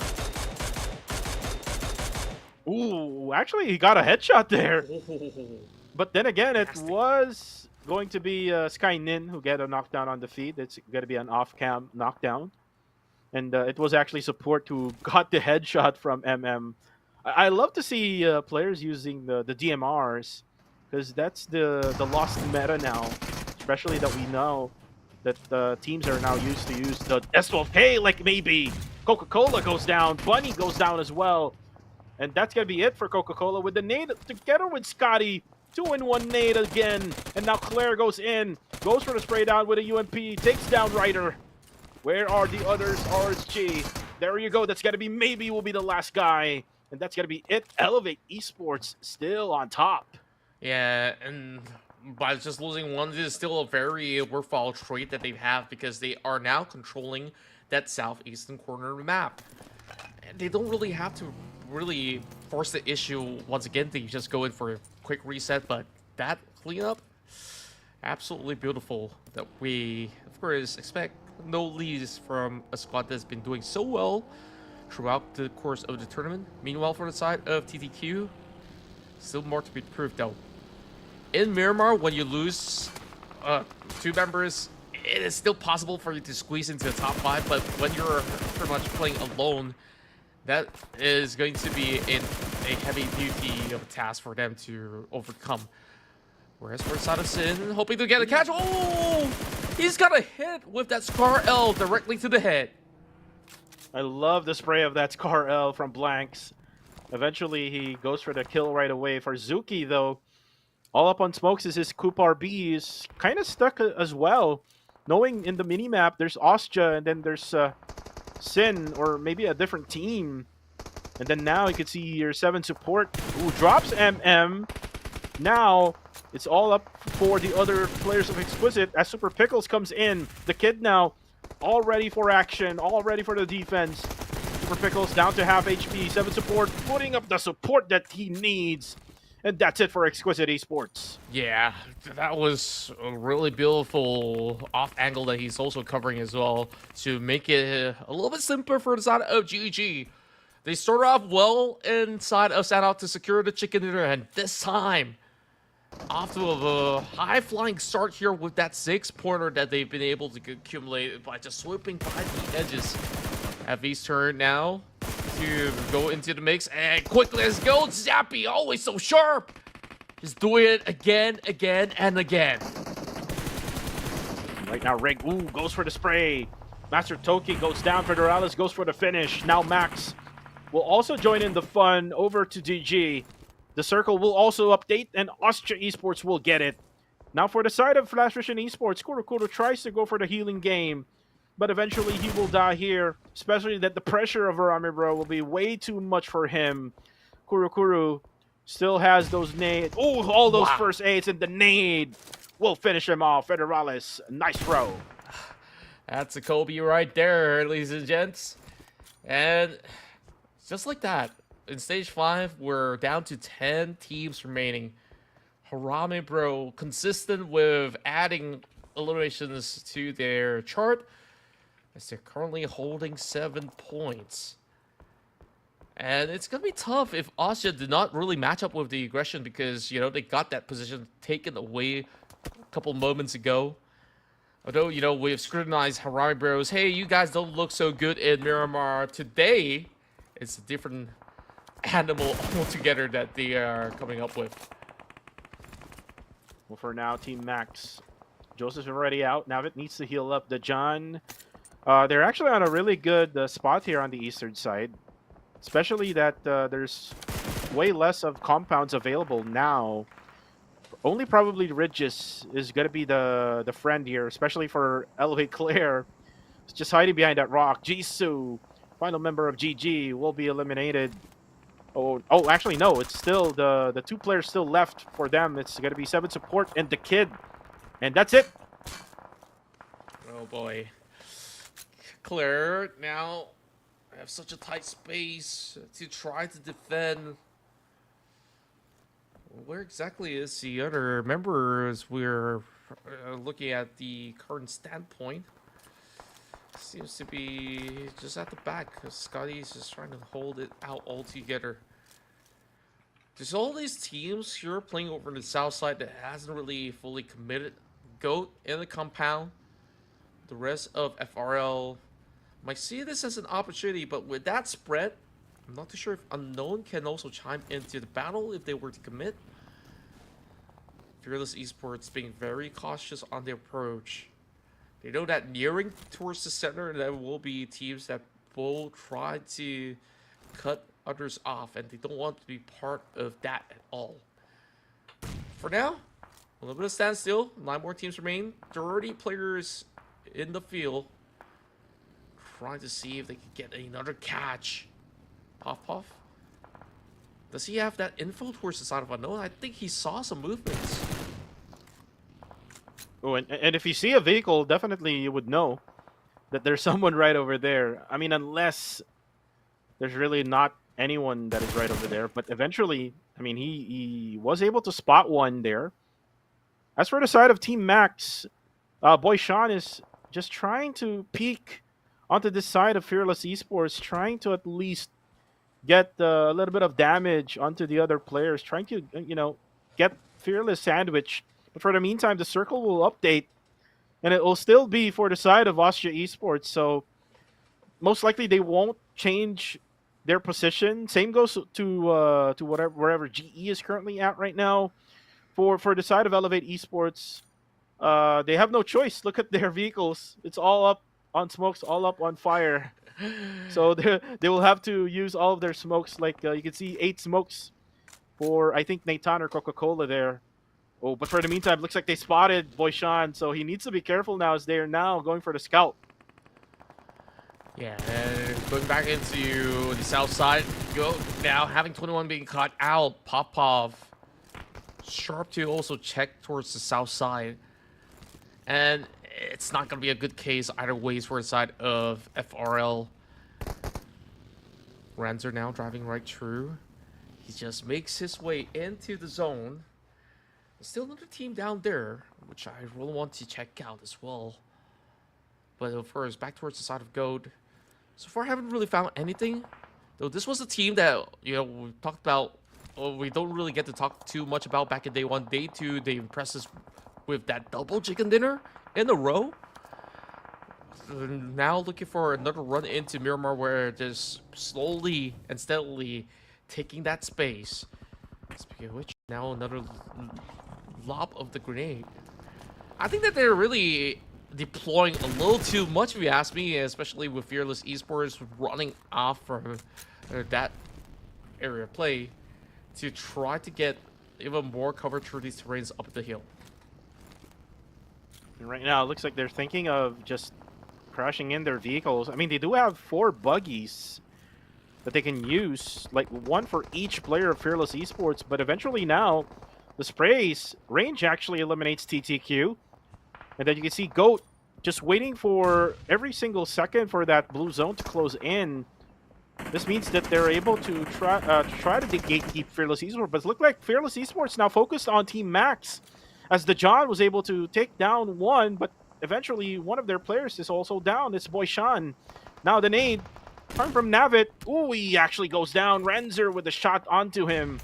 He goes down. Now only 1 player left. The John is too far away from his teammates. There's also some suppressing fire from the right side. This is going to be hard for Team Max as he dies in the process there, courtesy of Astro X. Yeah, he's been sandwiched for the longest part of this battle, and now it's going to be an either that does also get 1 back for the side of GG, it seems, or should I say Go Esports. Meanwhile, they just got the perfect bird's eye view up against Ranger. This is where they finally seal the deal. Took them just about long enough, but they will be rewarded with all 4 points to their taking. As right now, the circle update again. Whoever gets this circle will most likely get a 50% chance of winning this matchup. Arame Bro, by the way, still alive. And there you go. It's either going to be Arame Bro, Elevate, or going to be Ostja. But then again, Arame Bro's defense needs to be intact because GE is coming right at their way with all 4 members left standing. And whatever Arame Bro only has here for cover is all of their smokes and some bridges. I guess like that could do for the moment, but Harame Bros, do they know of the approach coming from the rest of GE? Marnet now sends in the grenade. It's gonna be exchanged as well coming in from the side of the other squad, but take a look at that. Nang X, he finds oh boy, and here goes the full all-out trade will be happening in moments time as we see Stage 7 drawing to close in less than 30 seconds from now. Rank hit now. Just have a tough time running right through, even with plenty of all these Molotovs being set into the ground. Unknown now goes right. It gets a beautiful connection. But there's still 1 more underneath though. Is it just gonna let them slide? I believe they will continue to go on for another chase. And that's a smart play for Goat Esports. I mean, they can risk it all by killing off Ranked, but eventually Ranked will have to go to wherever they are right now, and this is what's happening right now. For Ranked, Ranked must eliminate all members of Goat in order for him to be in the circle. Now Goat XZ11 goes for the spray of his S12K, and that's it for Sin Esports. Now we're down to 5. 5 teams to play out the final 2 zones here.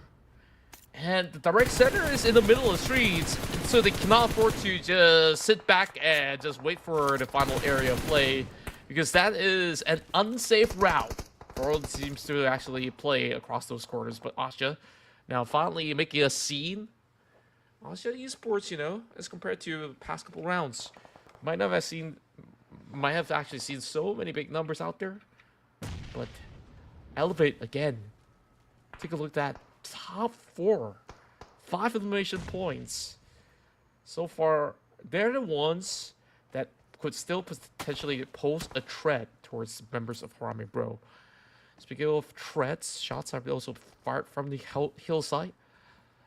So he really forces them to really be hanging out over onto this corner. And whoa, that nade cooked perfectly to drop right in towards Dappy. Master Smile not even looking, and he's definitely fancying a chance for another one.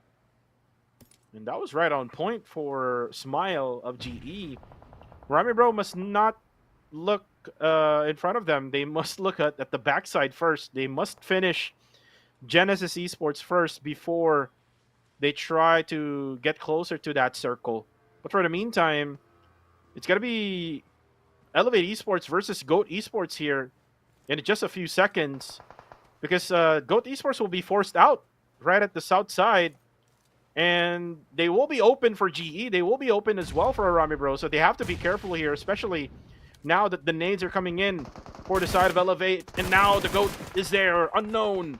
But then again, here's the risk that they're giving out. It's going to be open for the side of GE. They can be easily get knocked down. Now the nades coming from Osja, range down to 1 HP left.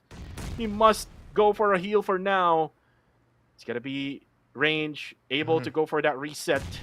Ooh, I almost thought he goes down there. Yeah, Rage was almost stepping into the direct blast zone. Speaking of which, 21 is the one that gets knocked instead. Scotty so far just popping nades after the grenades, and this is definitely going to be tough to actually control the hillside. Now it's already stage 9, and somehow we still have all 5 teams on board. Oh wow. My goodness. This is one of the rare occasions where we will probably see that zone shrinking directly in the center with 5 teams available, but probably they are not going to wait far too long. Who's going to get the advantage here? It's really tough to say. Harami Bros on low ground, Asia on the high ground, but on the outskirts, nobody's taking the streets because that they will be exposed to every single other team out there. So Harami Bros, maybe this is a really good call for them to be hugging over the spine of that hillside, or should I say the ridges instead. X blindly sprays through the smoke, not finding anything at all.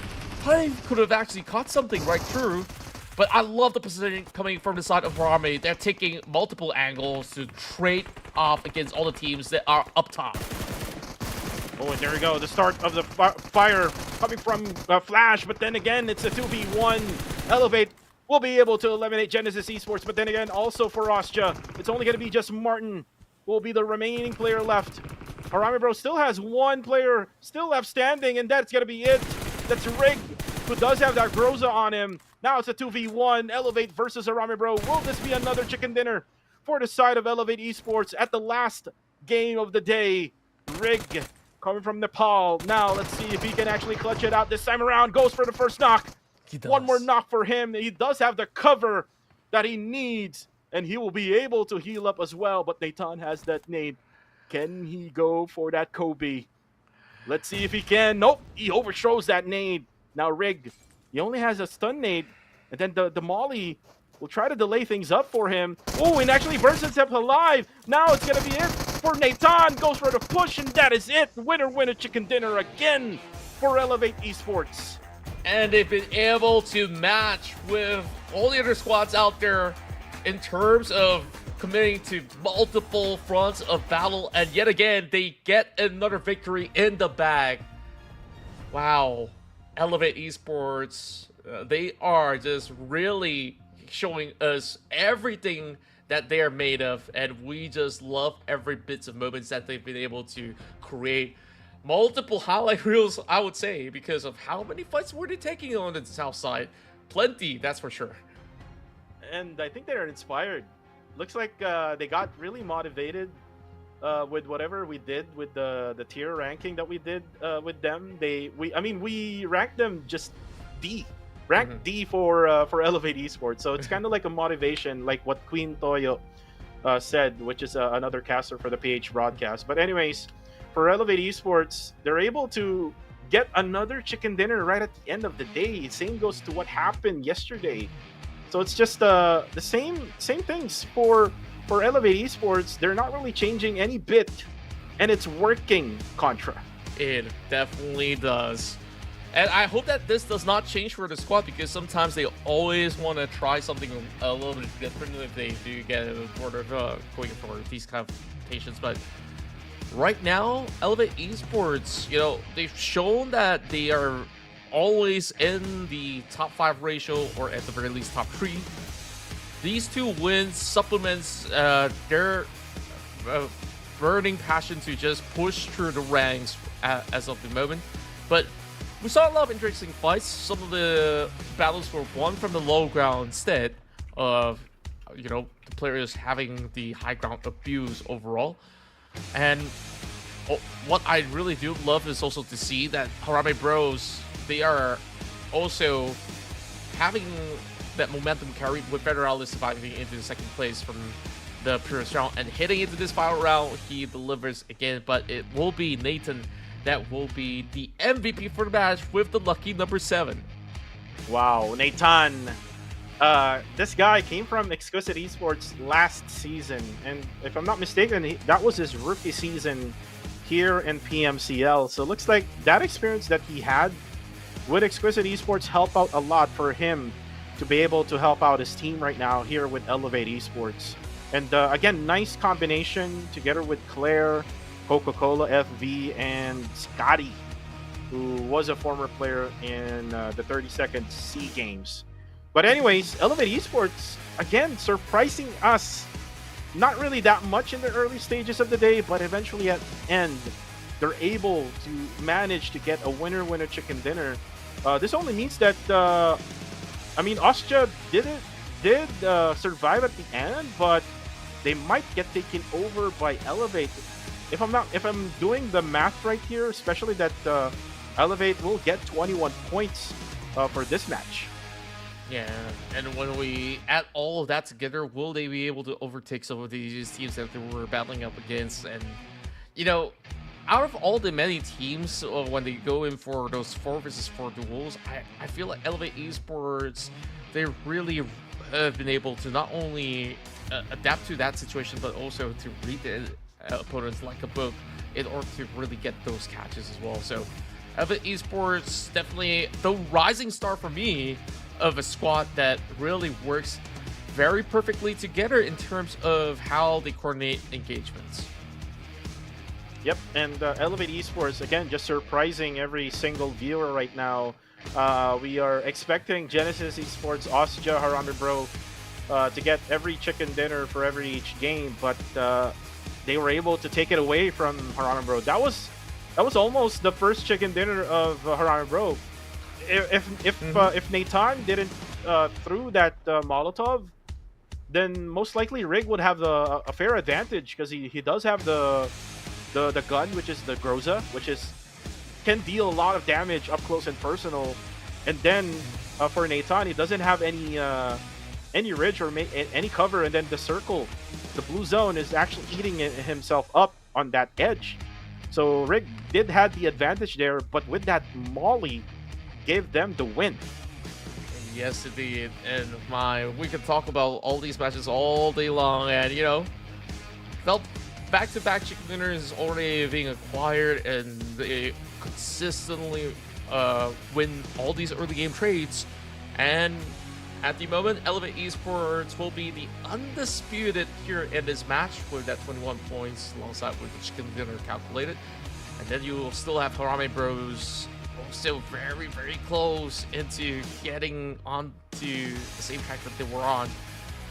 Where if you take a look at the side of GOAT, they got 11 points, 9 points in for the side of Austria Esports, and 7 for the side of GE. GE so far, they have decent early games, but their mid game isn't gonna cut it if they continue to play this way. Yep. And looking at the scoreline here, still, it might be that Harame Bro will still be at number 1 spot. Austria, it's pretty close between Austria and Elevate Esports. We also might see still, I think, GE or maybe even GOAT, who might go upstairs now with their scoreline here. So it's a big question. We'll eventually see that in just a few. There you go. And you can now see that Elevate Esports got over Austria. But Harame Bro still has the number 1 spot now, taking it from Austria from yesterday. A total of 116 points, 104 for Elevate, then 99 for Austria, then GE with 95. And then the big jump of GOAT is probably the team of the day, in my opinion. Yeah, they definitely are, as they have been able to also navigate some of all these Cars, of course, battled throughout, both Erangel as well as Miramar. They really showed up really strongly to secure wins. Sometimes it's not really about all these big elimination points. If you can just ensure that you have pretty much a stable run to also challenge other teams, you can just stack as many points as possible in this form of method. Now, that wraps up all of the challenges that the teams face here in day 2. But, what are your thoughts onto the Group E teams heading into, day 2? And, before we wrap up, any more stuff you would like to also say? Looking forward to tomorrow? Yeah, I was about to say that Sin Esports and TTQ had a good game for today, both of them, except for the 2 other squads, which is RSG and RSG's like a little bit, but for Team Max, they really had a good game. Sin had 46 points, and then TTQ had 44 points, so that's big for just only for one day. And if you do add it like for tomorrow, if ever they do the same performance, then they might be ending up right around the areas where GOAT Esports is currently at right now. So good game for Group E. Now the question is for tomorrow, since we're gonna have a different group, Group C won't be playing for tomorrow, and this is the group of death that we talked about: Genesis Esports, Harame Bro, RTC, and Playbook Esports. And we're gonna be finding out all those things for tomorrow. This is Kuku TV together with Contra, and this is the PMCL Fall 2024. And see you tomorrow. Good night.